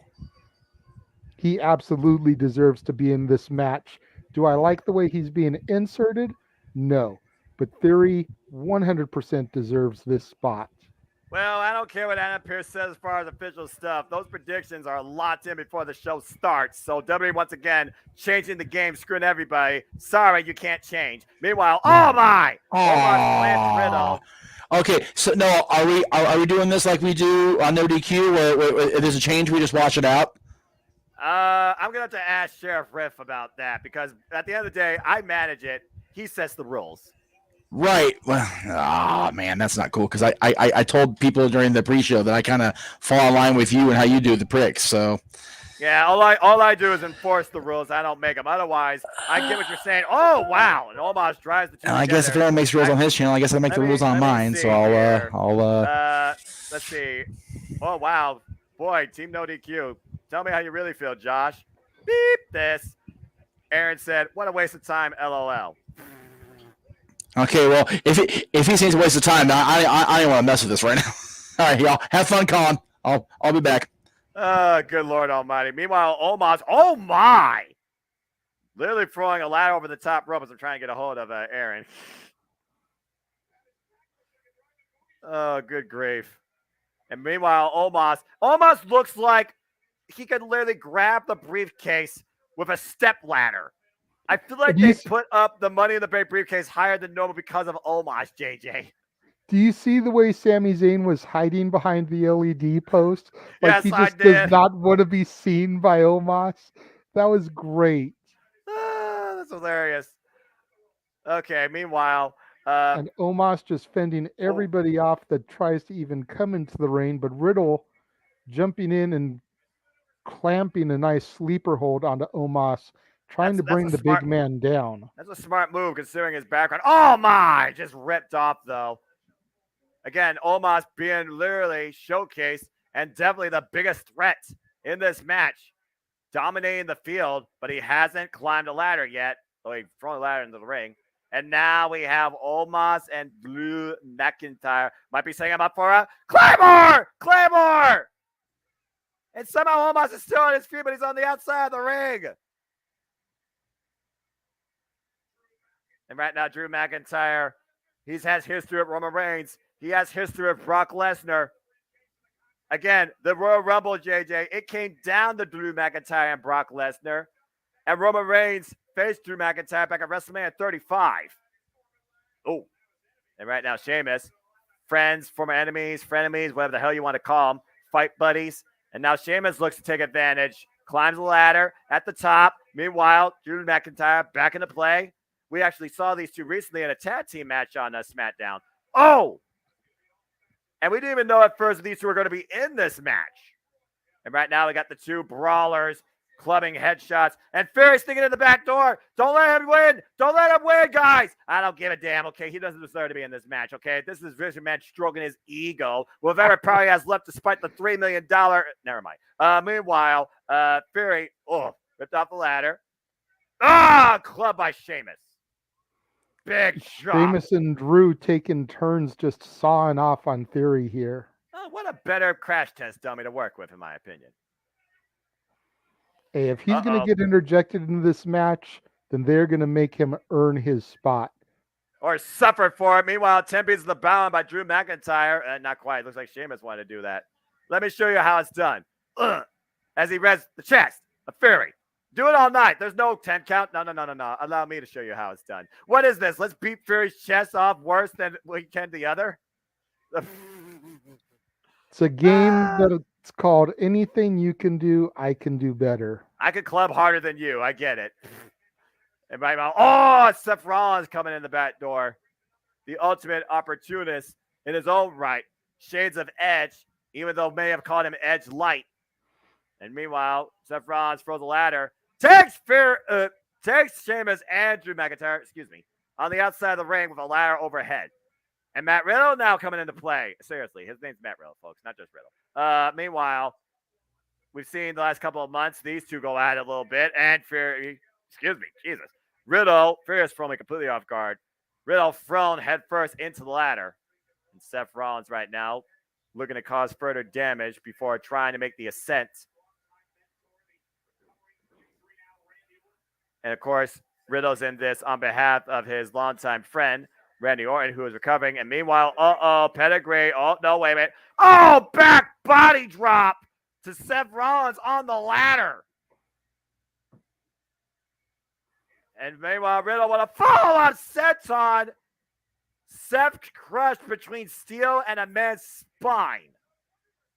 Hey, there's Sammy. There's Sammy. I was wondering where Sammy was, JJ. You talked about never count Sammy out, right? Yeah, exactly. He is very, very, very good at picking his right moments. Madcap now coming into play. And who would ever thought we'd see these two going at it? Madcap Moss and Sami Zayn, arguably two of the best comedic gimmicks they've had for a while. But they're both going toe-to-toe in serious competition here tonight because the stakes have never been higher for either one of them. Yeah. And right now, again, imagine if Sami Zayn, the producer is upset. And meanwhile, Sami Zayn right now, the one guy you would never see in this spot. I will say this after watching The Sessions with Renee Paquette and Sami Zayn talking about the psychology when it comes to WWE and their booking philosophy. Sami Zayn has really figured out a way to make that work in his favor and become a mainstay on Friday Night SmackDown for years. And Madcap Moss unleashing aggression on Sami Zayn, looking to Irish him into the ladder. Oh my! Ouch! Turning him upside down. Yeah, they even put him over the top of that ladder. Sami Zayn is the definition of a human ragdoll, in my opinion, with the way that his body just contorts. And I'm not talking about just when he dances either. And I can only imagine what the internet will be like if Sami Zayn is dancing his way into SmackDown, holding the Money in the Bank briefcase. You know, for someone out here in Southern California, like I said, who's seen Sami Zayn, El Generico come up through the ranks, it would just make me tickled pink to see him with that briefcase. Oh, The rest of the world, I'm not really sure how much they'd enjoy it. I'm sure maybe some die-hard Ring of Honor fans would enjoy it, but I digress. Well, We've got Riddle on top of the ladder with Omos pulling Moss down, and giving him meanwhile, some clubs to the chest. yeah, and of course, Omos right now taking over again, got Fury. Oh, God, planted. That was like a 10-foot choke slam. Now we're going to see if Omos can finally climb the ladder. And that ladder, again, is not, I don't think, properly situated. I wonder if Omos is afraid of heights.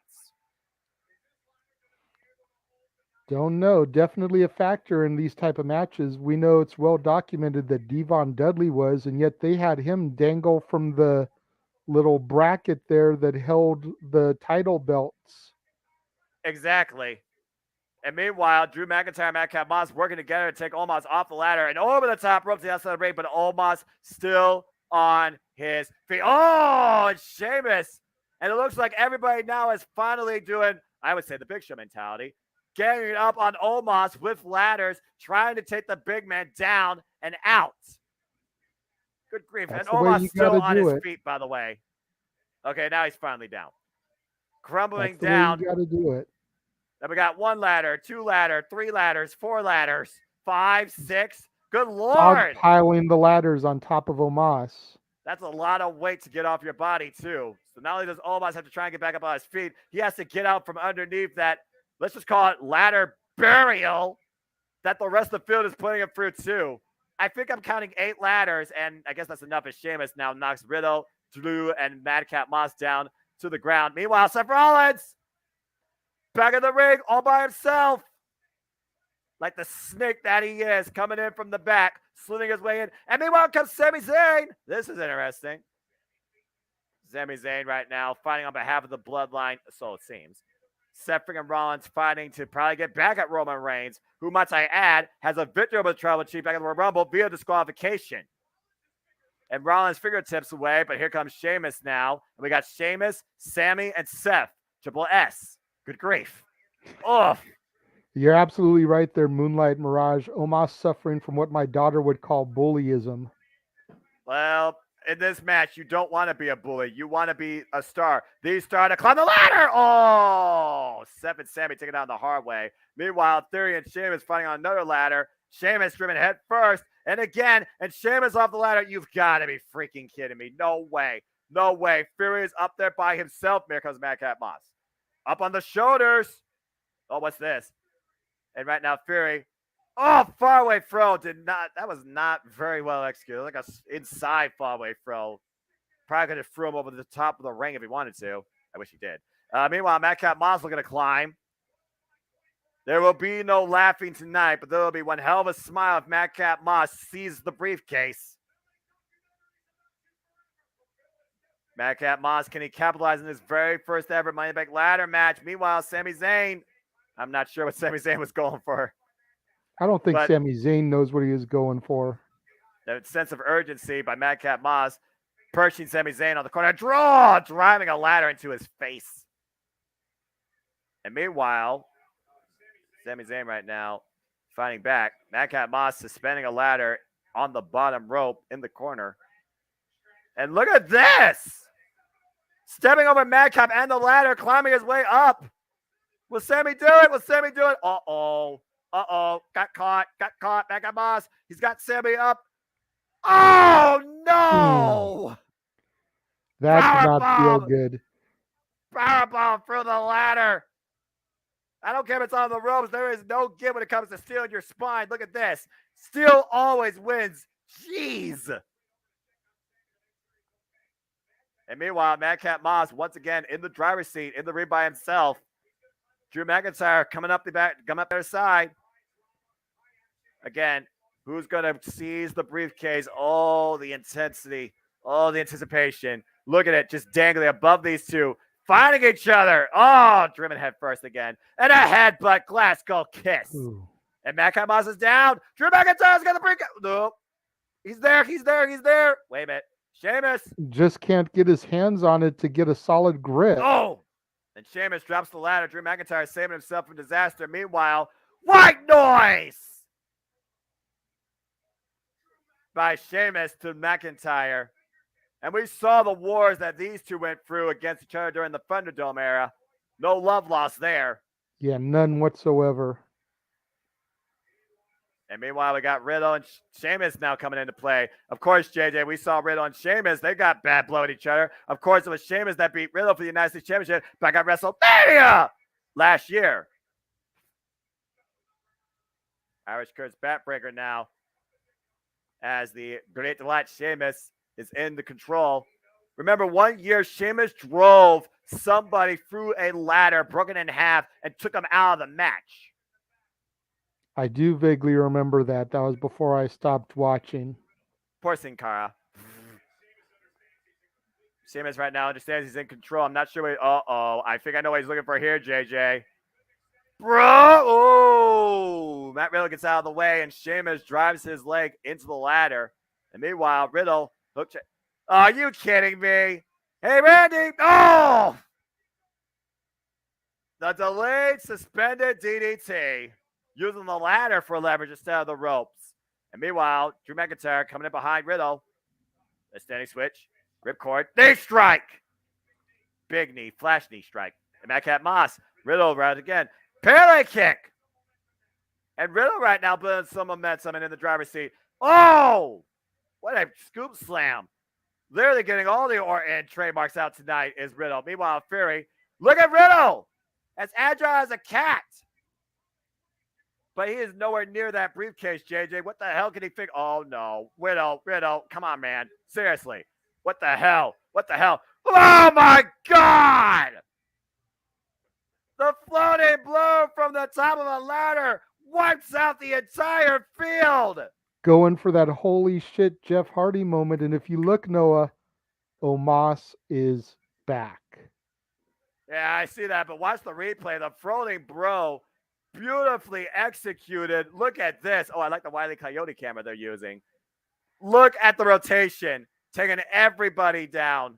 And Omos is probably a very angry man. Yeah, they cannot believe that he is back in this. They thought that they had taken care of the Giant for good. And meanwhile, take Madcap Moss out. There's a headbutt now to Drew McIntyre. Seth Rollins clubbing clothesline. And Riddle trying to fight back and eats a knee. And a clubbing shot to the back. Again, you can't take Omos down. They can't, it seems. Madcap Moss sent to the outside. McIntyre trying his best. And Omos sends McIntyre hard to the outside over the top. Omos doing the Raquel by stalling. He's throwing. Yeah, that's true. But he's also in the ring now by himself. And that ladder is perched perfectly underneath that briefcase.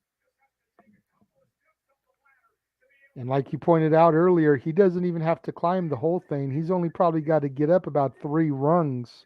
And he can probably reach the briefcase. Well, this might help a little bit. Riddle trying to wear down the Nigerian Giant with a sleeper hold, but gets ripped off. Again, right now, Omos just trying to gather his bearings, it seems. Oh, wait, look at Fury. Look at this. Fury trying to climb up the ladder. Oh. And Omos saw Fury, and Fury's about to pay for it. Trapped in the clutches of the Nigerian Giant. Oh, my God, what a plunge. Well, Riddle just launched down hard to earth by Omos. Imagine that was from the top of a ladder. God. But then again, like you said, Omos doesn't even need to go to the top of the ladder. Let's count how many rounds he actually tries and climbs. Omos sees the contract. Oh, and Sheamus. I think that was a bro kick. Sami Zayn, Haluma kick. And meanwhile, Riddle, what the hell is he going for here? Off the ropes. Got him cooked. Riddle hanging on Omos. Triangle, armbar. Madcap Moss looking to take Omos over the top rope. Oh, boy. And Kenny and Omos taking the outside again, but again on his freaking feet. Oh, Glasgow kiss. And again, they can't put this guy down, JJ. Wait, what's Seth Rollins doing here? Seth Rollins on the apron. Curb stop! Rocks Omos down to a knee. The whole field, a sense of urgency. What the hell are they going over here? Oh, my word. Well, I guess we haven't seen an announce table broken yet. There's no way. There is no freaking way. There's no way. 1, 2, 3, 4, 5, 6. What is this? 5 men lifting up Omos. Are you kidding me? Good God. This is like crowd surfing. Omos in serious trouble. Perched up high. Omos, goodbye. Oh, Holy man. cow. Holy tea. The giant driven through the announce table by all 5 men. Look at the crowd reaction. Look at the reaction from the participants in the match. And did you see McAfee as they were getting ready to throw him? He could not believe the feat of strength by all these individuals. And McAfee got the hell out of the way. Jesus. That might took Omos out of this match. And meanwhile, all these men now fighting on the outside of the ring. You got everybody on the outside fighting right now. Yep, it is a Pier 6 brawl. And meanwhile, Sami Zayn in the ring. But Drew McIntyre is aware of the urgency. And right now, Sami looking to steal this. We all know how resourceful, how well Sami Zayn is in these opportunities. Remember, he was able to successfully defend the Intercontinental Championship. Oh, man. In a 3-way dance ladder match with AJ Styles and Jeff Hardy while handcuffed to one of the men. Oh, hello. Ladder driven into Drew McIntyre's face by Sheamus. That'll knock out the Scottish Warrior for a moment. And right now, Sheamus by himself. And I agree, Moonlight. That's why you don't start. Omos learned the hard way. I'll be surprised to see Omos get back in this match. Whew. And again, no love lost with these two. Drew McIntyre, reversal, Irish whip, kick to the midsection. DDT, future sock DDT. Excuse me. And is the future bright for Drew McIntyre, grasping his lower back? Can he capitalize? And right now, Drew McIntyre. Oh, look at this. Trapping Sheamus underneath the ladder. This is smart. McIntyre climbing while Sheamus is helpless to watch as he tries to lift the ladder up. Is it Drew McIntyre's time? There's nobody else. Oh, wait a minute. Pete Dunne. Freaking Pete Dunne. The brute. The brawling brutes. What in the hell? Look at this. Done with a super hold coming out here to intervene on his buddy Sheamus's behalf. But think about how dangerous this is. If Drew McIntyre falls, Pete Dunne falls with him. And right now, Dunne has that sleeper hold locked hard in place. Brings Drew McIntyre down the ladder. Literally wearing down Drew McIntyre. Look at his head. His head's turning purple. And meanwhile, brow kick! And Pete Dunne pays huge dividends right now for Sheamus. And meanwhile, Sheamus might be looking to do the same thing. Trapping Drew McIntyre underneath the ladder, JJ. Turnabout's fair play.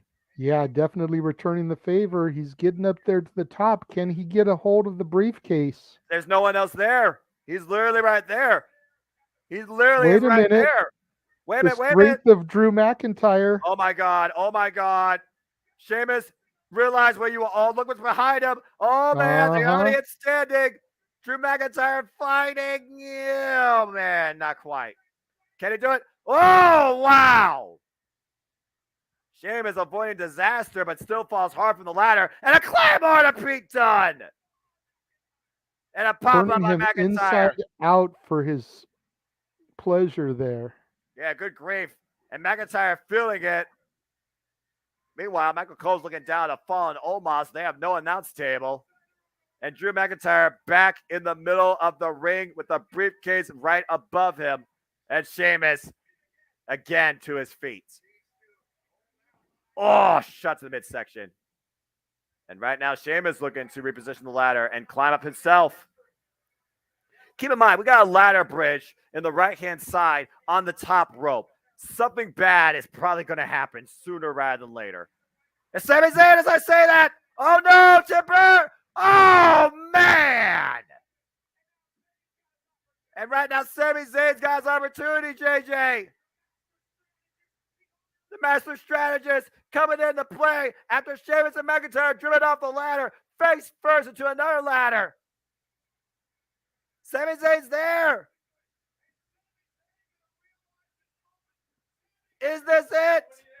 Is this the moment? Oh, wait a minute. Oh, Madcap Moss. Is everybody going to have their opportunity at the briefcase right now, Noah? Oh! Well, Madcap Moss just did, but Seth Rollins just took him down. And meanwhile, curb stop! Good grief. And right now, everybody just looking for that moment. And right now, the maniacal messiah, Monday Night Rollins, looking to once again claim the moment. And Riddle right now, I think that's an even bigger ladder. Oh, my Lord. Oh, shot to the back of Seth. Look at the size of that ladder, JJ. Good God. Yeah, that's the humongous ladder. That's the Jeff Hardy spot ladder. That ladder going to nearly happen with touches this? the briefcase. Yeah. Meanwhile, Seth Rollins trying to fight back. We got Seth and Riddle. And Riddle has handed the briefcase for a moment. Meanwhile, Seth Rollins clubbing blows to the head and takes Riddle off. Rollins on the ladder, looking to find steady ground. He's got a grip on the briefcase. Can he do it? Can he do it? Can he do it? And meanwhile, Seth Rollins. Oh, wait. Riddle. Oh, no. I saw this last year. RKO from the ladder. Whoa. Holy the hell. Ultimate, the ultimate What an plunge. RKO. Jesus. What an Good RKO. Good Get night, another replay. Seth. Yeah, look at the replay here. Nowhere to go but down. Damn. Noah, everybody is down at this point. Who is going to be able to take this opportunity? Who is going to be able to get on their feet and scale the ladder and claim the briefcase for glory? Well, as you say that, it looks like Riddle has some sort of awareness that he is slowly finding his way up the ladder, climbing to the heavens, winning this in the name of his best friend, Randy Orton, winning this to have another chance at the Tribal Chief Roman Reigns for the WWE Undisputed Universal Championship. Meanwhile, here comes Fury on the other side. Fury was literally gifted this opportunity by Vince McMahon, and we got Riddle and Fury at the top of the ladder, literally Both fighting men it out. trading punches. Yep, someone's going to take a hard fall. Seth Rollins literally dead. Oh, clubbing shot to the chest. And Riddle with the briefcase. Meanwhile, Fury, once again, rocking Riddle on the top rung. What the hell? And Riddle, oh no! Falls down. Not like this. Not like this. Fury with the brief. Fury wins!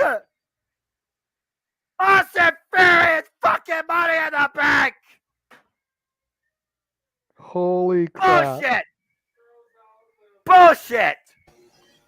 That's fucking bullshit. That is bullshit to the highest degree, worse than Brock Lesnar and highway robbery. Austin Fury gifted the money in the big briefcase by Vincent Kennedy McMahon. Damn it! And take those selfies, Theory. You deserve it. That's right. And the crowd is having none of it. They are walking out of the building in droves. I have never seen the crowd this angry since Samoa Joe and Roman Reigns wrestled Backlash. Accurate. Absolute travesty for everyone else that worked their way into this match. to be screwed. Let's take a look at the replay here. There was so much carnage involved with these ladders. That avalanche RKO, JJ, made sure Seth was down for the count. God. Yeah, that. Holy crap. And then you What came a down night, to Noah. Fury, who barely was involved in this match for most of it, came in the back door, dropped Riddle, and claimed the Money in the Bank briefcase. You say he was barely involved for most of it. He just knew how to lie in wait and pick his moment. Yep. And that's really all you got to do in a Money in the Bank ladder match. Because at the end of the day, it comes down to, can you grab that briefcase? And Fury has done that as the crowd leaves in droves. I don't And know, we leave James. I you don't know tonight if I for would the first say. part of this Jeff Meacham Network production for JJ. I am the Semendola Foster saying thank you for tuning in to Hush Money in the Bank as I now turn it over to the producer. JJ, go ahead. You were saying something. I was going to say, I don't know, James. I don't know if that was another disappointing ending. I am perfectly satisfied. Would it have been nice to see Riddle take the briefcase for his friend Randy? Absolutely. But you can't have two good, heartfelt moments in the same show. We already had it with Liv. Theory, I've been saying for a long time, Theory is money. Theory is the future. Now he has the briefcase. Time to start building him as such. Yep.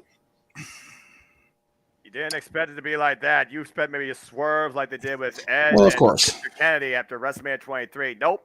Fury just gets officially added tonight at the time of the match, and he wins. Simple as that. I did note that Adam introduced him and not Mr. McMahon. We all know who Adam works for, though. I understand that, but I did note that it was Mr. Pierce that made the introduction, because I think even Vince knew if he went out there and did that, they would eat Theory alive. Probably. Yeah, probably. That's accurate. Yeah, he was the mouthpiece. He was the messenger. Yeah, he as much as Vince has definitely apparently been showing and stroking his own ego by appearing on television still, you know, he did Theory a solid by not going out there. I'm trying to find the graphics so we can throw it a break and I can have a clean little thing, but I'll go ahead and throw the things up for now. Let me go ahead and get those into the system, and we will go ahead and throw it a break. We're going to give everybody a chance to go potty, go get a snack, do the thing, whatever. Well, Jeff, are you good without me on the show tonight? Yes, because we talked about the part of topic one that you I need to talk about with JJ, so that was fine. Oh, well, there you go. Okay. He's right, open to on me if you go night. Yeah, so I'll say my good nights. Overall, minus the end of the show or the last minute swerve, I was okay with the show. It was a good show. I'm looking forward to the next one. Hopefully that'll be SummerSlam when we'll all be together again. Renegade, another great commentary job. Keep up the good work. Noah Foster, you're the man. You know, what can I say? You guys are doing commentary left and right. I want to see you guys do more. How about that? All the commentaries. I appreciate you. I'm just about ready here, kids, so stand by. Let me just make sure I... And JJ, again, wild night to say the least. A couple of moments were like, holy bleep. But it was like a World Rumble type dealie. Brock Lesnar lost his title. Brock Lesnar won the main event. Austin Fury lost his title. Austin Fury wins the main event. As they do.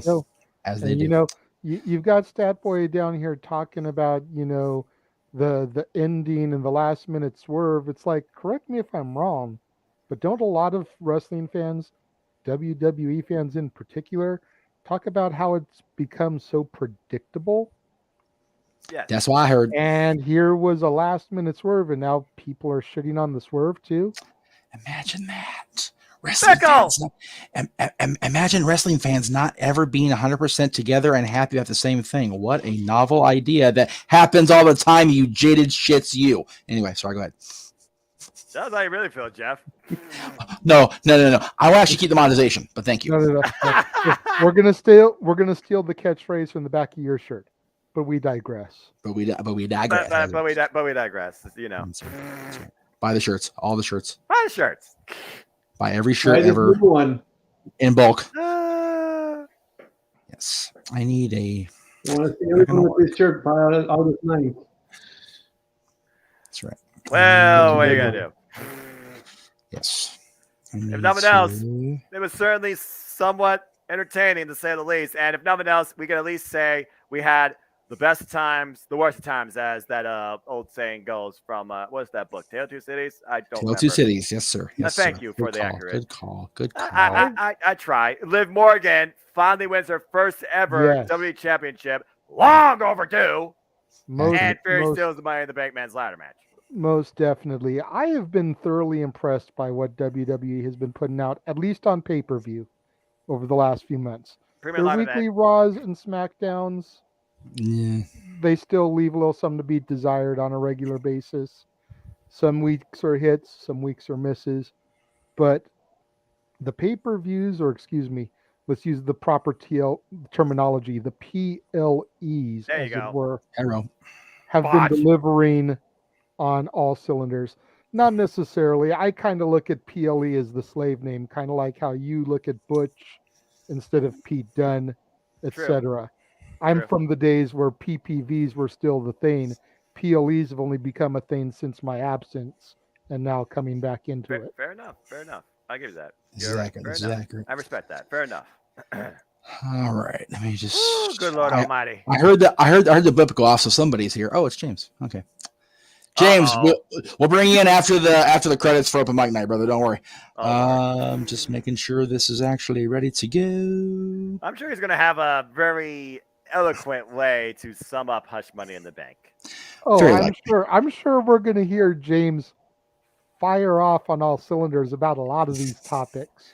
Yes, highly likely in all likelihood, as the boss would And say. Jeff, since Stat Boy is not going to be sticking around for this one, we don't have to start with that one if you don't want to. No, we're not going to. That's fine.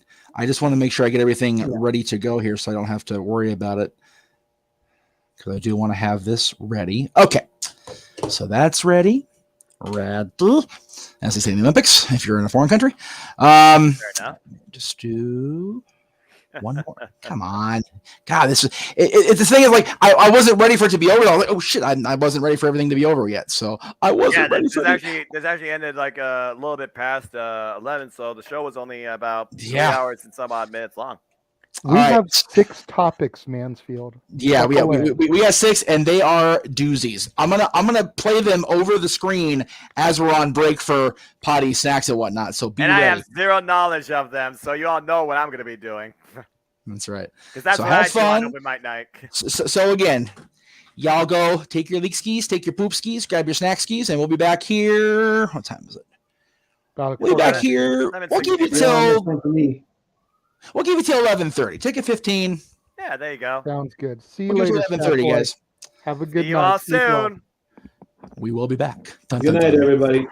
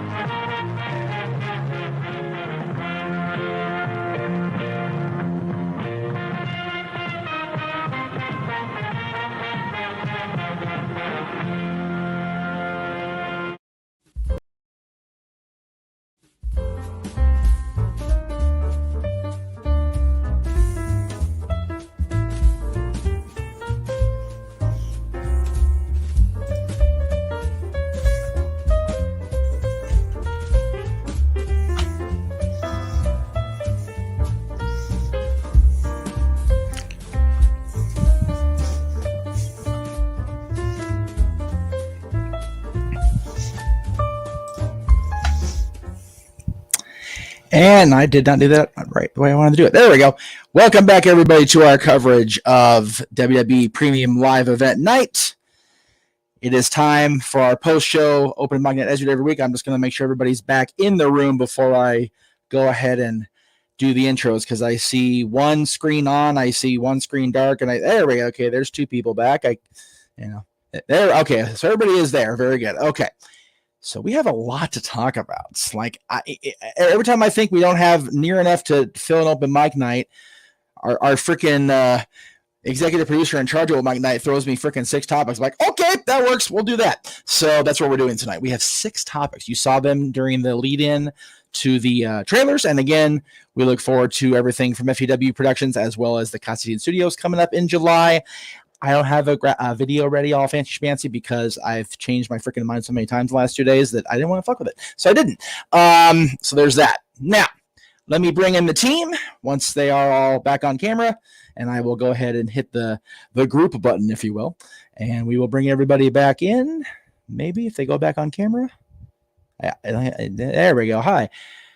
Welcome back in, everybody. James is not in there. For some reason, got messed up. Hello, everybody. Of course, Noah Foster and the Renegade J.j Williams both in their post-Premium Live Event throes of dinner, which we appreciate, and joining us for open mic night, as he does when he can, James Hebert. James, I have a feeling you are here, and you're going to feel compelled to speak like I feel compelled to drink with these topics tonight. So cheers, bro. I saw them and I'm like, oh, okay, it's one of these nights. Gotcha. It's gonna be one of those nights. Yes. And it's all his fault. These are his topics. It's all Jay's fault. 100%. You're still muted, Jay. Hang on. You're still muted. And so is Noah. And there we go. Good Lord. Good Lord Almighty. I will shoulder full blame for this. I take full responsibility because you know what? I have made it my goal to search out topics for open mic night. Absolutely. I look forward to doing this whenever we do it, whether it's weekly, bi-monthly, only on the PLEs, pay-per-views, whatever. Yes. I look forward to this. So I'm always trying to find topics for us to really sink our teeth into. And then you figure every Thursday there's the No DQ review. Right. So I'm always trying to find stuff that they're not always touching too. Yes, definitely. You know, I want to try and not have our 3 or 4 topics be the same stuff they're talking about. Well, yeah, that's just redundant. It's one thing if we have a little bit of bleed over, especially if none of us are on the panel that week. Exactly. If it's one thing if there's one, maybe 2 things that bleed over, but to have the entire show be the same thing, that feels kind of ridiculous. Yeah. Agreed. And absolutely agreed. Honestly, social media, both Instagram, Facebook, and some of the groups I'm in, are pretty much responsible for every single topic that there is tonight. Yes. And I do see the questions in the chat room. I'm assuming people are either new to the open mic night portion of our premium presentations or just don't remember. We do invite other topics to come into the room. Yeah. However, there is a little caveat, a little quid pro quo, if you will, talking about JJ's movie on Monday. We'll get to that momentarily, or toward the end of the show, actually. You're referring to Raymond's comments. Those were there before we went to break, so we should go ahead and address that really quickly. No, I am. It's just, it's a question that's not on the topic list, so I'm not going to exclude him in this case. However, for those of you joining us after the fact, and there's not that many of you left, you all kind of went to bed, which is fine. If you wish to have your chat Roman Reigns on screen, donate up to $4.98 because we're on the Apple kick here. We go by Apple prices because Apple sucks. $4.99, $9.98. You can add your topic to the queue. But like I said, Raymond will get yours in a second. And if you donate more than $9.99, you can join us on screen and talk about the calamity that you yourself bring onto the show or one of our topics you saw in the interlude. Now, Raymond, last man standing, it's my understanding that the fall, the 10 count can happen anywhere inside the confines of fill in the confines here. They could say it's within not Raymond James Stadium, Allegiant Stadium. There it is. There's one. It can happen within the city of Las Vegas, within Clark County, which would mean there'd be another multiple-time championship loser in Vegas. Damn. I said what I said. And Except that's another botch because SummerSlam is going to be in Tennessee, not Vegas. I understand that, but we're talking about Vegas tonight, so I didn't botch. Don't botch me when I don't botch on purpose, dude. That's why anyway. I didn't say anything. Yeah. Noah's the botch man. If I get a botch, he's gonna know it. So anyway, he is on me like flies on shit with these botches, and I know this. So he is just ready for that B word to just gonna like pounce on me like a freaking piece of meat, and I understand that. But look at me as a piece of meat. I'm eating a bean. Okay.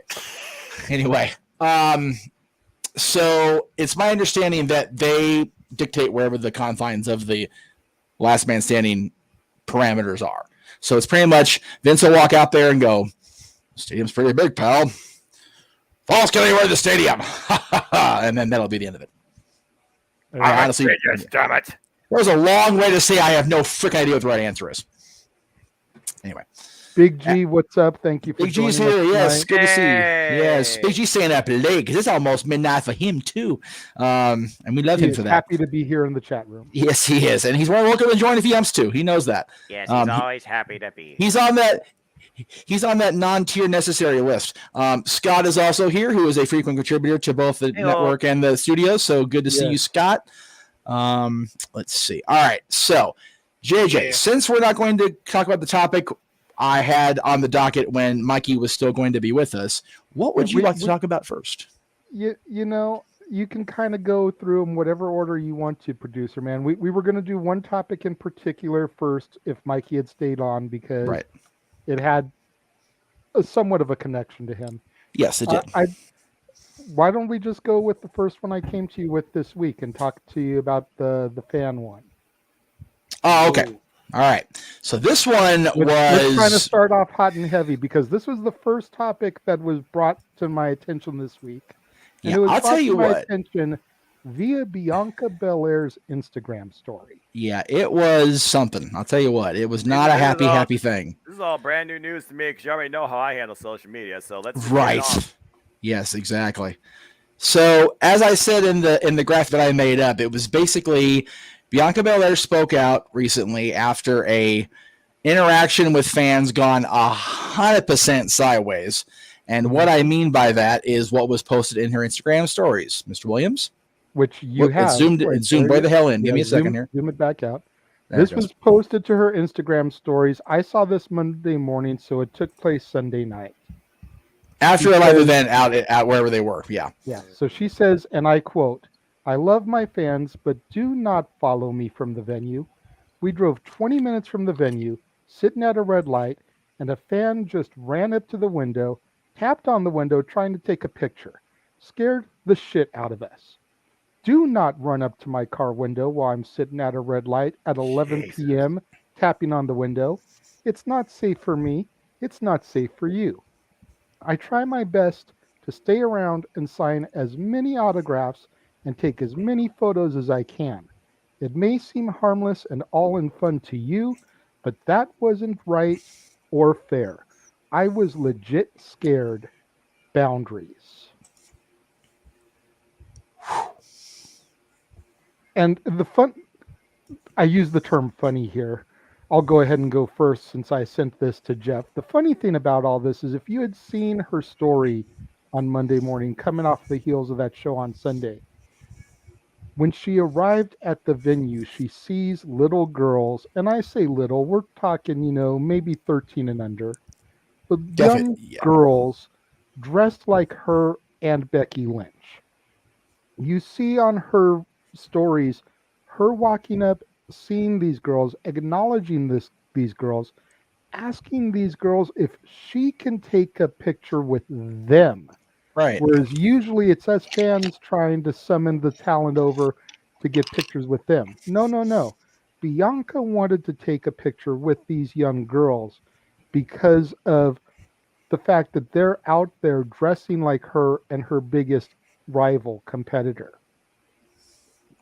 Bianca definitely acknowledges us, the fans, and realizes that we are essentially her bread and butter. She would not be where she is without us. Like I discussed in the pre-show predictions, Bianca Belair is exactly where they wanted Sasha Banks to be, and she's doing it exponentially better. Yep. No disrespect to Mercedes Varnado. No. But Bianca kind of took that ball that Sasha started rolling, picked it up, and, pun intended, ran it in for the touchdown. And this is the way she's getting treated. And it's sad because wrestling fandom in general, on a whole, has been escalating to this for quite some time. I have seen firsthand people do this type of stuff. Jay, you and I were in Vegas I have seen firsthand people rush up to talent and try to get acknowledged by them, hunt them down at airports. Like CM Punk talked about in that infamous pipe bomb, waiting for them in the airports just to shove the program under their face and get a signature on that you're then going to turn around and sell. I went to the Ontario Arena earlier this past year. Jeff was there. He met me there, or it must have been late last year, because they were doing tribute to the troops the same night. Right. So it was late last year. Jeff met me there afterwards. He had a ticket to go and I didn't. Right. And there had been superstars pulling up that got bombarded, fans rushing them for autographs and pictures and stuff. And then when we, the ones that were back there minding the boundaries, doing things the right way, we got told no by them. Yep. Even with their buddies on the roster trying to say it's okay, security got so shell-shocked, they're like, nope. So to a certain degree, the superstars are almost welcoming this behavior by rewarding the bad behavior and telling the ones doing good, no.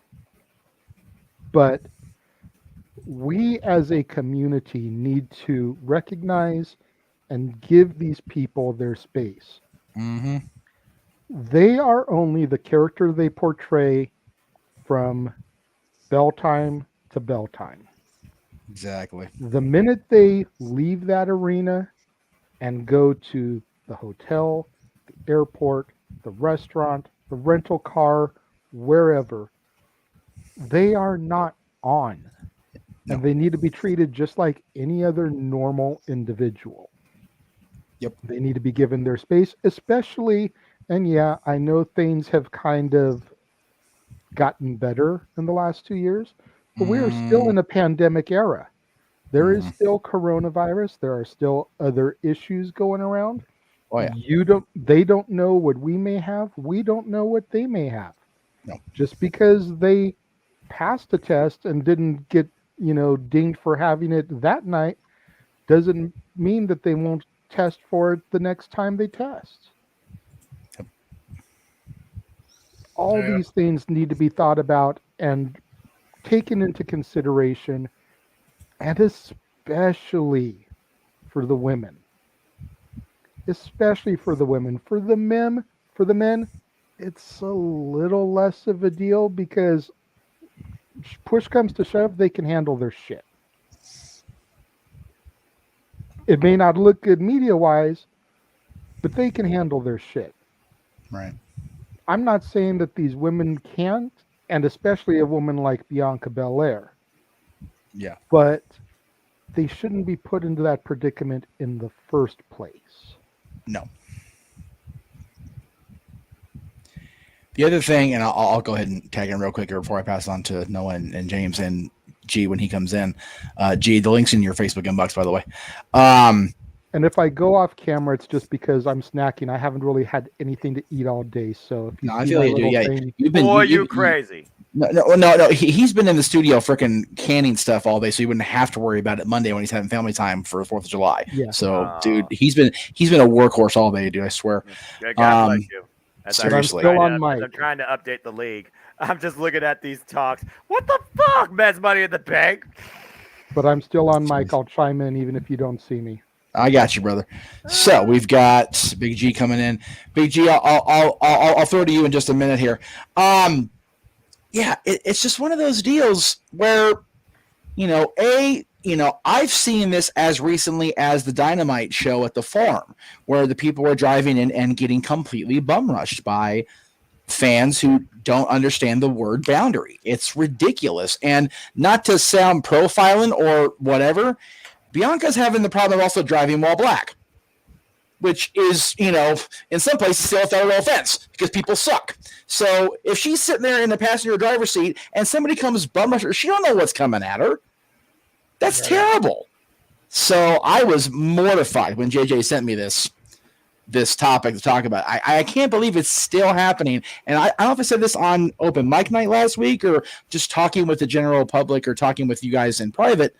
I felt such a disconnect from current wrestling fans being at Dynamite because I watched a couple different things. I watched the bum rushing of the cars as they were pulling in the parking lot, which was just astounding to me to this day. Yeah. And then walking around the perimeter of the building, just kind of waiting to go in and getting myself obscenely sunburned, which I was still mad at myself about for days after that. Listening to conversations and just like, I don't have anything in common with these people except the fact that we're here to see AEW. Like their brain patterns are not like, I don't understand how this person thinks or these people think. And it was very sobering, I guess is the best way to put it. But on this particular front with the bum rushing of cars, I've seen it so many times over the years, be it in the indies when I was working, be it at WWE or AEW or, other indies, other big shows or whatever. It astounds me. And Noah, you've been a fan for a long time. I know you've attended shows. You're also the most polite, respectful dude I've ever met in my life. So I know you're not one of those guys. So what does this say to you as a fan? And I'm asking you in particular, just because I know you have such a passion for the wrestling industry, but I can't see you as a car rusher. It astounds me.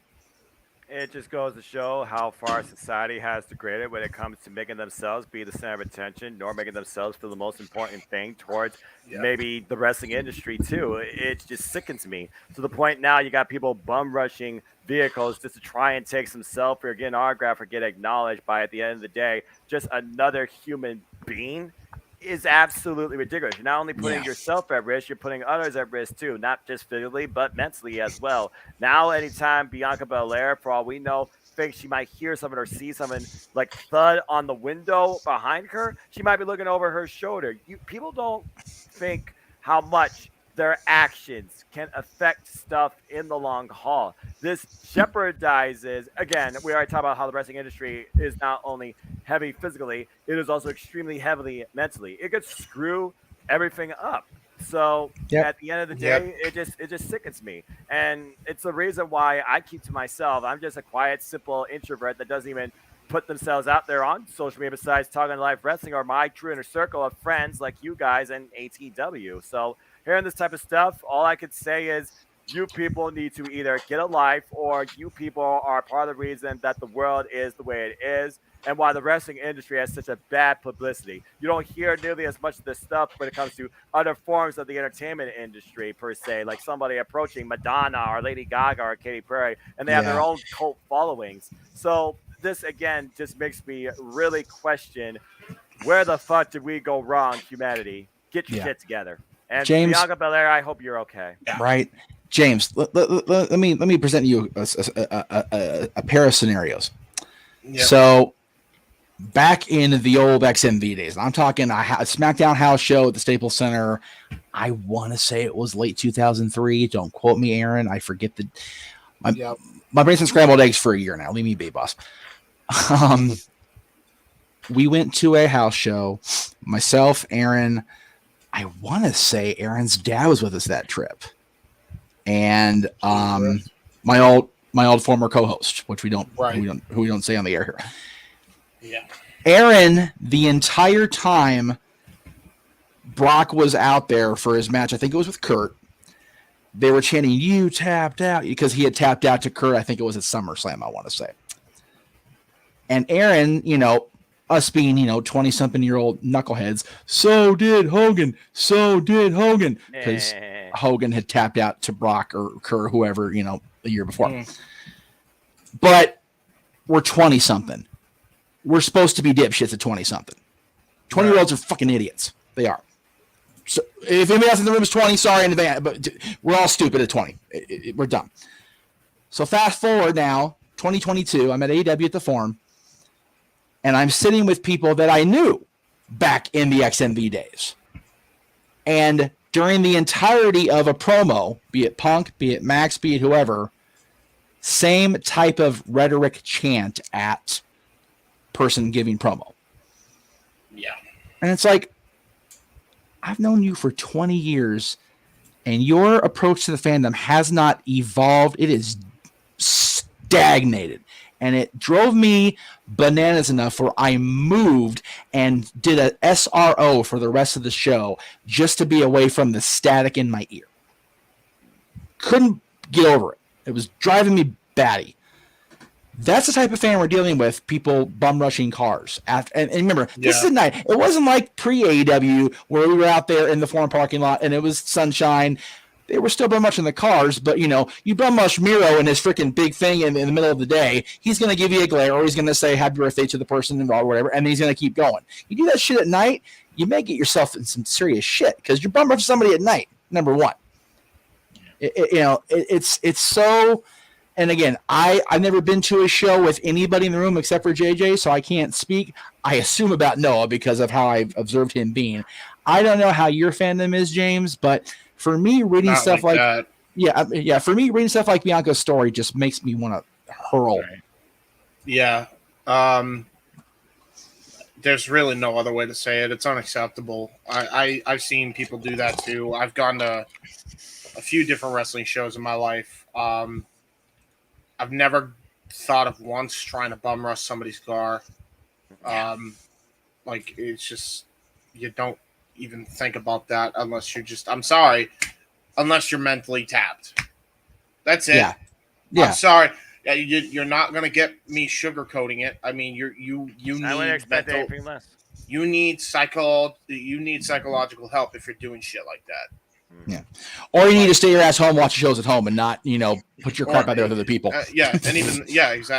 Like, the whole idea of people going to wrestling shows is like any other form of entertainment. They're going there to have a good time, not going there to be a public nuisance and drive people away from the industry. That's not what you're there to do. Nope. You could have your likes, your dislikes, but don't be fucking obnoxious about it.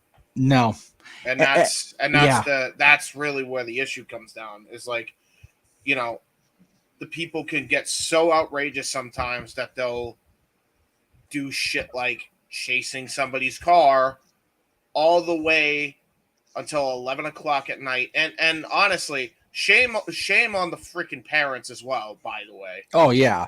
Like this is what you encourage. You encourage this type of behavior. Yeah. Because the 13-year-old girls didn't just drive themselves.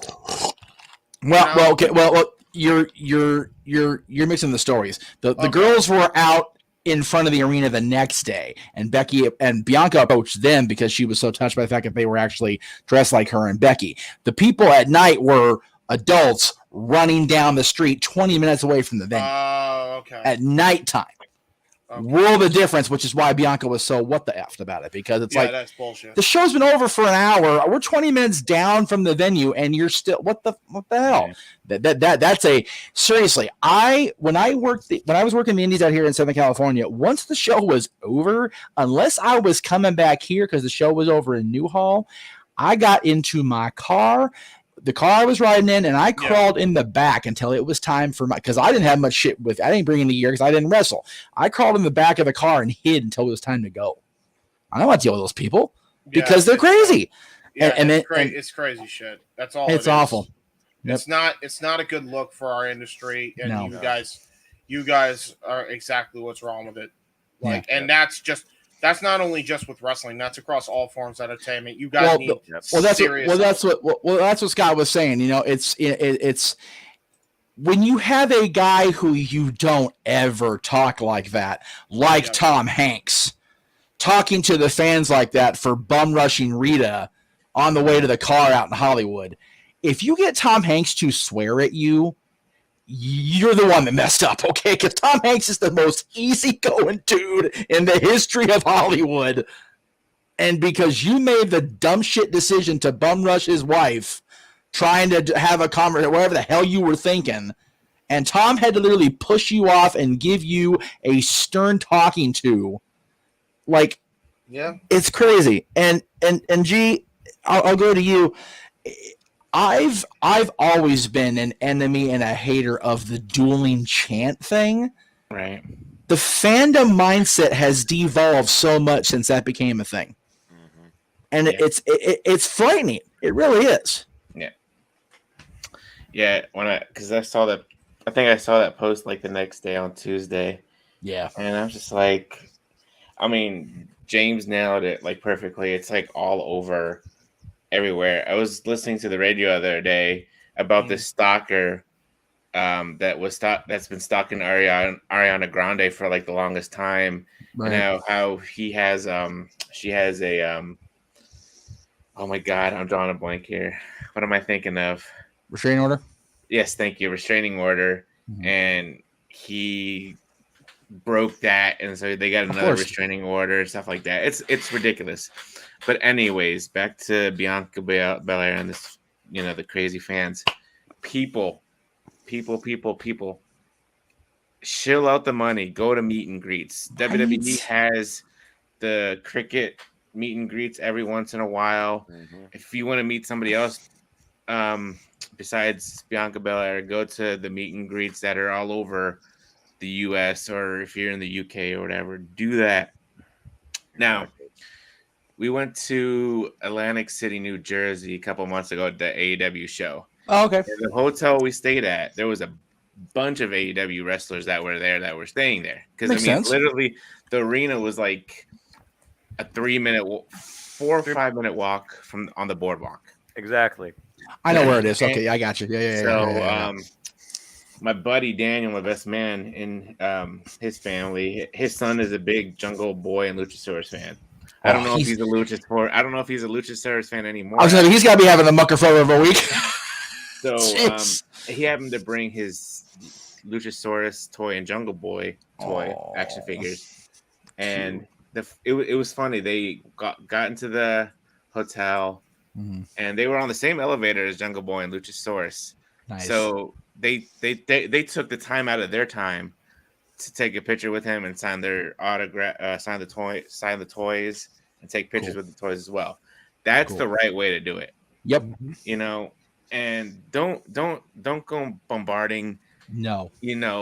Like I said, if you have the money, go to a meet and greet. WWE hasn't done it in forever, but I know AEW has meet and greets before the show. Yep. Usually fill out the money. If you're that Impact does, AEW does. Yeah. If you're that desperate, do it the right way. Do not ruin it for everybody else. Yep. So, and don't ruin that person's mentality. Right. JJ, forgive my memory because it's shit, as you know. You were not at the 2018 Survivor Series with Team No DQ for the 20th anniversary special thing, right? Nope. Okay. So I'm not going to gotten back into things by that point. That's right. So I'm going to say a scenario. If the person is watching, they will know who they are. So I'm sorry in advance. I will not say the name out loud because I'm not going to be that much of a prick.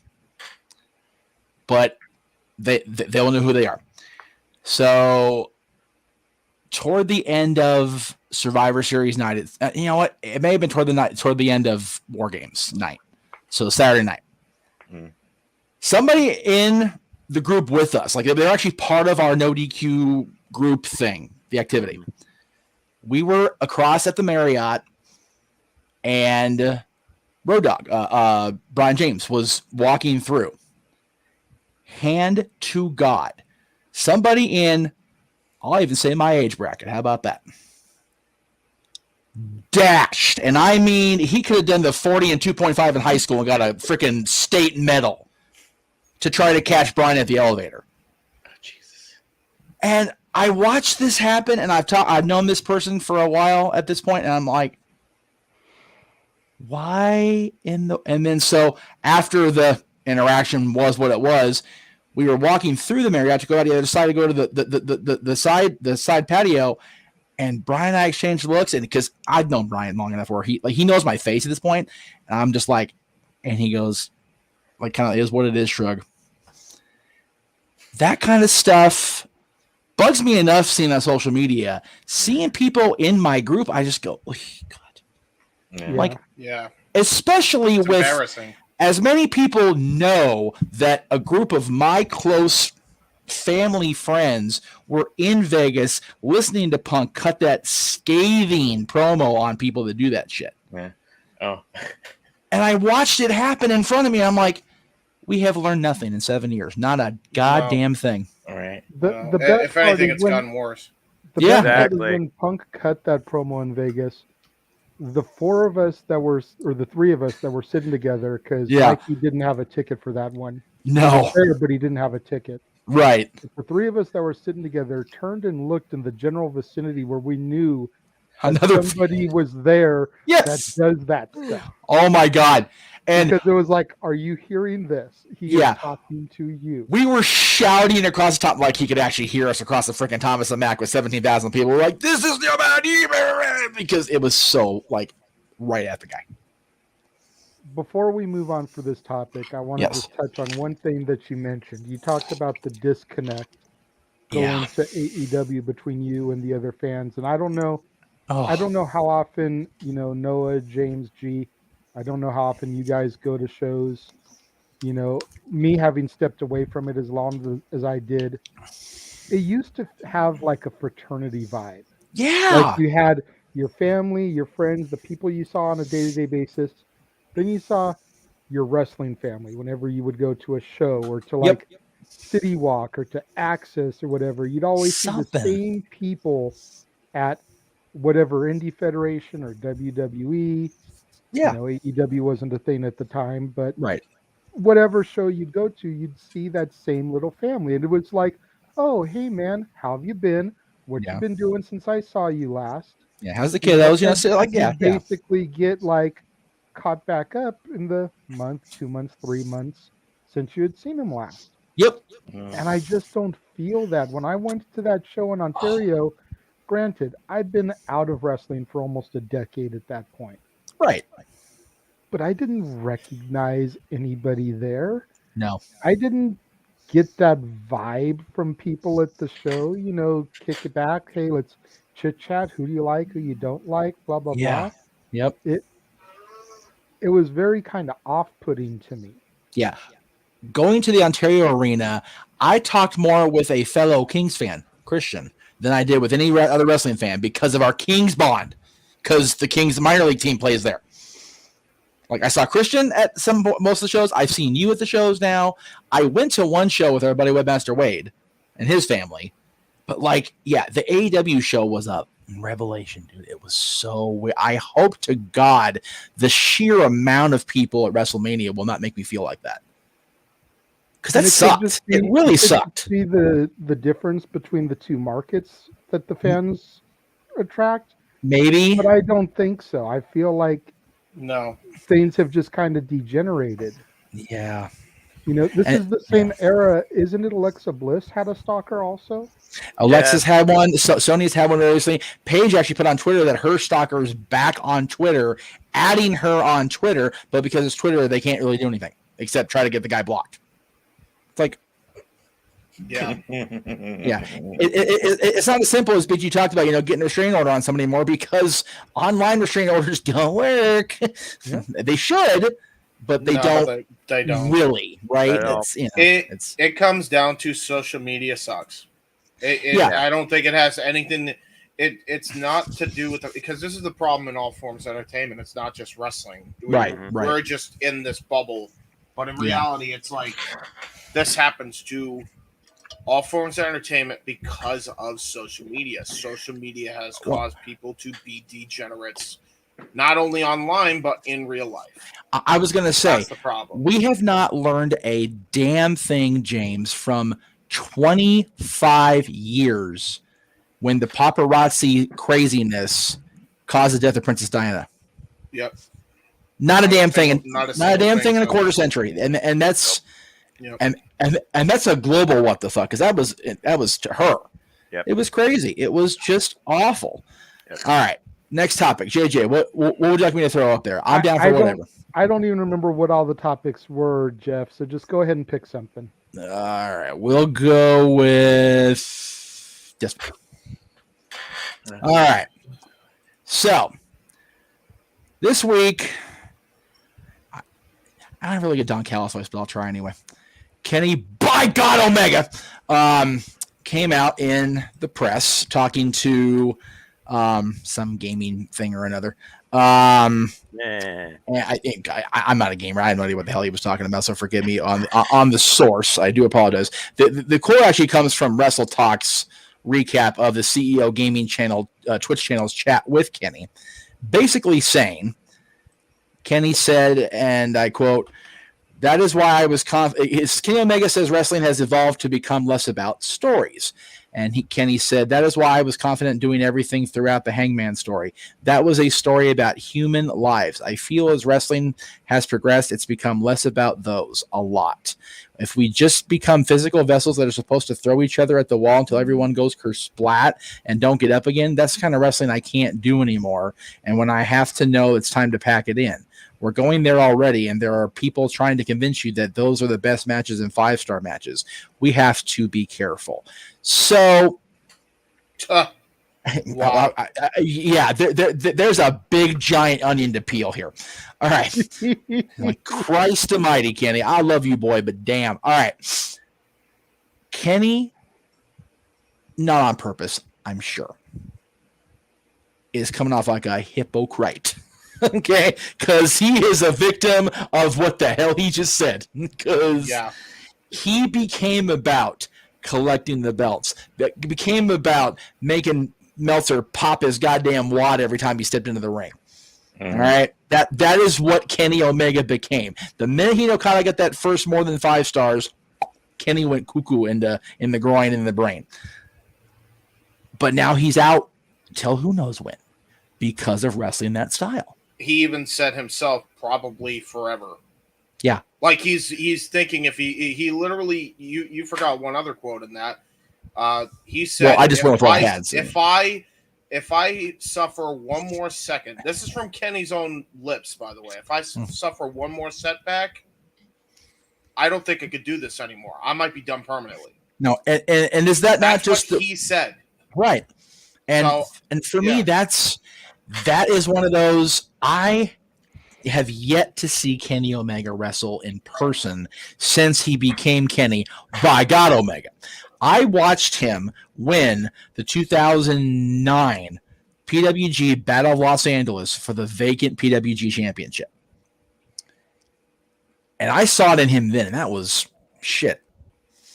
13 years ago. No, yeah, almost 13 years ago now, because it was toward the end of 2009.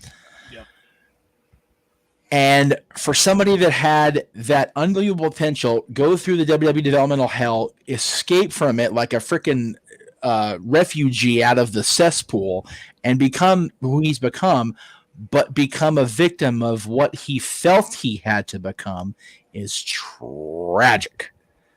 Yeah. Noah, we heard from James actually say the quote, but I want to ask you, where do you stand on Kenny Omega? And I mean, it's pretty much a good sense that he's right in what he says, but, is there not accountability on his end for him proliferating and popularizing that style amongst the boys and amongst the fans watching it? It's one of those things where, you figure about you probably were the one that brought this type of style to the dance, but now you have a sudden realization when you consider how your body and your mind is going nowadays to the point you may never wrestle again. You figure about this whole belt collector mentality. The likes of Macardona, who's injured. Taya Valkyrie's currently got multiple belts. Kylan King, she's making a brand name for herself with multiple belts. FTR's got 3 set of tag team championships, and Dax Harwood's on the brink of being injured for the long haul. If he's not careful. It is one of those mentalities that, again, you figure about what you started, you see the domino effect, but now you look at yourself and you can't do it anymore, and you kind of suddenly realize, okay, maybe I was wrong in this mindset. So honestly, it just feels like it's a realization, but it just might be, too little too late, because now it's becoming more so what everybody goes after, because it seems now that's the way you go forward to get over in this industry. So I do think there's definitely a sense of accountability. And with Kenny Omega saying this statement, I hope there's a lot more of that in it versus just more self-professed boastering. Yeah. Big G, Noah will back me up on this. What was the first time I ever asked for a New Japan login, Noah? Remember? Yeah, it was Wrestle Kingdom. Omega against who? Omega against Chris Jericho. And why? And because I wanted to see what Kenny Omega had become after all this time of me not seeing him. And he wowed the bejesus out of me. He did. Wowed the bejesus out of everybody. But then again, he set a standard. And that was after I faced Kazuchika Okada to the point. I was going to say this after the Okada stuff for the most part. He had like one more match with Okada for that. And I'm like, I need this in my life. I actually had my own subscription for a year because it was I need this in my life. This is the thing. I saw Kenny Omega wrestle Sami Callihan live last year at Summerversary in a death match. Okay, I'm glad you brought the D word up. I'm so glad you brought that up. Kenny's style, and G, I'm going to throw it to you down here. That's Kenny's style and what has become of his body, combined with the all of a sudden death matches are in again. Yeah. Like, I remember when death matches were getting like, oh, we can't do these anymore because freaking New Jack is so this and Nick Gage is so this, and that was not that long ago. And now it's like we have women having death matches and being proud of it. And I'm not shitting on people like Mariah or people that I, like Britt Baker or whatever, but it's like, I guess I'm just becoming an old fuddy-duddy in my near as I near closer and closer to 40. But I have no desire. Huh? What happened? Hey, some of us is past that. Okay, but I think you and I can relate on this as well, Jay. I have zero desire to turn on a wrestling program on my TV and especially go live. I've cleaned up after 2 nights of death matches. I'm good. Yeah, Kenny Omega and Sami Callihan felt like a death match, and it was for the Impact World Championship because, Sami Callihan, he's bloody insane. Because Sami is nuts, yeah. There are some wrestlers that have made that a standard. I mean, just against all odds this past Friday night, Clockwork Orange House of Fun match. Yeah.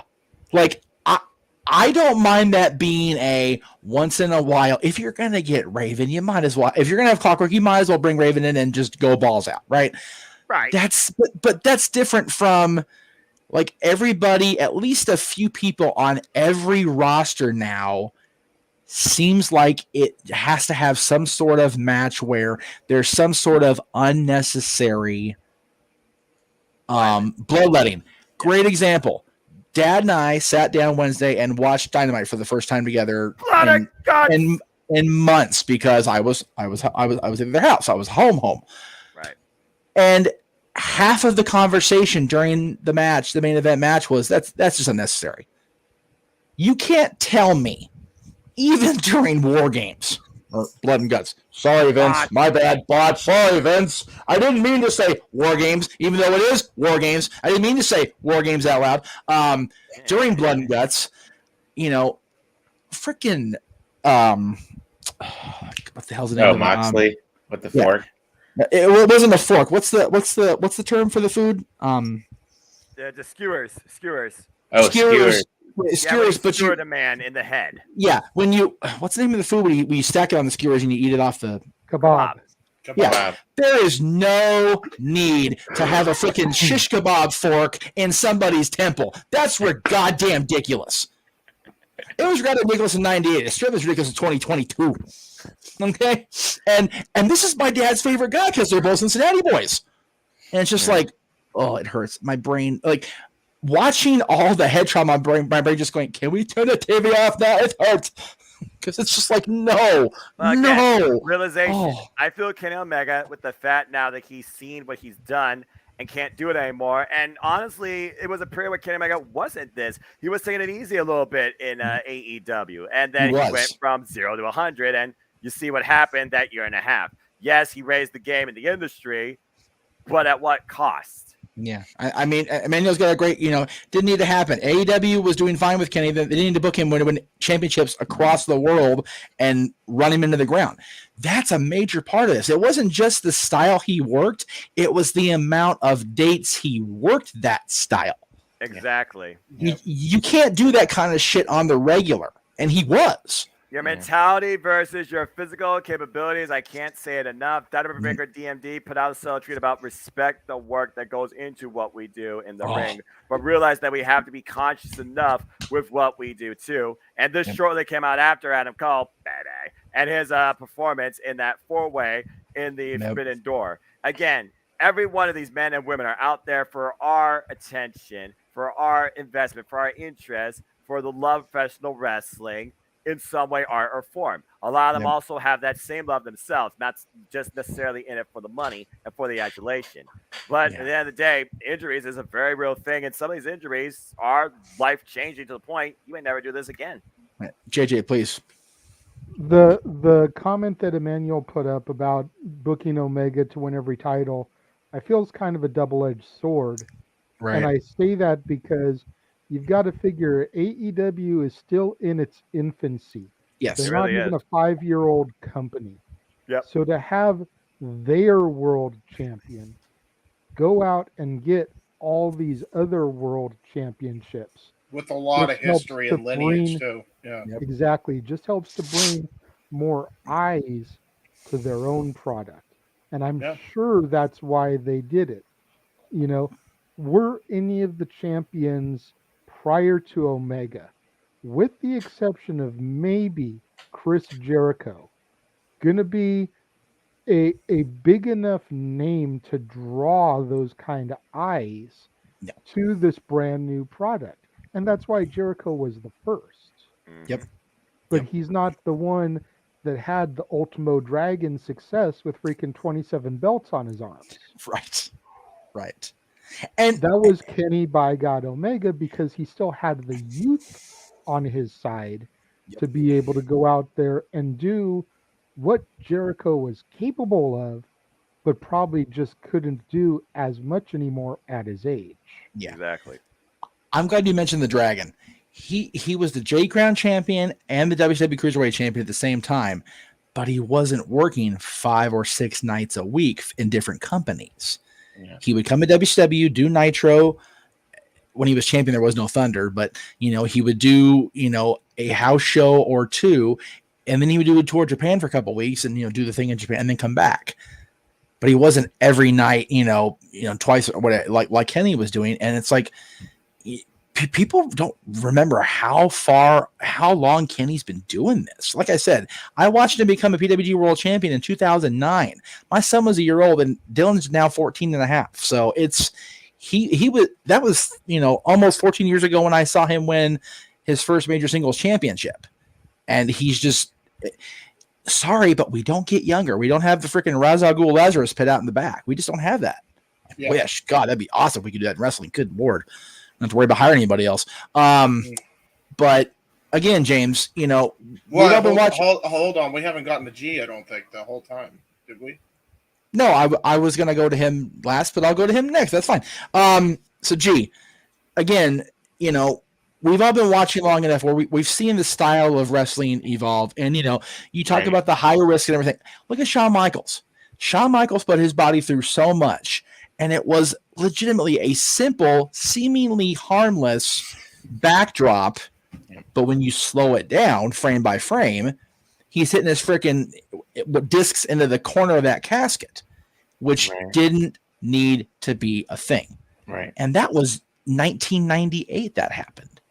And we're having this conversation about Kenny Omega doing unnecessary risks now. Right. Is it more of I'm so passionate and I want to have the best thing out there on the card, or is it also I need to make as much money as I can while I can so I don't have to worry about taking care of my family later? Because when you have that mindset, at least from my point of view, if you try to make all the money by doing the things Kenny does, by doing the things Shawn did, your family's going to be financially taken care of for the rest of your life and their lives. Right. But you're going to be watching your kids play in your freaking, cripple chair in the corner of your living room. That's kind of sad. Yeah. I mean, it depends on the worker, though, too, because, again, some of these workers, okay, do they have everything now? Do they want else to have family? So, also, not really a double-edged sword, but also it's one of those butterfly effects. Which way do they want to take their careers all the way to the end, too? Just saying. Go ahead, Big J. Yeah. So, I first saw Kenny Omega wrestle in AEW at Full Gear in Baltimore against Moxley in that Lights Out match. And that was... Really? I mean, I that love was rough. That was rough. It was. I love my violence. Right. I love my violence. Anyways, I had not seen Kenny Omega wrestle before then. Oh, okay. I've heard of Omega and stuff like that. Right. In New Japan and stuff like that, but I never actually saw him wrestle. Right. Yes. And then he finally won the AEW championship. And then he won the Impact title and then the AAA title. And like you said, that's a lot for one person. Yeah. The titles, they're props. But to them, they're like, okay, I'm representing these companies as the world champion. So I'm gonna do what I need to do to make them happy. And I also believe, a lot of these wrestlers, male and female, they are passionate about what they want to do. So they're going to go out there and do whatever they have to have the match of the night. So, like, say you have one match, they're going to say, okay, we're the main event. So we're going to have to outshine the match before us and after us. Yep. So, and Kenny's getting up there in age 2 now. I think he's probably his mid 30s, late 30s. Yes. Yeah. So, and you doing this for a long, long time. You said 2009, Jeff. At least for doing this a long, long time. He'll be 40. He'll be 39 this year. He's my age. 39. Okay. Yeah. I'm still in my. I'm in my mid 30s. I'm just 30. It takes a toll on your body wrestling day in, day out, day in, day out, day. By God, Ric freaking Flair is gonna be wrestling. I was gonna say. By freaking God! I mean, the man, he saw Vince wrestle at WrestleMania. He's like, okay, if Vince can still do this, I can do this. Okay, but Vince worked a freaking match with McAfee. You know what I mean, though. Yeah, I know. It takes a toll on your body, and sometimes you have to switch up your style of wrestling. You do. That way you can continue to wrestle. I would argue that's the key to Flair's longevity. He didn't, despite what books written by jaded people will tell you, he made sure he adjusted his style just enough where as he got into his 50s, right, he wasn't going 60 with Steamboat anymore. It wasn't going to be a thing. No. So he had to do. And that's why if the rumor is to be believed and Jay Lethal is going to be involved in this match with him, I am more reassured than I was when I first heard the announcement. Because we've all seen Jay Lethal work. Some of us have befriended Jay Lethal over the years. I trust Jay to take care of Ric Flair. I do. So anyway. But yeah, hopefully Kenny Omega, I don't know. I hope he comes back, James. I do. Yeah, I do. I hope he does. And the thing is, we've heard that he came back and then had to leave again because he couldn't be around it and not be in it. Yeah. That's the beast. That's the thing that talk about Undertaker's Last Ride documentary, chasing that dragon within you. The dragon. Yeah. We all heard that line and it was like, he's not wrong. No. And Kenny not being able to harness and utilize that dragon to the ability that he used to, mind fucked him and he had to go home again. Well, that's going to be tough. I thought the reason was because he got injured while working backstage, and that's what I'm saying. He couldn't even be backstage without getting more involved than he really needed to. And that was the problem. Yeah. And he botched himself. Yeah, it's like, oh God, Kenny. God damn it, Kenny. Oh my God, you hurt Kenny, you idiot. Anyway, just that's accurate, right? So again, I'm glad Jay brought this up because it's so. And again, JJ and I in particular, you guys more so the last 2 years, have watched the Young Bucks grow into the old, still think they can go Bucks, and then watch them have matches. It's like, oh, wow, yeah. Mm-hmm. Yeah, exactly. Yeah, we don't need that from y'all no more. We love you. No, stop. Stop.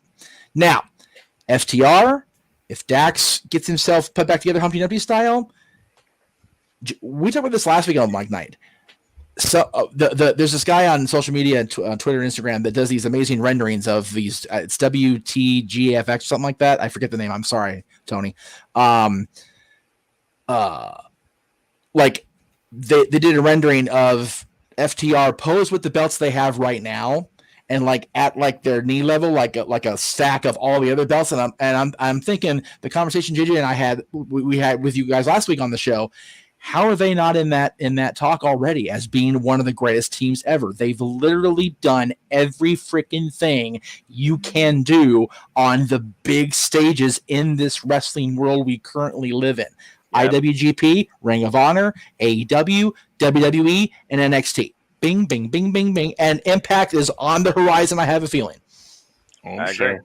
Like, how do you not put them in that talk with Axe and Smash, with Hawk and Animal, with Bubba and Devon, Edge and Christian, the Hardys? And the thing is, Edge and Christian and the Hardys, with all due respect to those two teams, and the Dudleys also, they held the WCW tag titles, these WWE tag titles, but they were WWE owned.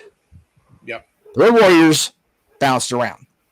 Demolition held on to the World Tag Titles of WWF at a time where only Hogan got to touch that kind of longevity with a title before Demolition, and then Honky, of course, won his title that year. It's like nobody did those kind of numbers but Hulk. Yep. And for FTR to be in that category of not necessarily long reigns, but the sheer quantity of their belt case, even Conrad Thompson's going, hey, nobody belts in me, and nobody has more belts than Conrad Thompson. So nobody. I seen it. So yeah, FTR's got to be in that talk. Anyway, let's see. There's a comment here. It says, "Can I confirm FTR? We confirm FTR if they are okay." So Dax is banged up like a muckerfucker after the match at Forbidden Door, but they did work Dynamite. I believe they work Rampage as well. So it's a matter of just easing into it and not botching the buckshot at a pay-per-view and then trying it again on Wednesday and really botching yourself up, CM Punk, to the point where you have to go take time off. Yep. Just a matter of just slow it down. And it's not like it's very much the same way as how they were trying to do it. Punk's flair, they're Arn and Tully. Arn and Tully could slow a match down and work a body part for 20 minutes, not to worry about doing a damn thing of their damn selves. Yep. So hopefully, yeah. Great, yeah. All right, let's see. It ain't ballet anymore for sure. Well, we'll go. I'll grab onto that one. I appreciate you saying that, James. I have come to think of that term as just my brain just, and I'll tell you why. My son went to go take ballet for like balance and coordination stuff. And ballet dancers, they are no joke. Those guys and gals, I'd rather wrestle. I really would. Yeah, actually. I can't imagine the kind of strength in your toes and in your hand-eye coordination.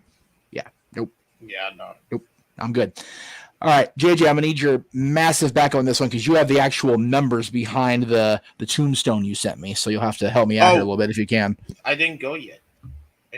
On this, are you sure? Yeah, James didn't go. I didn't go like full on. I just kind of interjected. Carry on. Yes, sir. Moments. My thoughts are as follows, really, with this Kenny Omega stuff. Like, I feel like Kenny is saying this now because he's so banged up to the point where he's had setback after setback. Right. If he found a way to work less dates while being those multi-time champions, then I don't think we'd be having this conversation. But the bottom line is he was always overworking himself. That was the issue. He needed when he had that many titles, he needed to lessen his schedule to that point. And he was the draw, Yep. He shouldn't have been working himself like he was an undercard or workhorse type wrestler. At that point, he already made it to the top. He's the attraction. He should it's literally goes back to what we said last week about all the world champions should be treated this way. Every month, no more, no less. It never should be any more than a month. It should be TV specials, pay-per-views. That's it. Look at Roman. Look at Roman now. And by the way, I don't even think they're doing Roman right because he should be defending it every month. The problem is they just don't have any more contenders because they refuse to build stars at least properly. Kenny Omega didn't have that problem. Kenny, especially in the three companies, maybe AAA. You can maybe make an argument for AAA. Still, right? You could have gone to each company every month and have a week. Have a week off every month. Right. He went there on 2 days, 3 day stretches. There was at one point, I think during All Out of what was it, 2020? He wrestled 3 or 4 times that week because he was the fucking champion. He went and defended the championship. He defended the championship. Actually, it might have been 2021. It was the barbed wire match. Yeah. It was the Moose match, and then he went to AAA and wrestled Andrade. Yeah. What the he? No wonder, dude. Yeah.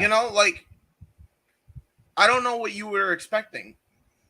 You guys have to lower the schedule. There's so much talent on this roster. You have enough to rotate out for at least 2 weeks, if not 3, every single week. You have to do better to protect the top guys. If they just stuck to wrestling lore and actually said, okay, your top champion or any champion has to defend once every 30 days. Right. If Kenny's got 3 titles, that's essentially once every 10 days. Right. Roughly, yes. There's no reason he can't get plenty of rest in 9 days. Yeah. And that's not all. I mean, at the very least, if you're talking television champion, that's still only every 2 weeks. Yeah. Okay. It shouldn't be every week. Yeah. Well, no. Well, no. Because in theory, if you're pre-taping one of your shows, you're good. Yeah. JJ, go ahead. No, go ahead and finish this. I was going to say something unrelated before it pertains to the next topic. I think. Oh, okay. I'll just finish it with this. It goes back to what we said last night. You guys, we want to see everybody do well. We don't want to see this many injuries. If that means you have to slow down your style, then so be it. I'm fine with it. Yeah, you don't need to go this freaking hard. Just slow it down. Slow it way down. That's what we have to do. If that means we get more longevity, then so be it. Because I'll tell you right now, man, 36 injuries is way too many in this freaking industry. Yeah, way too crazy. Damn many. There wasn't even that many in 2011. There wasn't that many during WrestleMania 32, which was littered with them. Oh yeah, 36 is unacceptable, and we need to change that. We do. Period. You are correct. Especially when you consider 13 of those are top guys. Yeah. Enough. Yeah. Yes, G. You were. I was gonna say we can't do anything physically. They right. Yeah. That's it. Exactly. That's it. That's basically what I mean. Yeah, they have to. The wrestlers and the promoters. Exactly. JJ, you want to say something before we go on to the next topic, or I just sent it to you in DM. Oh, okay. I if you want to say something about something before the next topic. Okay, just want to make sure we were clear on that. All right. So since Monday, and of course, I actually brought my John Cena over here, and I was going to wear it during this part of the show, and now I can't find the damn thing because we came over here in a hurry today. So I'm just going to say it like it is, but I do want to say, since I have the hat on, Paradise Kitty had their show. It's now 10:04 in the morning over in India. So, girls, congratulations on a tremendous tour of India, getting the message spread over there to let the women do the talking and rock and roll. I love you, rods. I can't wait to see you in a couple weeks. Mwah. All right. Anyway, did John Cena's milestone open a true forbidden door is the question of the moment. And the reason I say that, gents, is because on Monday night, during the course of John Cena's celebration of 20 years, which again watches our spines curve and our hair grays, we had no less than 3 people from current AEW contracts appear during Raw. Yes, they were pre-tapes. Yes, it was a thing.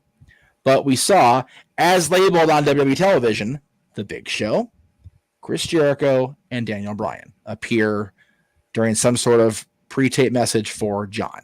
Much akin to seeing WWE Superstar AJ Styles appear at Slammiversary the week before. Is this forbidden door creaking open even that much more now? JJ brought the great topic up to me. This is one of the first things he brought to me this week after the Bianca fan bullshit people. So I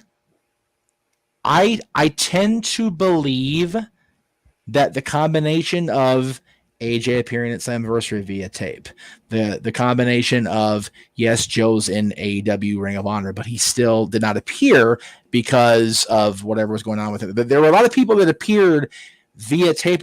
Dixie was there live, for Christ's sake. So the wrestling world is definitely maybe not changing or evolving completely, but it's definitely going in a direction that I didn't think was going to be possible in my lifetime.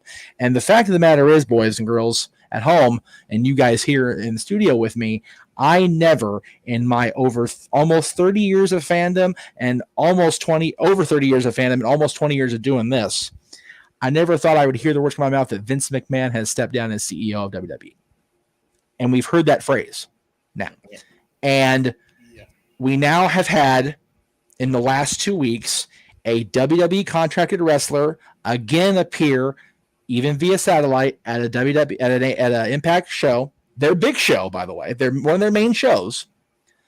And then, as we heard about 45 times on Monday, the greatest of all time celebrates his anniversary with the company. And 3, granted, Paul White's not wrestling for AEW right now. Cool.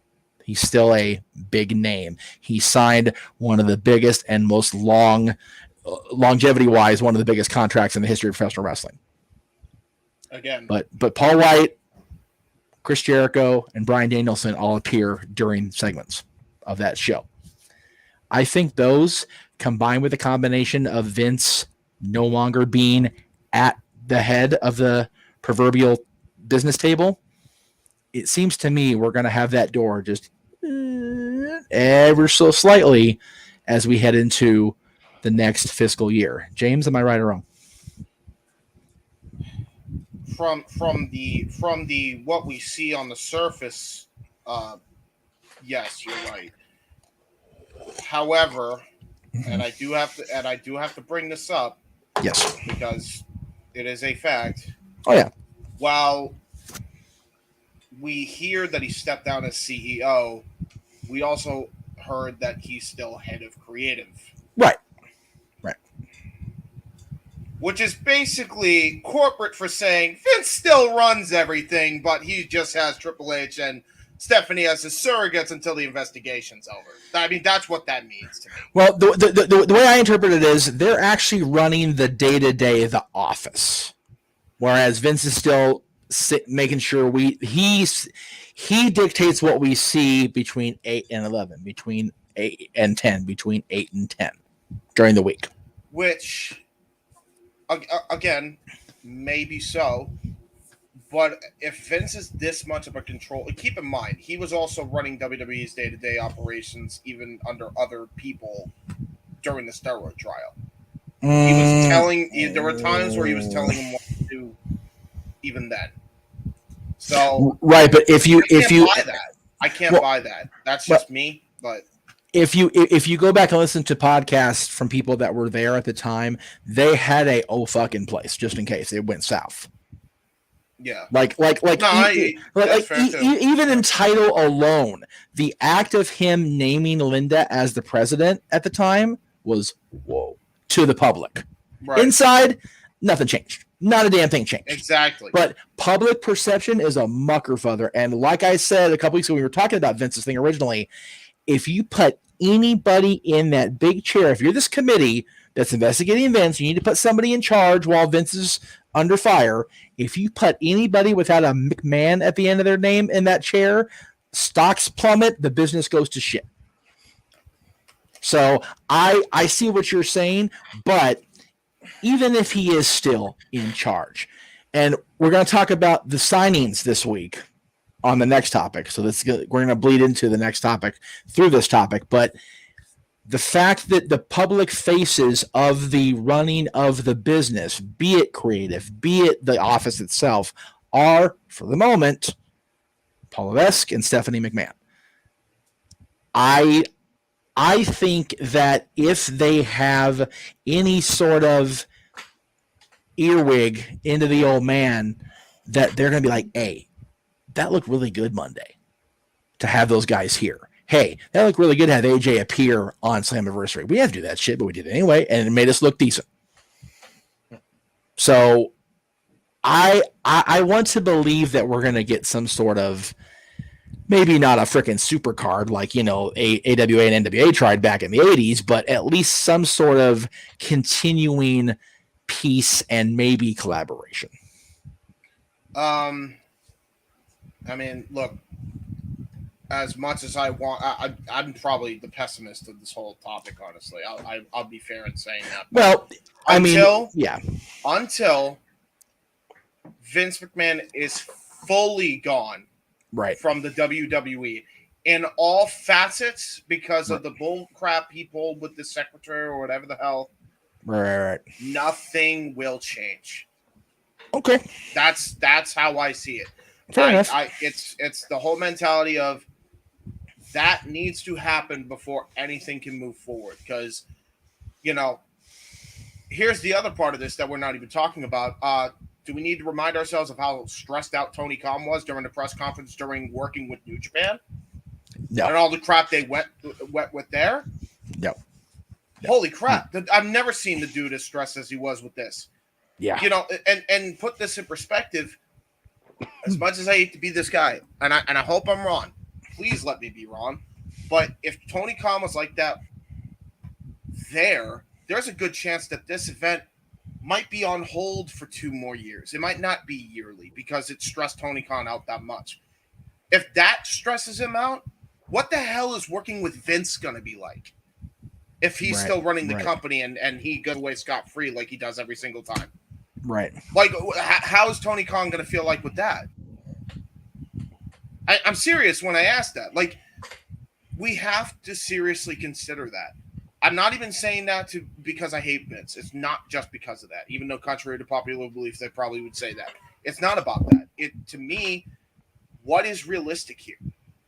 The realistic way for the Forbidden Door to be fully open to the entire wrestling industry and for it to be a true territory system like it was back in the 60s and 70s is Vince needs to be gone, step down, or whatever.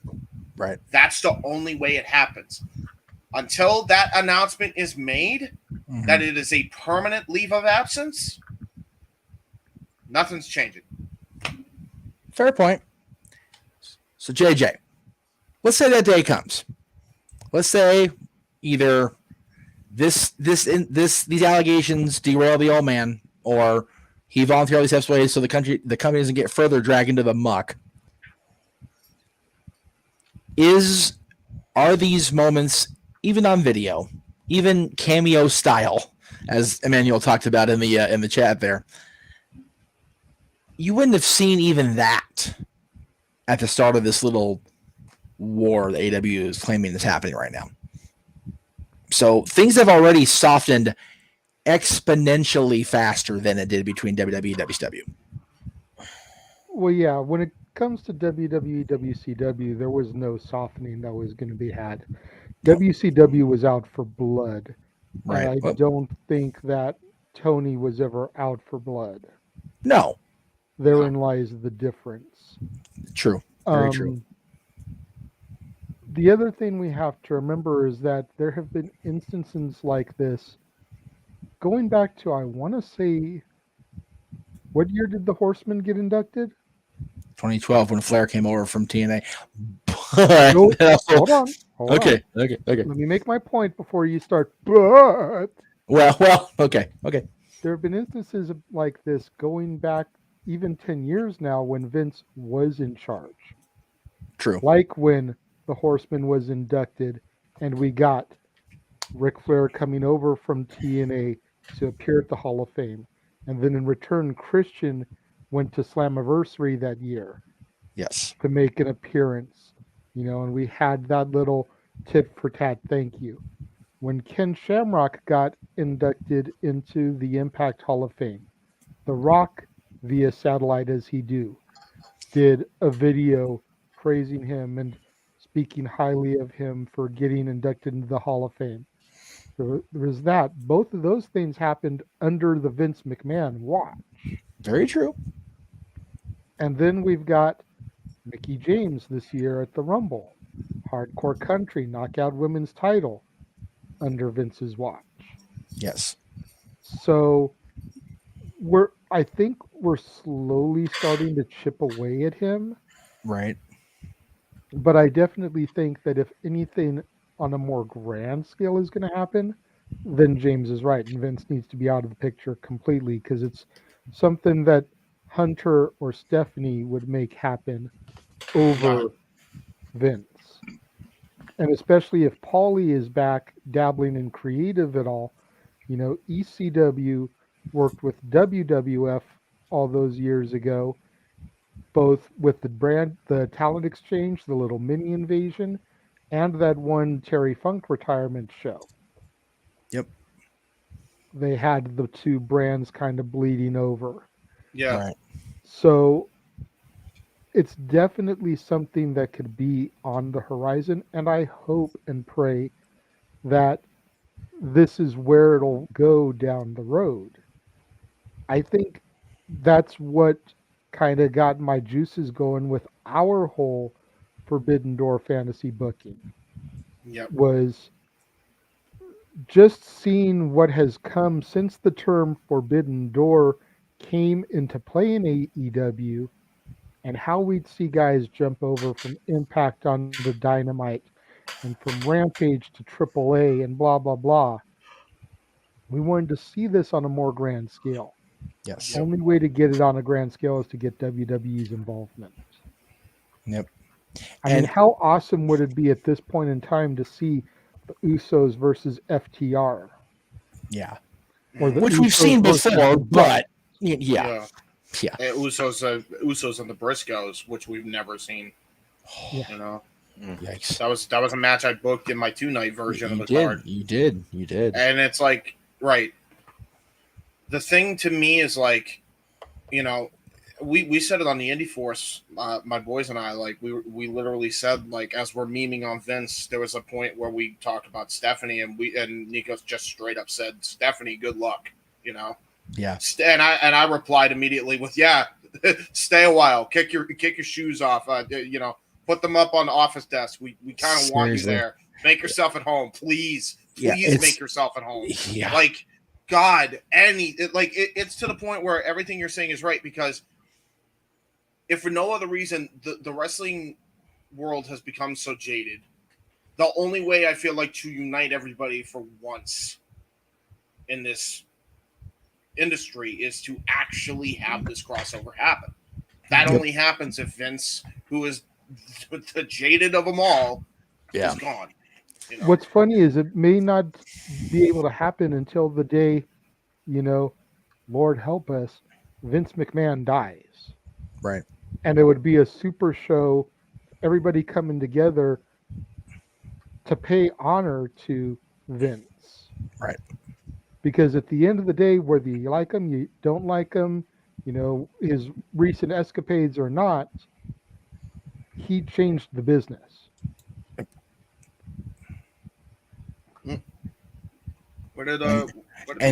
Big G's technology disagrees with you for the second time. It's okay. Yeah, he's going in and out. He's having issues. They had massive storms in his area like last week. We lost him during the show last week, so it's all good. I wonder. He commented on the chat. He said he's got to go in 10 minutes. It's all good, brother. No worries. Yeah, nobody says I'm bouncing. It's 10-1. Noah, again, it's one of those. We don't want Vince to die. That's just a little extreme. Mm-hmm. But well, most of us don't. But I really would like the business to evolve enough where we get these kind of matches that we wouldn't normally see. And, we all talked about ad nauseum in 2001 when WCW went out of business and ECW went under, that we were going to get these dream matches. And we did. We just didn't get them in the moment we were having the dream. And by the time we got most of the matches, it turned into a damn nightmare.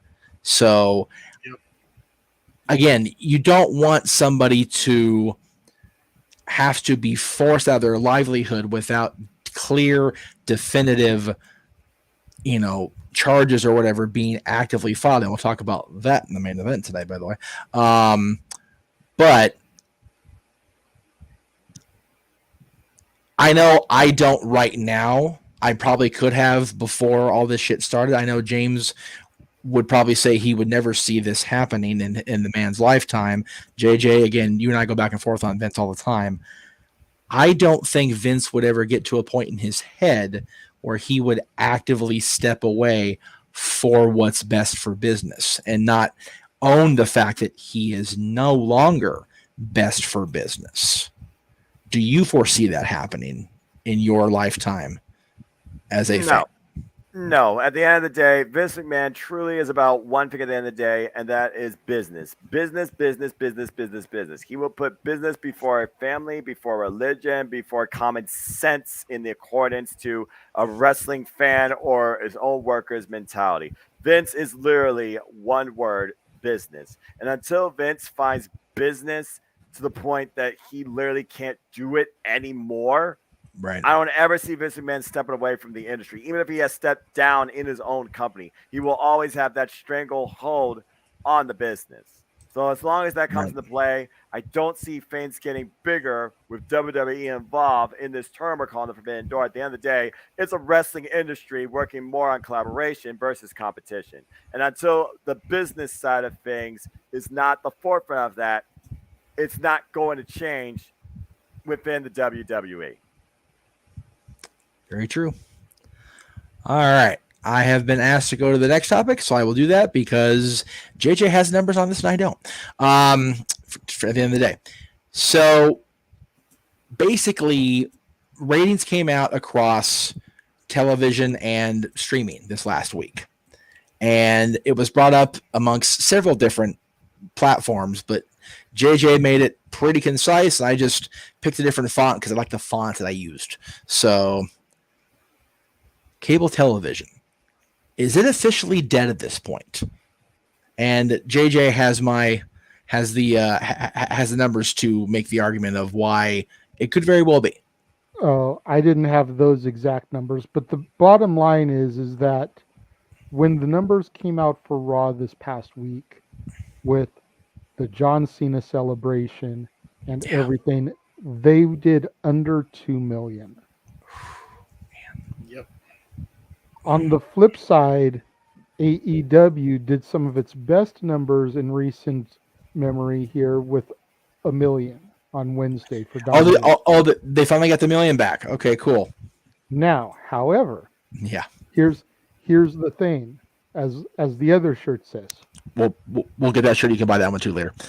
But not yet. WWE couldn't even hit 2 million, honoring the face of the company for easily the last 15 years.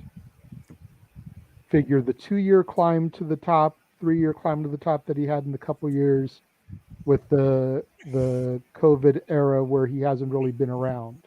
Right. But the 15-year run at the top couldn't get more than 2 million. Right. And again, we always talk about Nielsen ratings and how those aren't reliable anyways. But at this point, should these broadcasts just be moved to a streaming site? Would WWE's broadcasts of Raw, NXT, and SmackDown on the cock be better fare? A lot of people don't even have cable television anymore. They would rather have streaming sites as opposed to paying for satellite or cable. Yep. You know, and then the flip side, like I said, Dynamite finally hit 1 million. But you notice there was no Stanley Cup finals. There was no NBA finals. There was nothing outside of their demo to really compete with them on Wednesday. Yep. You know, yeah, they had the Blood and Guts special, which maybe that was part of the boost. The real key will be, what numbers do they do this Wednesday? Yeah. Do they drop again now that Blood and Guts is over? Or do they keep that 1 million? Do they grow? But I think it's time that the WWE, AEW, Impact, Ring of Honor, and everybody out there that runs a professional wrestling company just come to the realization that cable television ain't it no more.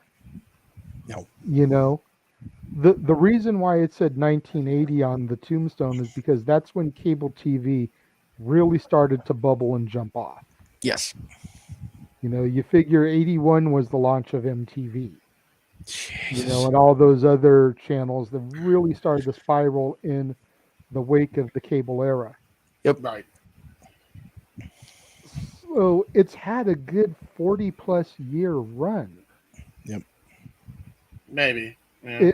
It's time to stop relying on that.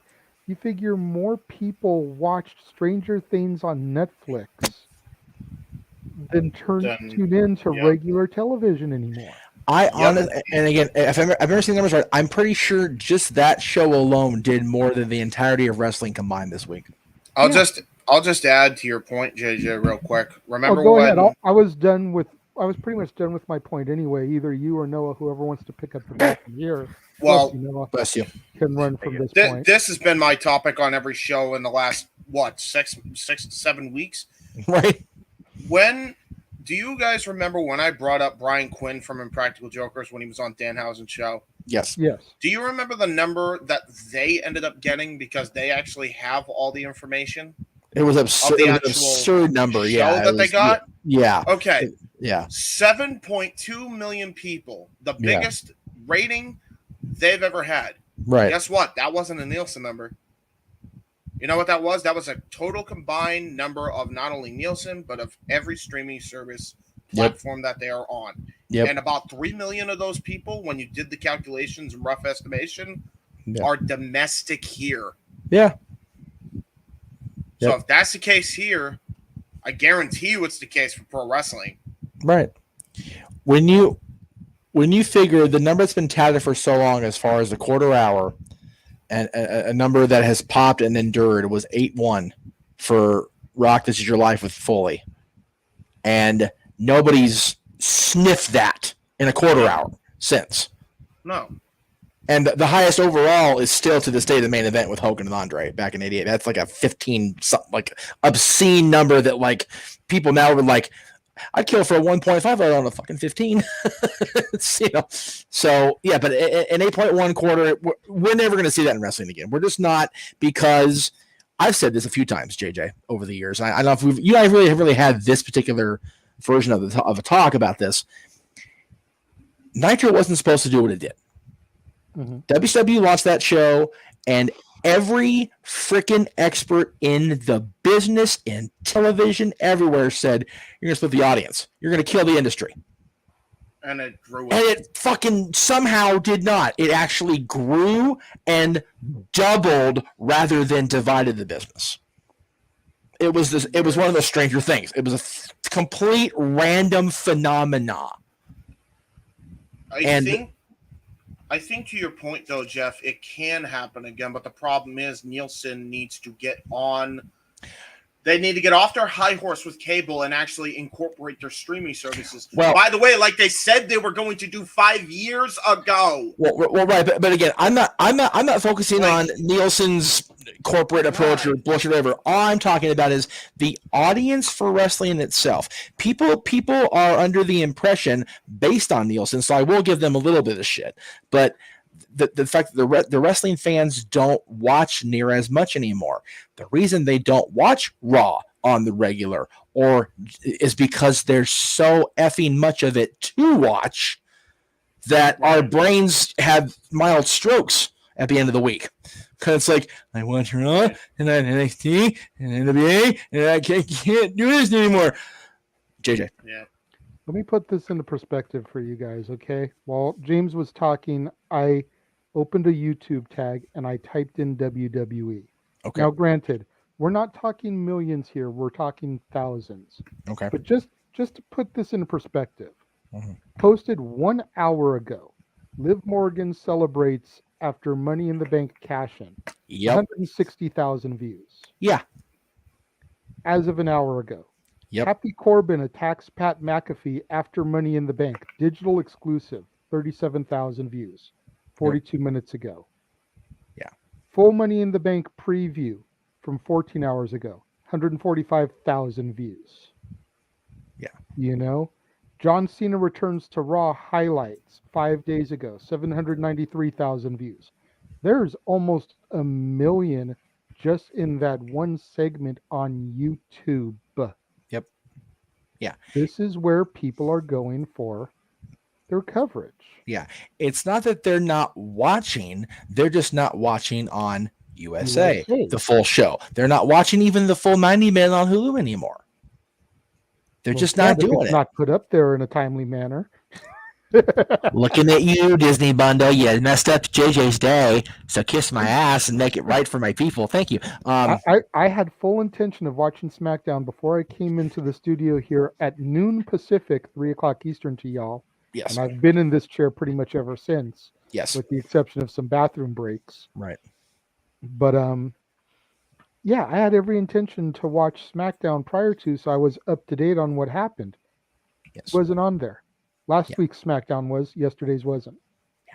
Just to I'm going to go on just a mini microscopic rant here. I'm giving you cocksuckers $76 a month. Update your shit fast. Okay. Anyway, thank you very much. Okay, I feel better.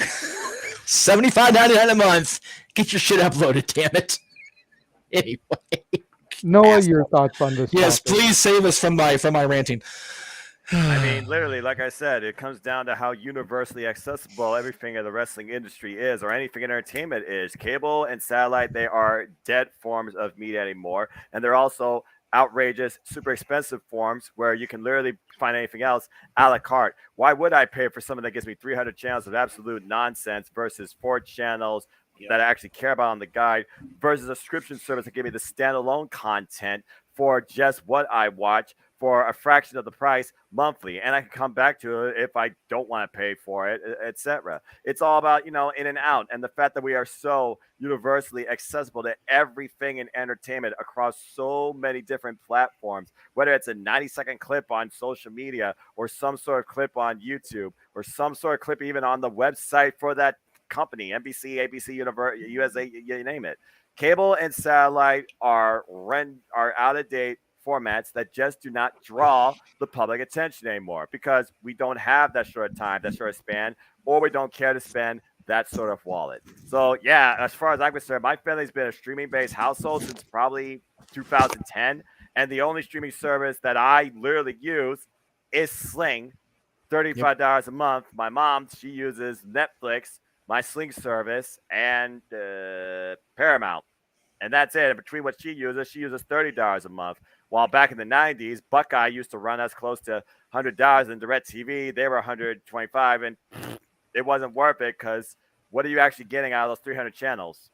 5 channels of worthwhileness and literally 95 channels of what the heck is this shit? So you factor in the $40 a month for the pay-per-views. Yep. Yeah, and I remember buying WrestleMania one time on pay-per-view, and it was $60. Now you can watch it on the cock for $10. Jesus. Yeah. Cable and satellite are dead. Nothing beats the use of the cock. That's right. No, anyway, carry on. Go ahead. Cable and satellite are dead, and those that still believe in those numbers and use those numbers for their own popularity and their own speculation towards why should I keep watching this are foolish. Because at the end of the day, there are so many different ways that someone could just click a video to just try and give it an extra view and not even watch the whole thing. Yep. Can JJ, go ahead. Oh, I was gonna just say. So we were talking about YouTube numbers earlier. Right. Since I have the benefit of a dual screen, I did a little project while you guys were talking. I searched up both, just these two companies, WWE and AEW. Mm-hmm. The numbers that I'm actually seeing myself are freaking staggering. All right, now the hours of these are a little bit screwy, but bear with me here. So I'm gonna go by 3 videos alone. All right. Okay. Full match for Roman Reigns and Jinder Mahal at an Old Money in the Bank did 82,000 views. A segment on Rampage for Thunder Rosa and Tony Storm did 90,000 views. Right. The Roman and Jinder match was 10 hours ago, uploaded to YouTube. Mm-hmm. The Thunderstorm Tony Storm, the Thunder Rosa Tony Storm match segment. 14 hours ago. Right. That's not that long of a difference. Here's another one. This is the only one where WWE actually beat them. Top 10 Friday Night SmackDown moments, because a lot of people like to reminisce about the old times, myself included. I was a SmackDown kid. 273,000 views, where the Young Bucks versus Hirooki Goto segment on Rampage did 139,000 views. Right. The one following that, which is a freaking ridiculously staggering number here, which I did not expect this number for this type of match. Becky Lynch's segment only did 27,000 views on YouTube 10 hours ago. Wow. 1 day ago, who will win the first ever Royal Rampage and earn their shot at the AEW World Title? 650,000 views and counting. That's gonna make Brody King's day right there. Dude, I mean, if you're just going by YouTube numbers, right? Right. This has proved to my point that AEW is on the upswing where WWE is not really. And they post a lot more content as well. So I was gonna say they post a lot more of a lot more of their content, and a lot more of the quantity of their content, as far as they post a lot of stuff there. Once it's gone on TNT TBS and they wait a little bit, they post damn near everything. Just make sure people see it. So it's good on them they do that. Right. All right. So JJ. Go ahead. No, I was just. He's on mute, and he's on mute having a conversation. He just didn't want to have he's. Gotcha. Yeah. Okay. So this week, of course, it was announced over social media, mainly Twitter. I saw it, but WWE. I originally put a polarizing personality sign with WWE, and then I thought, now wait a minute, because some people may or may not like. Oh wait. We weren't talking about her because they signed her and then they completely overshadowed it. That's right. This girl got the shaft on the press for her signing. And this chick is a badass fighter that will do wonderful things in this company. So I just had to be a dick for a minute and call the company out on their crap, because that was they totally railroaded every bit of positive. Oh, wow, that's cool. She's moving to WWE and whatever, because God forbid.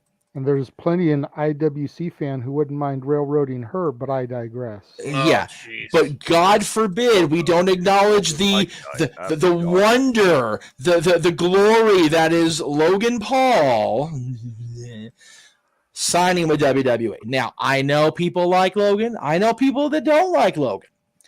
I don't like the fact that his press completely overshadowed. I believe her name is Valentina. I apologize for the name botch if I did that. Valerie Loretta. Valerie, thank you. Completely overshadowed Valerie signing. Yep. Within a very minute amount of time. But having said that, I have been known on occasion to jump to the wrong conclusions when it comes to celebrities in wrestling. And chief among them at the moment has been Logan Paul, because he definitely seems to know that he is a polarizing figure. He seems to know how to properly get his point across in a character way. And I actually look forward to seeing what they do with him in the lead up to SummerSlam. Yep. I still very much think it's wrong if they announced both within, I think it was not even a full 24-hour period between the two announcements. Maybe not even half of that. So I think I still very much think that's wrong.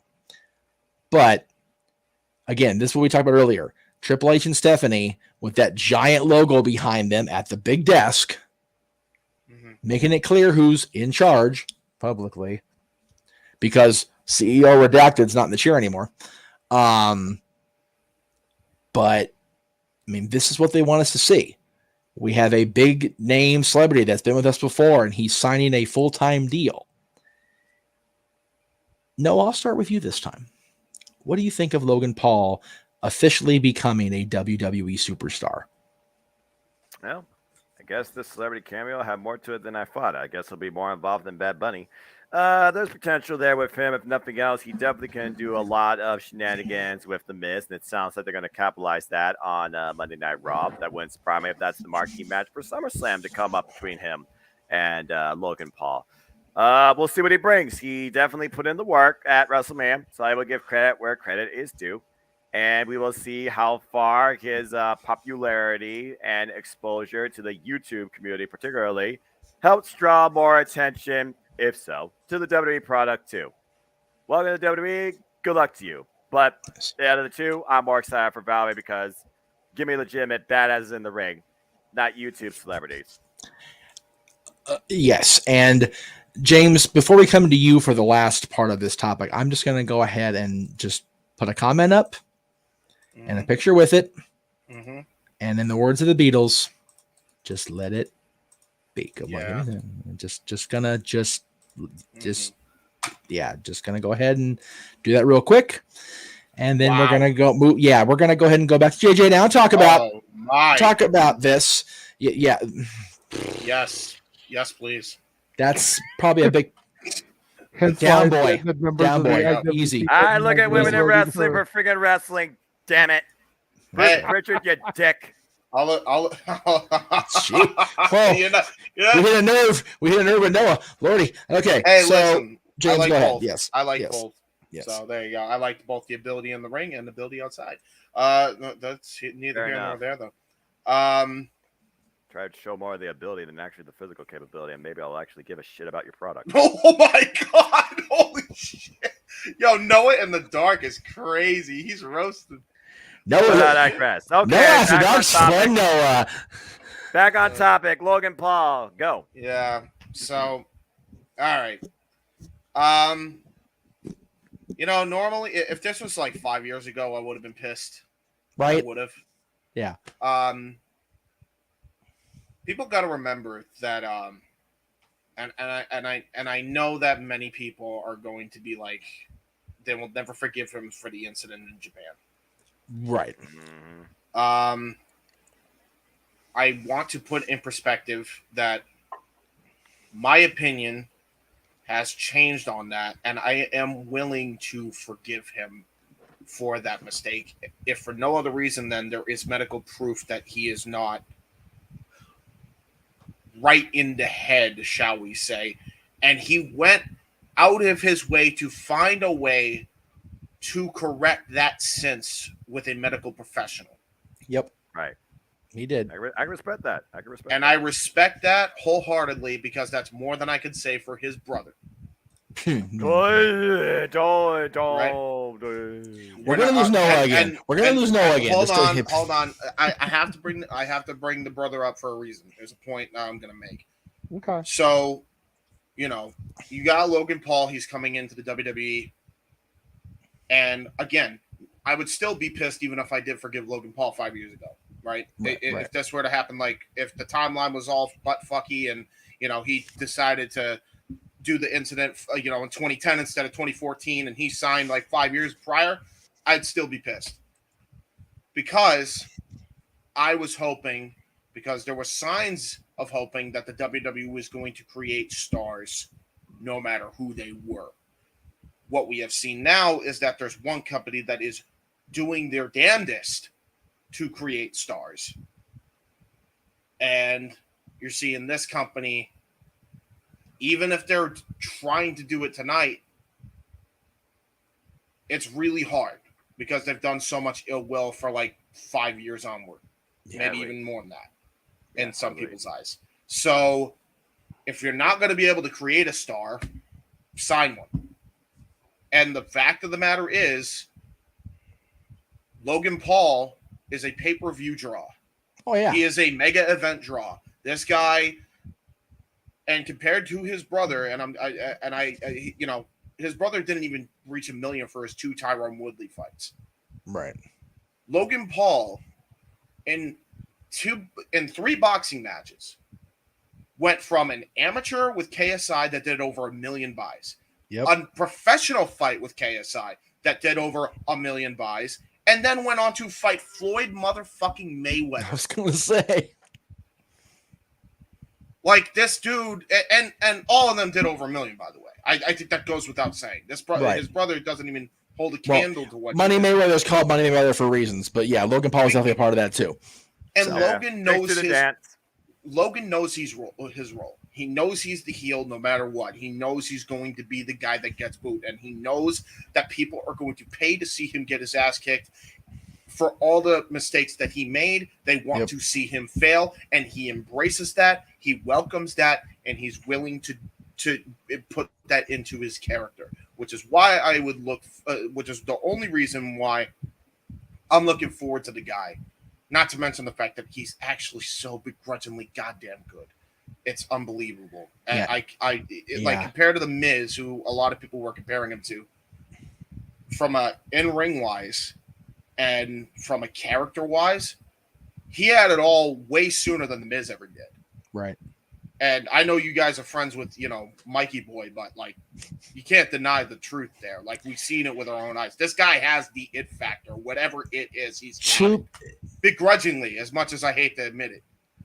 In brief defense of Mike Mizanin, to be fair, Logan Paul's being brought in, having already got to the point he got, a lot of it because of the rub from Mike and from WWE. That's fair. Putting the polish over that ill will, whereas Miz came into the company fresh off MTV thinking his shit didn't stink and then had to go shit in the locker room because the boys told him it did. And that's fair enough. That is fair enough. He got rode like a show pony, and not the good one that's, the head of the fucking lead. He got rode like a show pony. He's getting ready to take out back and shot. So, that's just one of those things. That's again, I'm not making excuses for the locker room being a dick or for Miz, being Miz when he's on whatever. But yeah, it's the similar, but it's still very much apples and bananas.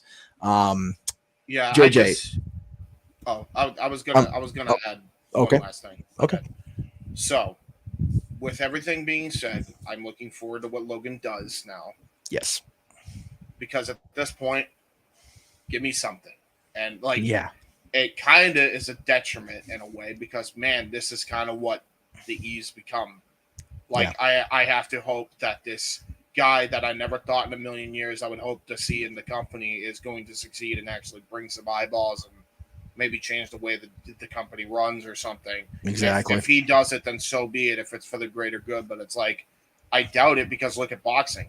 Not too long ago, you had Logan Paul, Jake Paul, KSI, all these YouTubers out of nowhere coming out of the woodwork and coming into boxing. You know why that happened? Because boxing refused to push anybody else. They always protected their fighters, and they never allowed for multiple champions in the same weight class to unify the belts. Nope. And that's what allowed YouTubers to come in and take over the sport. Yep.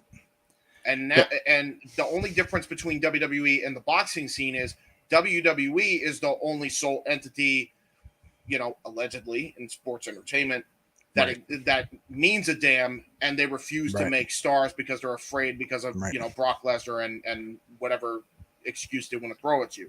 Right. So they're going to sign one that already made his name outside of the industry. They'll sign names like a Ronda Rousey. They'll sign names like a Logan Paul. They'll sign names like, that have big name value like a Bad Bunny, who's the highest selling T-shirt guy. Like that. That's what they're gonna do now. That's what has allowed celebrities to come in and take over WWE. That's what it's allowed it to happen. So those are my thoughts. JJ, before you talk about this Logan Paul thing, because this is one of the topics you brought up to me. First of all, I love the word buttfuck he's caught on this network again. It just makes my day. It's fucking hilarious. For reasons I can't explain on air because I'll get in trouble. But then number two, JJ, I love you for saying that The Rock appeared as face highlight as he do. You made my day saying shit like that about Dwayne. So thank you for that. Carry on, sir. When it comes to Logan Paul, I look at this a couple of different ways. Number one, I had originally heard that there were some grumblings that he was going to be facing Miz at SummerSlam anyway, even before they announced he had signed a contract. Right. And at that point, I was all set to get pissed off about it. Oh, jeez. Because here's another celebrity taking away a spot from an established talent. Yes. Now he signed a contract, and I can't get pissed at that. Right? Damn it, I want to be mad about this, and I can't. Yeah. But you've got to admit, WWE has been very, very lucky in recent years with the celebrities that they have brought over for matches. Oh, yes. Going back to Stephen Amell from Arrow. Yep. You've got Bad Bunny. You've got Logan Paul now. Even McAfee. Johnny Knoxville, as hilarious as that match was at WrestleMania, it was still a well put together match. For every Jackass fan that was there, particularly. On the women's side of things, Maria Menounos, when she's come over, yes, has Love done Maria. very well. As James pointed out, McAfee. I don't really count him though because he's technically a contracted WWE superstar. At this point, he is. You're absolutely correct. Yes. But you got to figure they've been very lucky in recent years where the people they have brought over have been willing to put in the work and not just rest on their egos.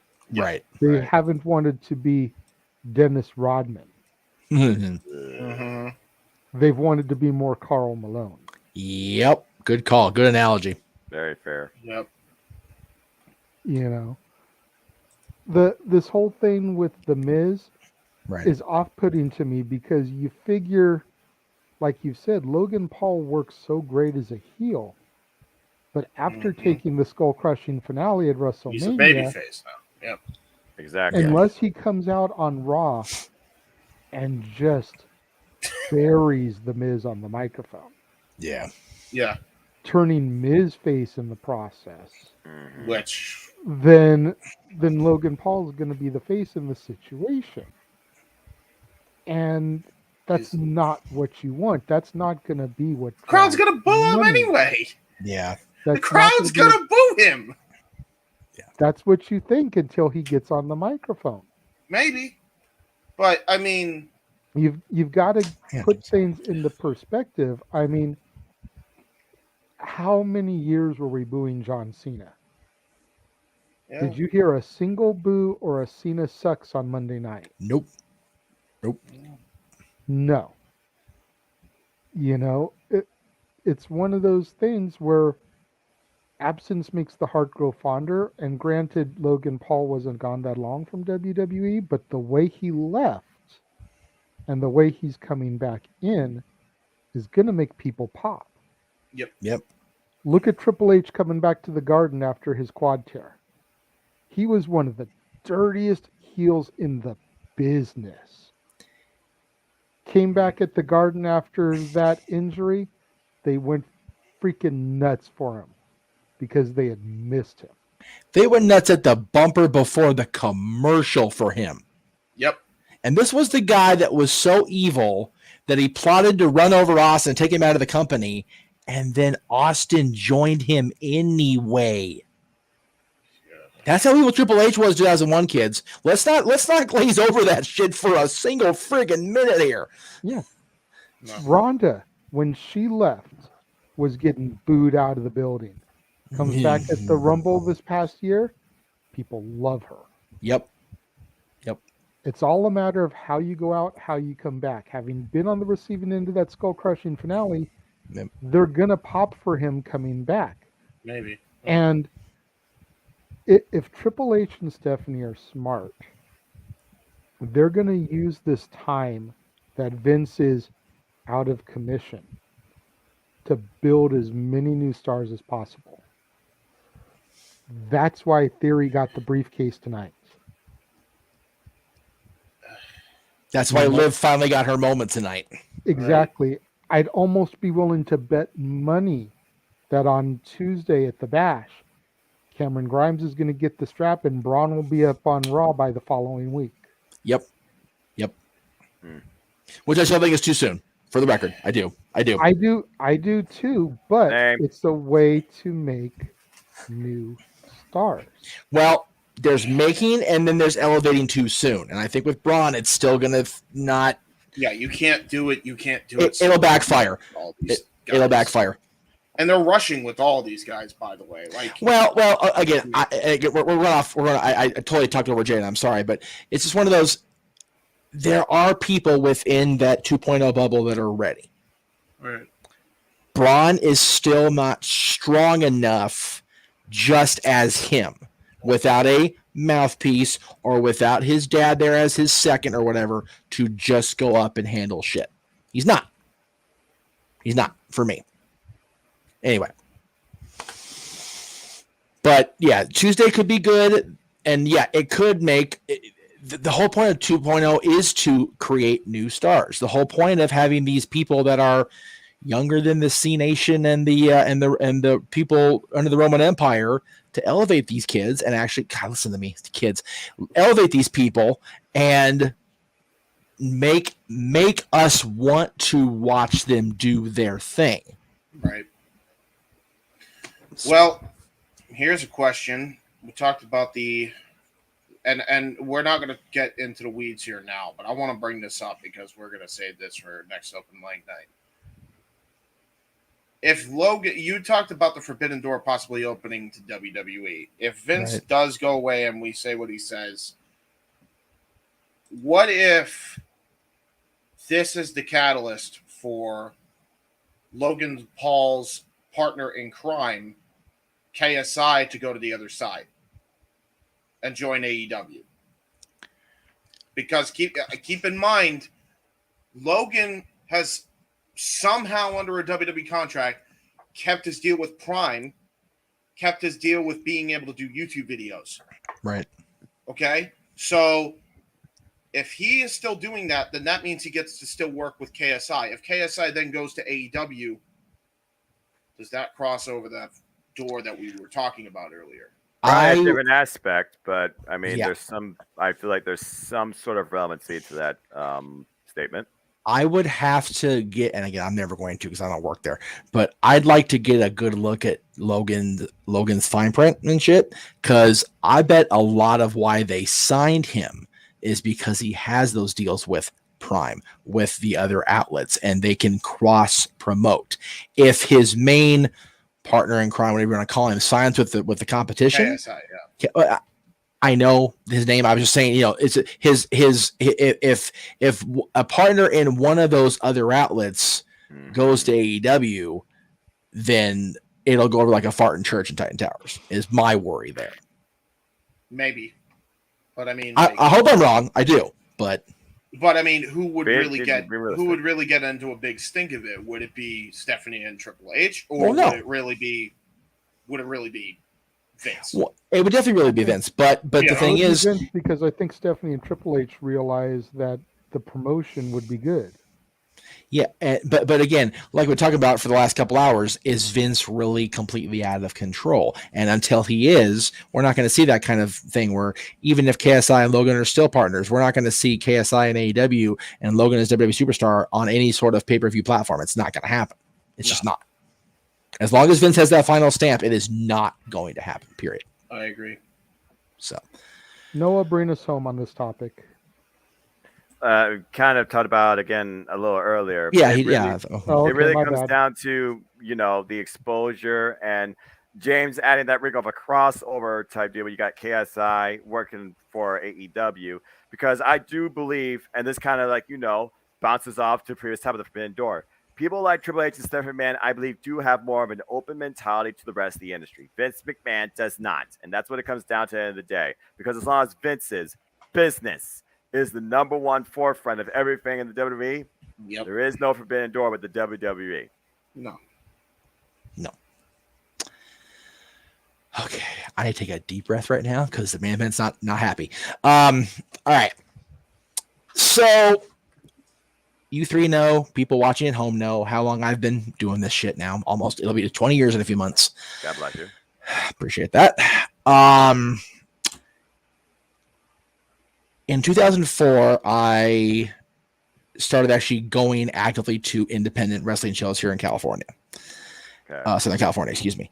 And I hit it off with most everybody. And there was one person I didn't, and he's been in the news this week. So I have been asked to go last on this. Okay. Noah and James, you guys get the first crack at this, and then JJ will bat third, and I will hit cleanup one way or the other.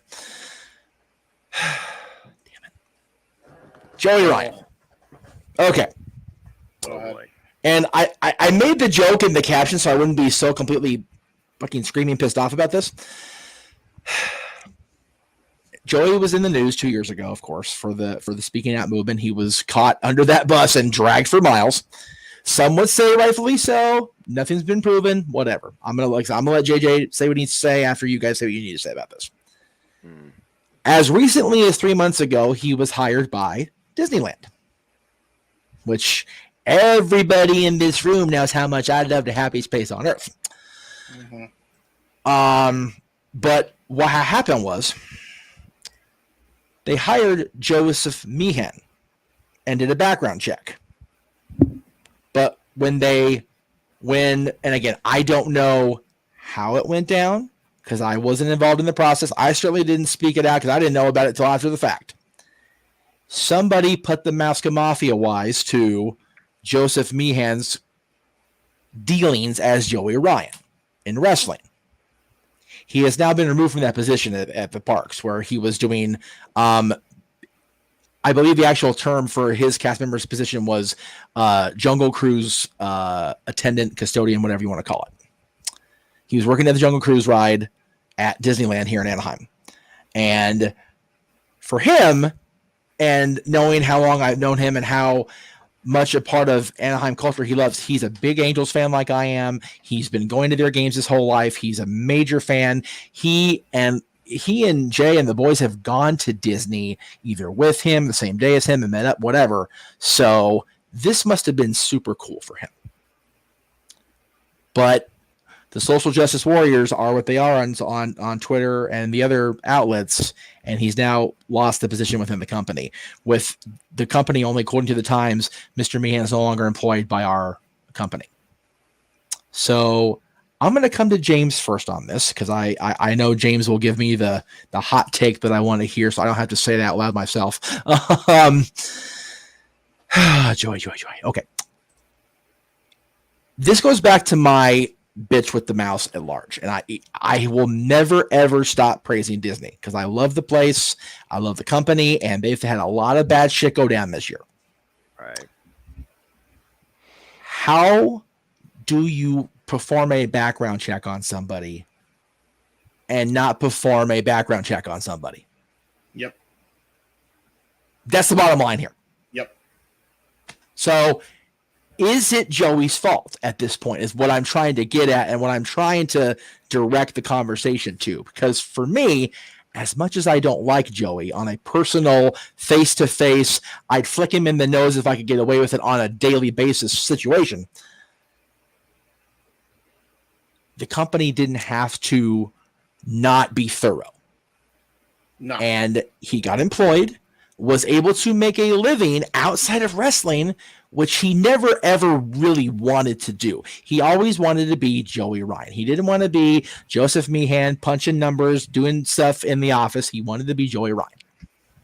And now he can't even do that because the wrestling fandom has outed the Mouska Mafia for their lack of due diligence. And I think that's wrong on Disney's part. Yep. James? Between Joey's, again, being dragged under that bus, whether it happened or not with him, with the accusations, and here we are almost 3 years later, and once again, the wrestling fandom completely buries somebody who's not even in the business anymore. Yeah. Well, there were reasons. Whether they were legit or not is, up to anybody's guess. But the bottom line is he was so, I'll be honest with you. When it comes to me, I never liked Joey Ryan. I thought him doing what he did and doing essentially the dig spot was going to get him in trouble eventually. Right. And that's on him. Yes. What did I say about Jeff on Indie Force? And on hopefully the article that can be posted on No DQ. What'd you say on here? Same thing. Yeah. What I said on here. Yep. Jeff Hardy was lazy in the ring to the point where he refused to adapt this style, and now it's going to cost him. He's now facing up to 5 years in prison without the possibility of parole. Yep. Joey Ryan did the dick flip spot, and he did it with people, and he did it in front of people that he never probably should have done it to, a la kids, parents of the kids, whoever. It ended up costing him, which was the main complaint of anybody that had any reason to not like the gimmick in the first place ever.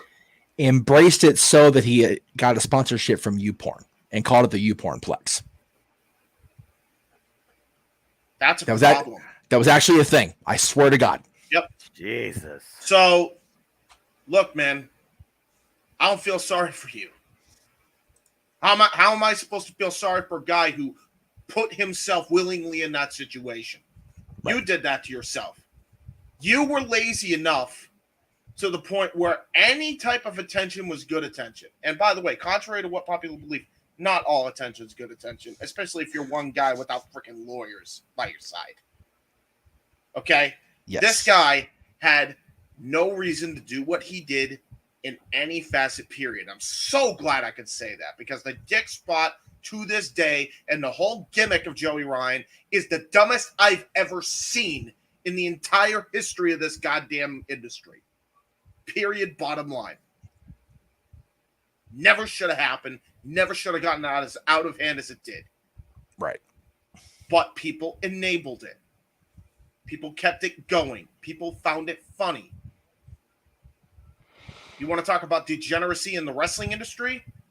Exhibit A. Exhibit freaking A. They took to this guy like he was a fish in water, and in reality, he should have just been a fish in oil. He is now. He is now. They're frying him up on the pan now. How long did it take? How long did it take for everybody to finally give the criticisms that should have been given ages ago? This gimmick never should have happened. Ever. Ever. It was disgusting then. It was disgusting when they claimed it was disgusting, and it's disgusting now. When Joey Ryan first showed up on TNA and had that whole bit on Gut Check with Al Snow, guess what? That was the most over he's ever been, in my eyes. Because it was him being a legitimate wrestler, and it wasn't him being some comedy. Just wait, JJ. I know. Just wait, JJ. And listen. I have no problem with comedy in wrestling. Right. But you need to do due diligence in how you approach it. He just went balls to the wall to the point where he disregarded every bit of intelligence to go about it, and it cost him big, to the point where so many people outed him for being a creep that he was gone. Yep. And if what he's saying is true, and he was living this rock star lifestyle because of that, right? And then he realizes how dumb that was, and he wishes he could take it all back and do it a different way. Right. Too late now, dude. Too late now. So Period. Let me get back to the question. Else to say. Well, let me ask you a question I was going to look for the answer for. Go ahead. Is this just Disney? Yeah, that's Disney's fault. Okay. Like that's just really poor background checking. It really is. Although, in fairness, in the interest of fairness, a lot of people didn't know Joey Ryan's name. So I don't know, and I don't know how Wikipedia works, and if you type in the guy's real name, if it pops up on Wikipedia or whatever. His does. So so yeah, Disney was just lazy about it. That's all it is. I mean, this is on them. It's not on Joey Ryan this time, but it is on Disney, and they need to never pull that crap again, especially when you got a bunch of kids roaming around that park. Especially when you have a CEO of your company earlier in the year talking about siding them with the guys trying to ban the word gay in the parks. Whoops, was that all right? I'm sorry. Go ahead. No, I'll take it away quickly before I bury myself on the air again. Disney is controversial, and they own over half of the world, it seems, when it comes to the media and entertainment industry. God help us all. Somebody's here besides me and Jay. I'm so happy. Joey Ryan already was in deep water, and he tried to basically find a new beginning. But unfortunately, due to Disney's incompetency and the control driven by the internet wrestling community, that was not meant to be. I'm not exactly sure what Joey Ryan's future will involve, if anything. And can he find peace for himself also? But as far as this, Disney, you fucked up. But it's not the first time, and it won't be the last. It's not the first time this year. Yep. That makes it even scary worse. in of itself. Yeah. God help us. This is like, again, this is nowhere near as bad as the head of the company, siding in with banning the word gay. That's next level. What the fuck? Yeah. But still, even this little bitty thing with a wrestler who made famous for doing a dick spot gets employed, around the kiddos with the regulator, and there's no background check. That's a problem. All right. Yeah, that's a problem. Again. Yes. And now we leave it to you two gentlemen to close out the night because I have nothing else to say. Yeah. JJ. Okay. Let me preface the world who's now I'm watching on demand later about this, okay? We've known Joey. JJ's known Joey since his first days at PWG. This is 2005. I've known Joey since the year before. I'd say 2004 when I first went to UPW. Okay, I got to know him better when I went to Gorilla. So we've both known him for at least 18 years at this point, right now. So, but he and I have very different views on Joey. So that's why he wanted me to go last, so I could hear everybody else's point of view and make a better closing argument, shall we say. JJ? Bottom line is this, as far as I'm concerned, when it comes to Joseph Ryan, Joseph Meacham. James, you made the comment about the gut check and that being the most over that he had ever been. I argue you on that one. And I know Jeff will co-sign with me on that because you're not a SoCal local like him. It was how over he was in SoCal that got him to the gut check in the first place. This guy went from being part of a stable in the X Foundation to being a solo, the technical wizard Joey Ryan, to being the guy who gives mustache rides, being a Magnum PI knockoff with a Joey Knows Best instead of Hogan Knows Best shirt. And his finisher was called the Duff Drop to tribute Hillary Duff. That's how far back the creepo factor goes in the gimmick. But anyway, carry on. To forming his own stable called the Dynasty, alongside his former X Foundation tag team partner, Scott Lost, his new tag team partner, Chris Bosch, and the current TNT champion, Scorpio Sky. And Jade Chung. Thank you. I remember Jade Chung. I remember Jade. I just don't know how many other people would know Jade. Google Jade Chung off the ear because you'll thank us later. Carry on. The whole dick flip spot and that whole comedy part of his shtick started either as I was transitioning out of the business or long after I had already left it. So it's not like he was doing it around the time of the gut check. Right. That came way after. Way after. The dick spot I've always thought was kind of retarded, and I will give you credit with that. I can see why people would think it's a haha. Because I'm autistic, you get that pass, by the way. Carry on. I was going to say, he used the I word. Oh, jeez. He is that. Oh, God. Anyway. There you go. I can see why people would think it a haha, but it once, maybe twice, and then move on. It's not something that needs to be incorporated into a gimmick, incorporated into a daily or weekly spot. Or a sponsorship with a porn company. Yeah, or that. At the end of the day, though, my issue is this. These allegations came out about him 2 years ago and nothing has ever been proven. Nope. There have been no lawsuits filed. He has not been taken to court. He has not had to go in front of a trial for jail sentencing. He's just been left alone. It's been keyboard warriorism and people coming out online to file an accusation. And then when he went online to show proof as to where this person was lying in their allegations, no one still wanted to take him seriously, even though he had emails and text messages and Facebook messages to prove his side of the argument. Because in instances like this, it's always the woman is right, the man is dog shit. We've gotten so far removed from a society where we're innocent until proven guilty. You know, look at how long it's taken them to put R. Kelly away, who just this week got sentenced to 30 years. People knew he was fucking underage girls when he married Aaliyah, goddammit, at 15 years old. I was going to say, he should have been put away for 30 years ago. Basically. Anyway. You're not wrong. When he produces an album for a 15-year-old called Age Ain't Nothing But a Number, and his big song is I Don't See Nothing Wrong with a Little Bump and Grind, we got some problems, folks. And these are hits at the same time. And they just now got him, finally. Joey Ryan deserves to make a living.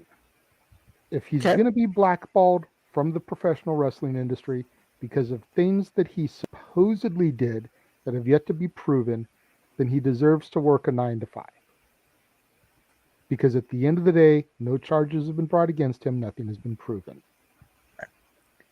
If he's going to be not allowed to work any job, period, be it professional wrestling, 9 to 5 Disney, McDonald's fry cook, I don't care. Right. Then let me see some allegations start going up in a court of law. Right. Otherwise, let the man work. Period. And at the same time, I'll actually add to this. Despite how dumb the gimmick was, that he did over and over again way too much, which was bound to get him in trouble. Since he did prove these allegations wrong in this video, and again, I haven't seen the video, so I can't comment if that's the case or not, and I'm not going to try to. It's gotten so bad to the point where he should be taking this to a Supreme Court. Seriously. And to your point, let me make this one other statement before it goes back to our host and moderator, Jeff. As stupid as this gimmick was, and yeah, maybe he shouldn't have been doing this spot, much like Disney needs to be held accountable for not doing a thorough enough background check. How many fucking bookers booked him on their shows off of the strength of how over he was with the spot and gimmick? Yeah. And then the minute it became a problem, it was a problem for everybody.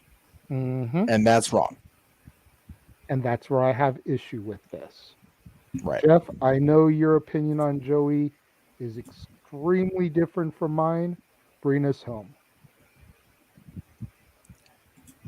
I will promise here and now to try to keep this as short as possible because I'm so skewed and I very much don't want to turn this into a bash session. Great American Bash is Tuesday, not tonight. Yes. Although he was Real American Hero Tag Team Champion, so it kind of goes anyway. If you know, you know. Alongside Carl Anderson. That's right. All right. Joey's wrong for thinking it would be okay long term to have a gimmick based on a dick spot. Much like Candice is wrong for thinking okay it would be haha to go on with it and use the booplex. That's wrong too. Mm-hmm. Disney's wrong for not doing a thorough background check. So there's nobody that's right here. No. My argument is solely this. It's personal and it's wrong of me as I look back on it now. But you know what? I can't remove myself from it. Karma is karma is karma. That guy was a dickhead to me 20 seconds after seeing my face for the first time. He gave me no quarter whatsoever.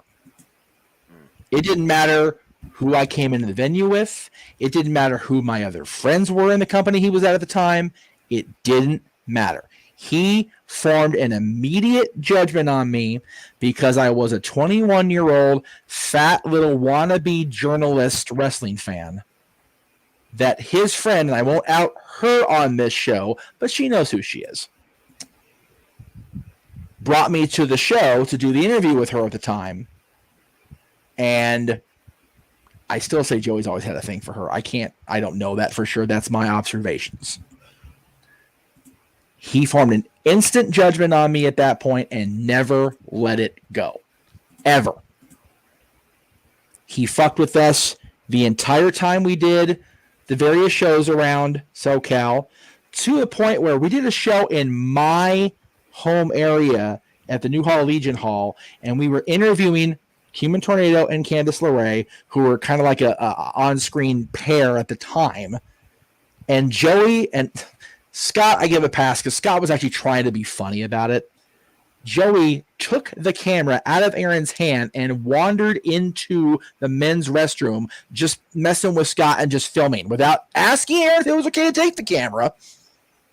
Just did it because he's Joey Ryan and he can.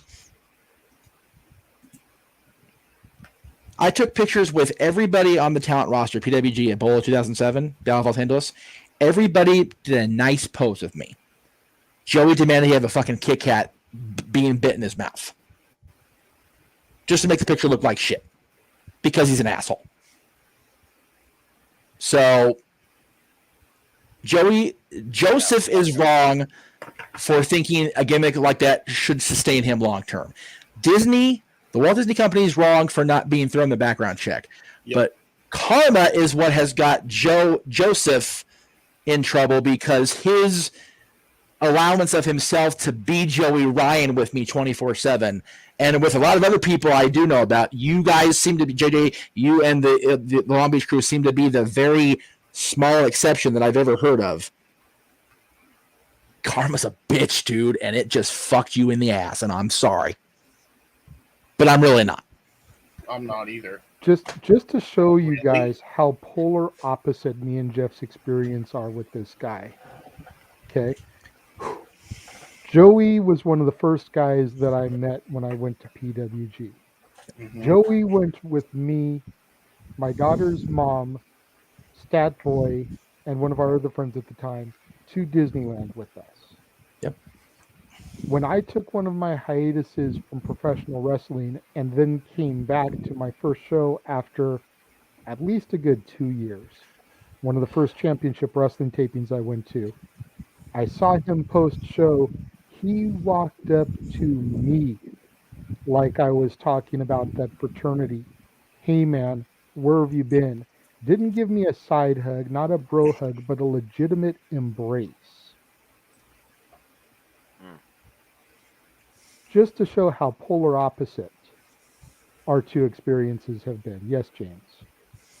If I may ask, how long ago was that experience that you had with Joey Ryan?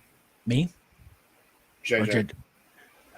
It's been a while. When would you say Championship Wrestling was really getting rolling, Jeff? 2010? I would say it was when I was pretty much all but done with Aaron at that point. So 2011, maybe even early 2012. Okay, but I had gone to a few shows at the Galaxy before they moved to the Regent Showcase. So I'm going to say 2010. Yeah. The stuff of the Galaxy was definitely 2010 because we were at those shows together as well. So and again, okay. Yeah. When was your incident, Jeff? Before that. Which one?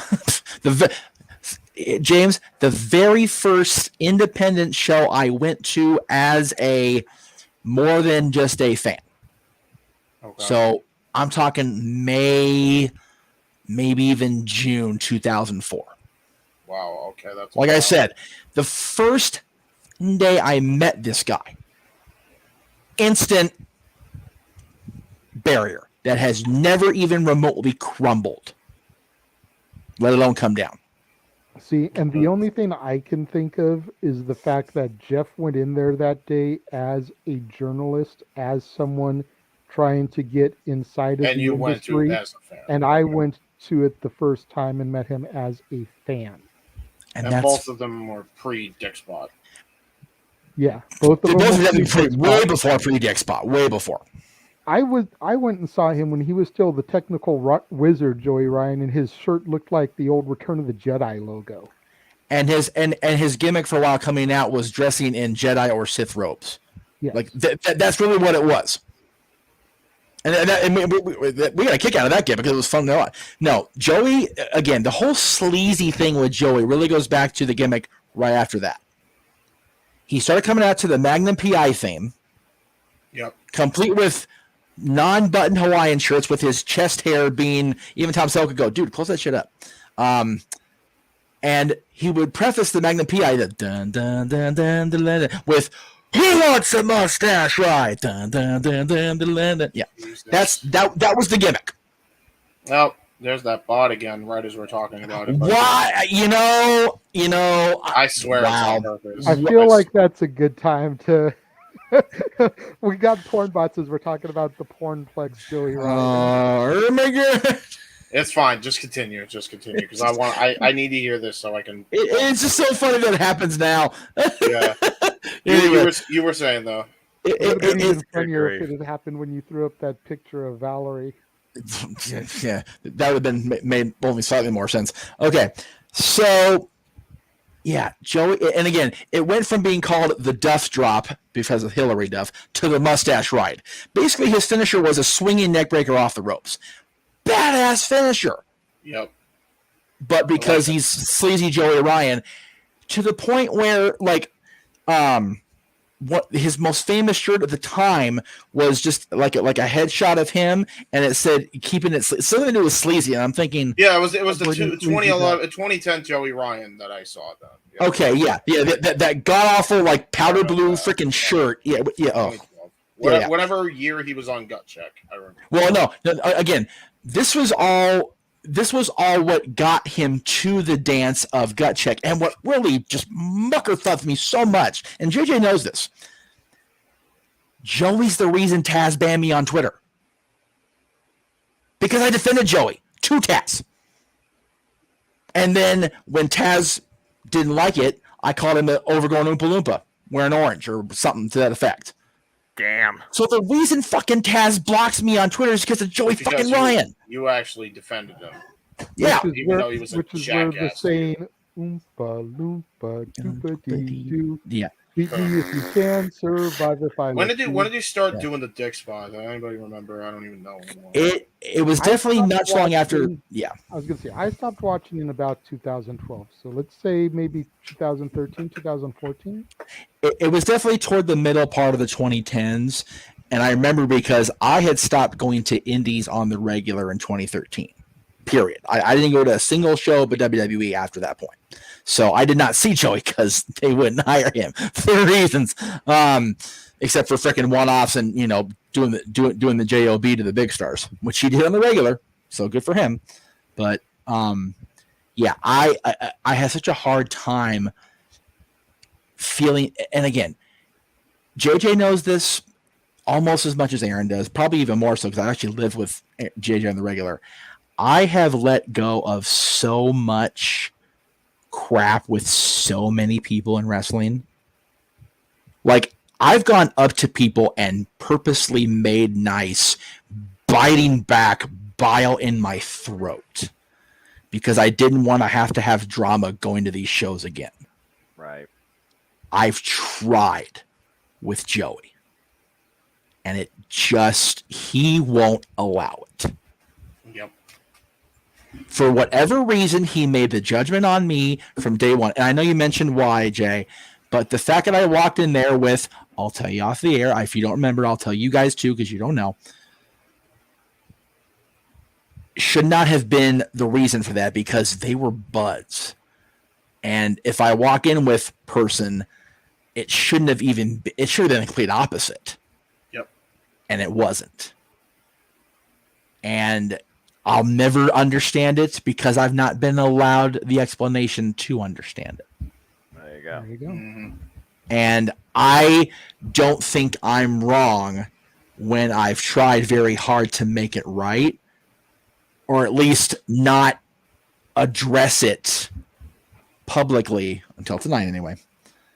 And I still get every time I've ever ran into him in the last 18 years has been just yuck.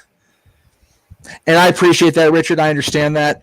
And like I said, I've pretty much made peace with everybody else I had shit with. Yep. Will I work with those people again? Absolutely not.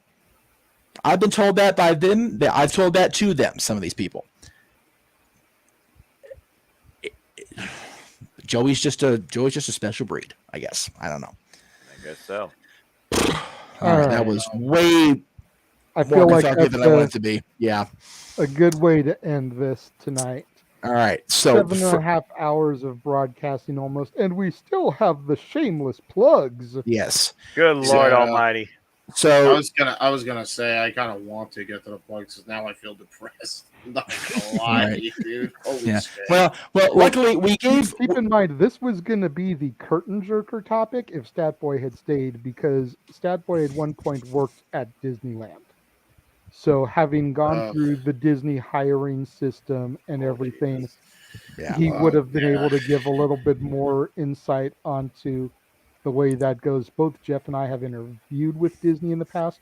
I was denied because they said I wasn't energetic enough about the product. I'm doing an entire fucking month about the Disney Renaissance, but I'm not energetic enough about the product. Okay, Disney. Yeah. That's I'm not going to say anything. That's JJ's next shows on Renegades Reviews. You've got my graphic up. Let's just go ahead and start with my plugs. Yeah. Go ahead and make sure you guys tune in to Renegades Reviews this month, every Monday, Wednesday, Friday, as I present movies, going back into the Disney vault, going through the Disney Renaissance. You see pictured there Aladdin, Lion King, Goofy movie. We've got Pocahontas and Pocahontas 2. We've got a Goofy movie, an extremely Goofy movie, Hunchback of Notre Dame, etc. New release Saturdays, I'm going to be talking about Buzz Lightyear, went up earlier today. Thank you to all those who tuned in and joined me for that one. Next week will be Spiderhead, a Netflix original with Chris Hemsworth, Journey Smollett, and Miles Teller. And those of you that scratching your head like, hey, do I recognize that name, Journey Smollett? Yeah, it was Denise on Full House, one of Michelle's best friends. It's the one small that hasn't caused trouble in Hollywood.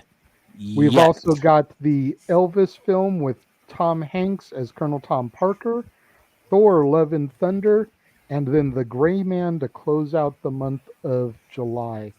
And also not pictured here was Friday's Beauty and the Beast review, which I did not include because we were going to talk about that later, but that's okay. And in addition to all that, of course, the War Zone every Sunday, where I present the newest additions to my ever-growing movie library. Yes, sir. And then, for the first time anywhere that he's talked about it, we have his August schedule. Dun, dun, dun. That's right. August is my birthday month, so we're just going to be presenting a bunch of movies that I've enjoyed over the years growing up. Bookending the opening week with a pair of Fred Savage movies, Little Monsters and vice versa. Like Father Like Son to kind of buffer the week. Those of you that are in the know, like Father Like Son and vice versa is essentially the exact same movie. It's just a matter of would you prefer Kirk Cameron or Fred Savage, Dudley Moore or Judge Reinhold. We've got Maverick with Mel Gibson, Last Action Hero, quite possibly my favorite Schwarzenegger film of all time. Wow. The fantasy western Purgatory, where a bunch of Wild West outlaws get stuck in Purgatory, this town in the States, and if they can survive 10 years without any of the vices, they can go to heaven. We've got a week of Keenan and Kel, Fat Albert, Mystery Men, and Good Burger. Good Burger. The Mighty Morphin Power Rangers, Sidekicks with Chuck Norris and Jonathan Brandis, Surf Ninjas with Rob Schneider and Ernie Reyes Jr., and then closing out the month with Dick Tracy and Josie and the Pussycats, plus new release Saturdays, plus again the Warzone every Sunday. And scene. Good stuff. But yes, Beauty and the Beast he did yesterday. Again, because he left off at his Disney reviews at Little Mermaid, which is the movie right before, of course, Beauty and the Beast. So he's just picking up where he left off, as we do with Disney and we do with films. You know, we pick up where we left off. So check that out. I still haven't seen Lightyear, Jay, so I haven't watched the review yet because I want to actually see the damn movie. I'm sorry. It's been a crazy week. I'm trying. I really am. But as long as we get our 4th of July, Dad's Not Always on Wrestling up there in time, then you're forgiven, sir. I am working on that right now. I've been doing it all night. I've been doing the editing. So that's why I've been off camera so much during the show itself. But yes, that is going to be up Monday, so I'll go ahead and throw that in the plug machine. Plug machine. There we go. Somebody, my Betsy girl! Oh my God, scared the shit out of me. Hi, come here. Hi, baby. Oh my God, scared the hell out of me. Okay, scared me, dog. Jeez, come here. Hey, I'm still on the air, but you can still come say hi. Come here. Oh, there's my girl. We need to see a dog. Well, she's not doing but she used to be. Pussy. Come here. Hey, easy. Meow. Meow.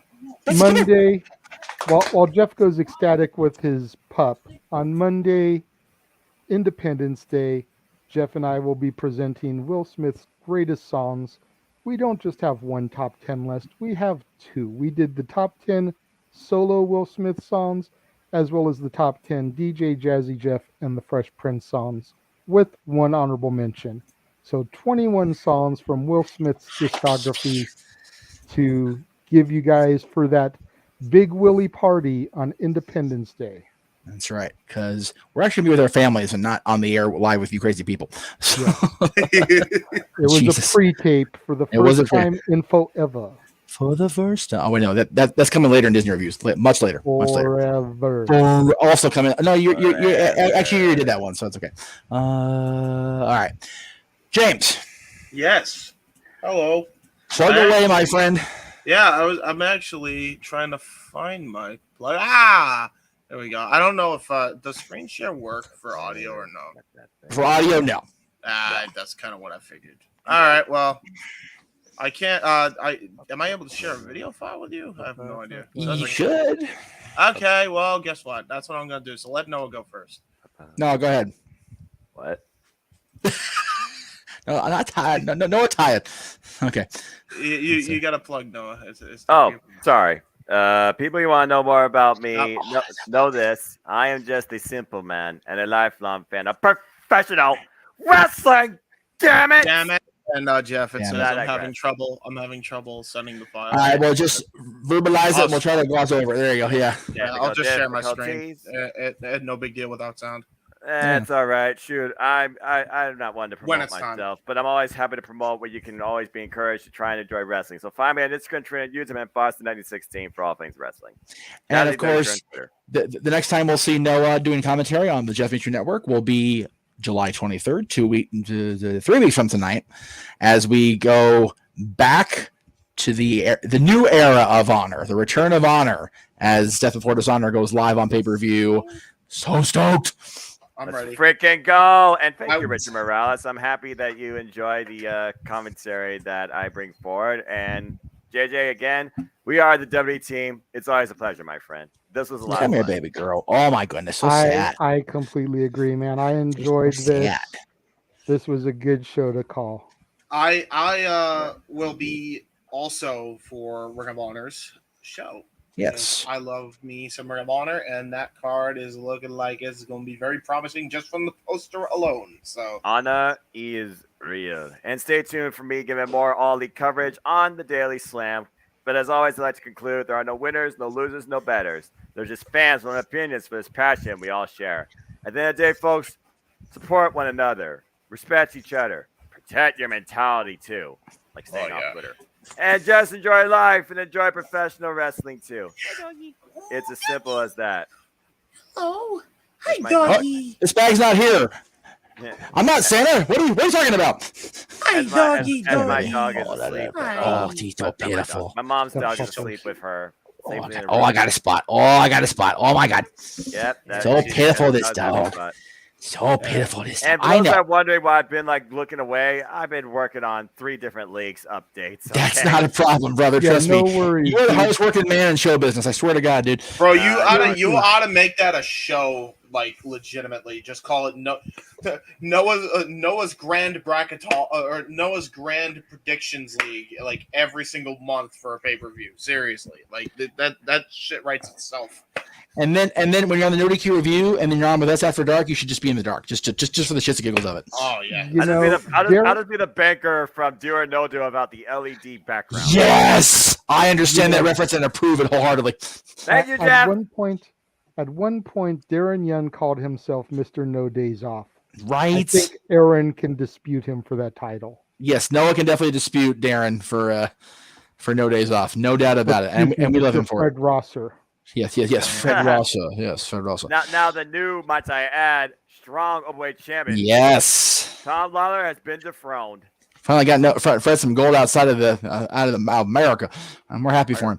All right, so where are we at here? Okay, right, so James, do you want to still do your plug that's queued up here? Yes, I would, because I got to kind of show this off on the Jeff Meacham Network. So, for those who are wondering what I've been up to this week and what recommendations I recommend you check out of content that we have all done as a collective of FTW Productions, this is what you can expect coming up here as far as FTW Productions is concerned, which includes the Simple Man Studios, Wrestling Fortune 44, Insanity Works Studios, Jay Hebert Studios, and Owen the Talkinator Studios.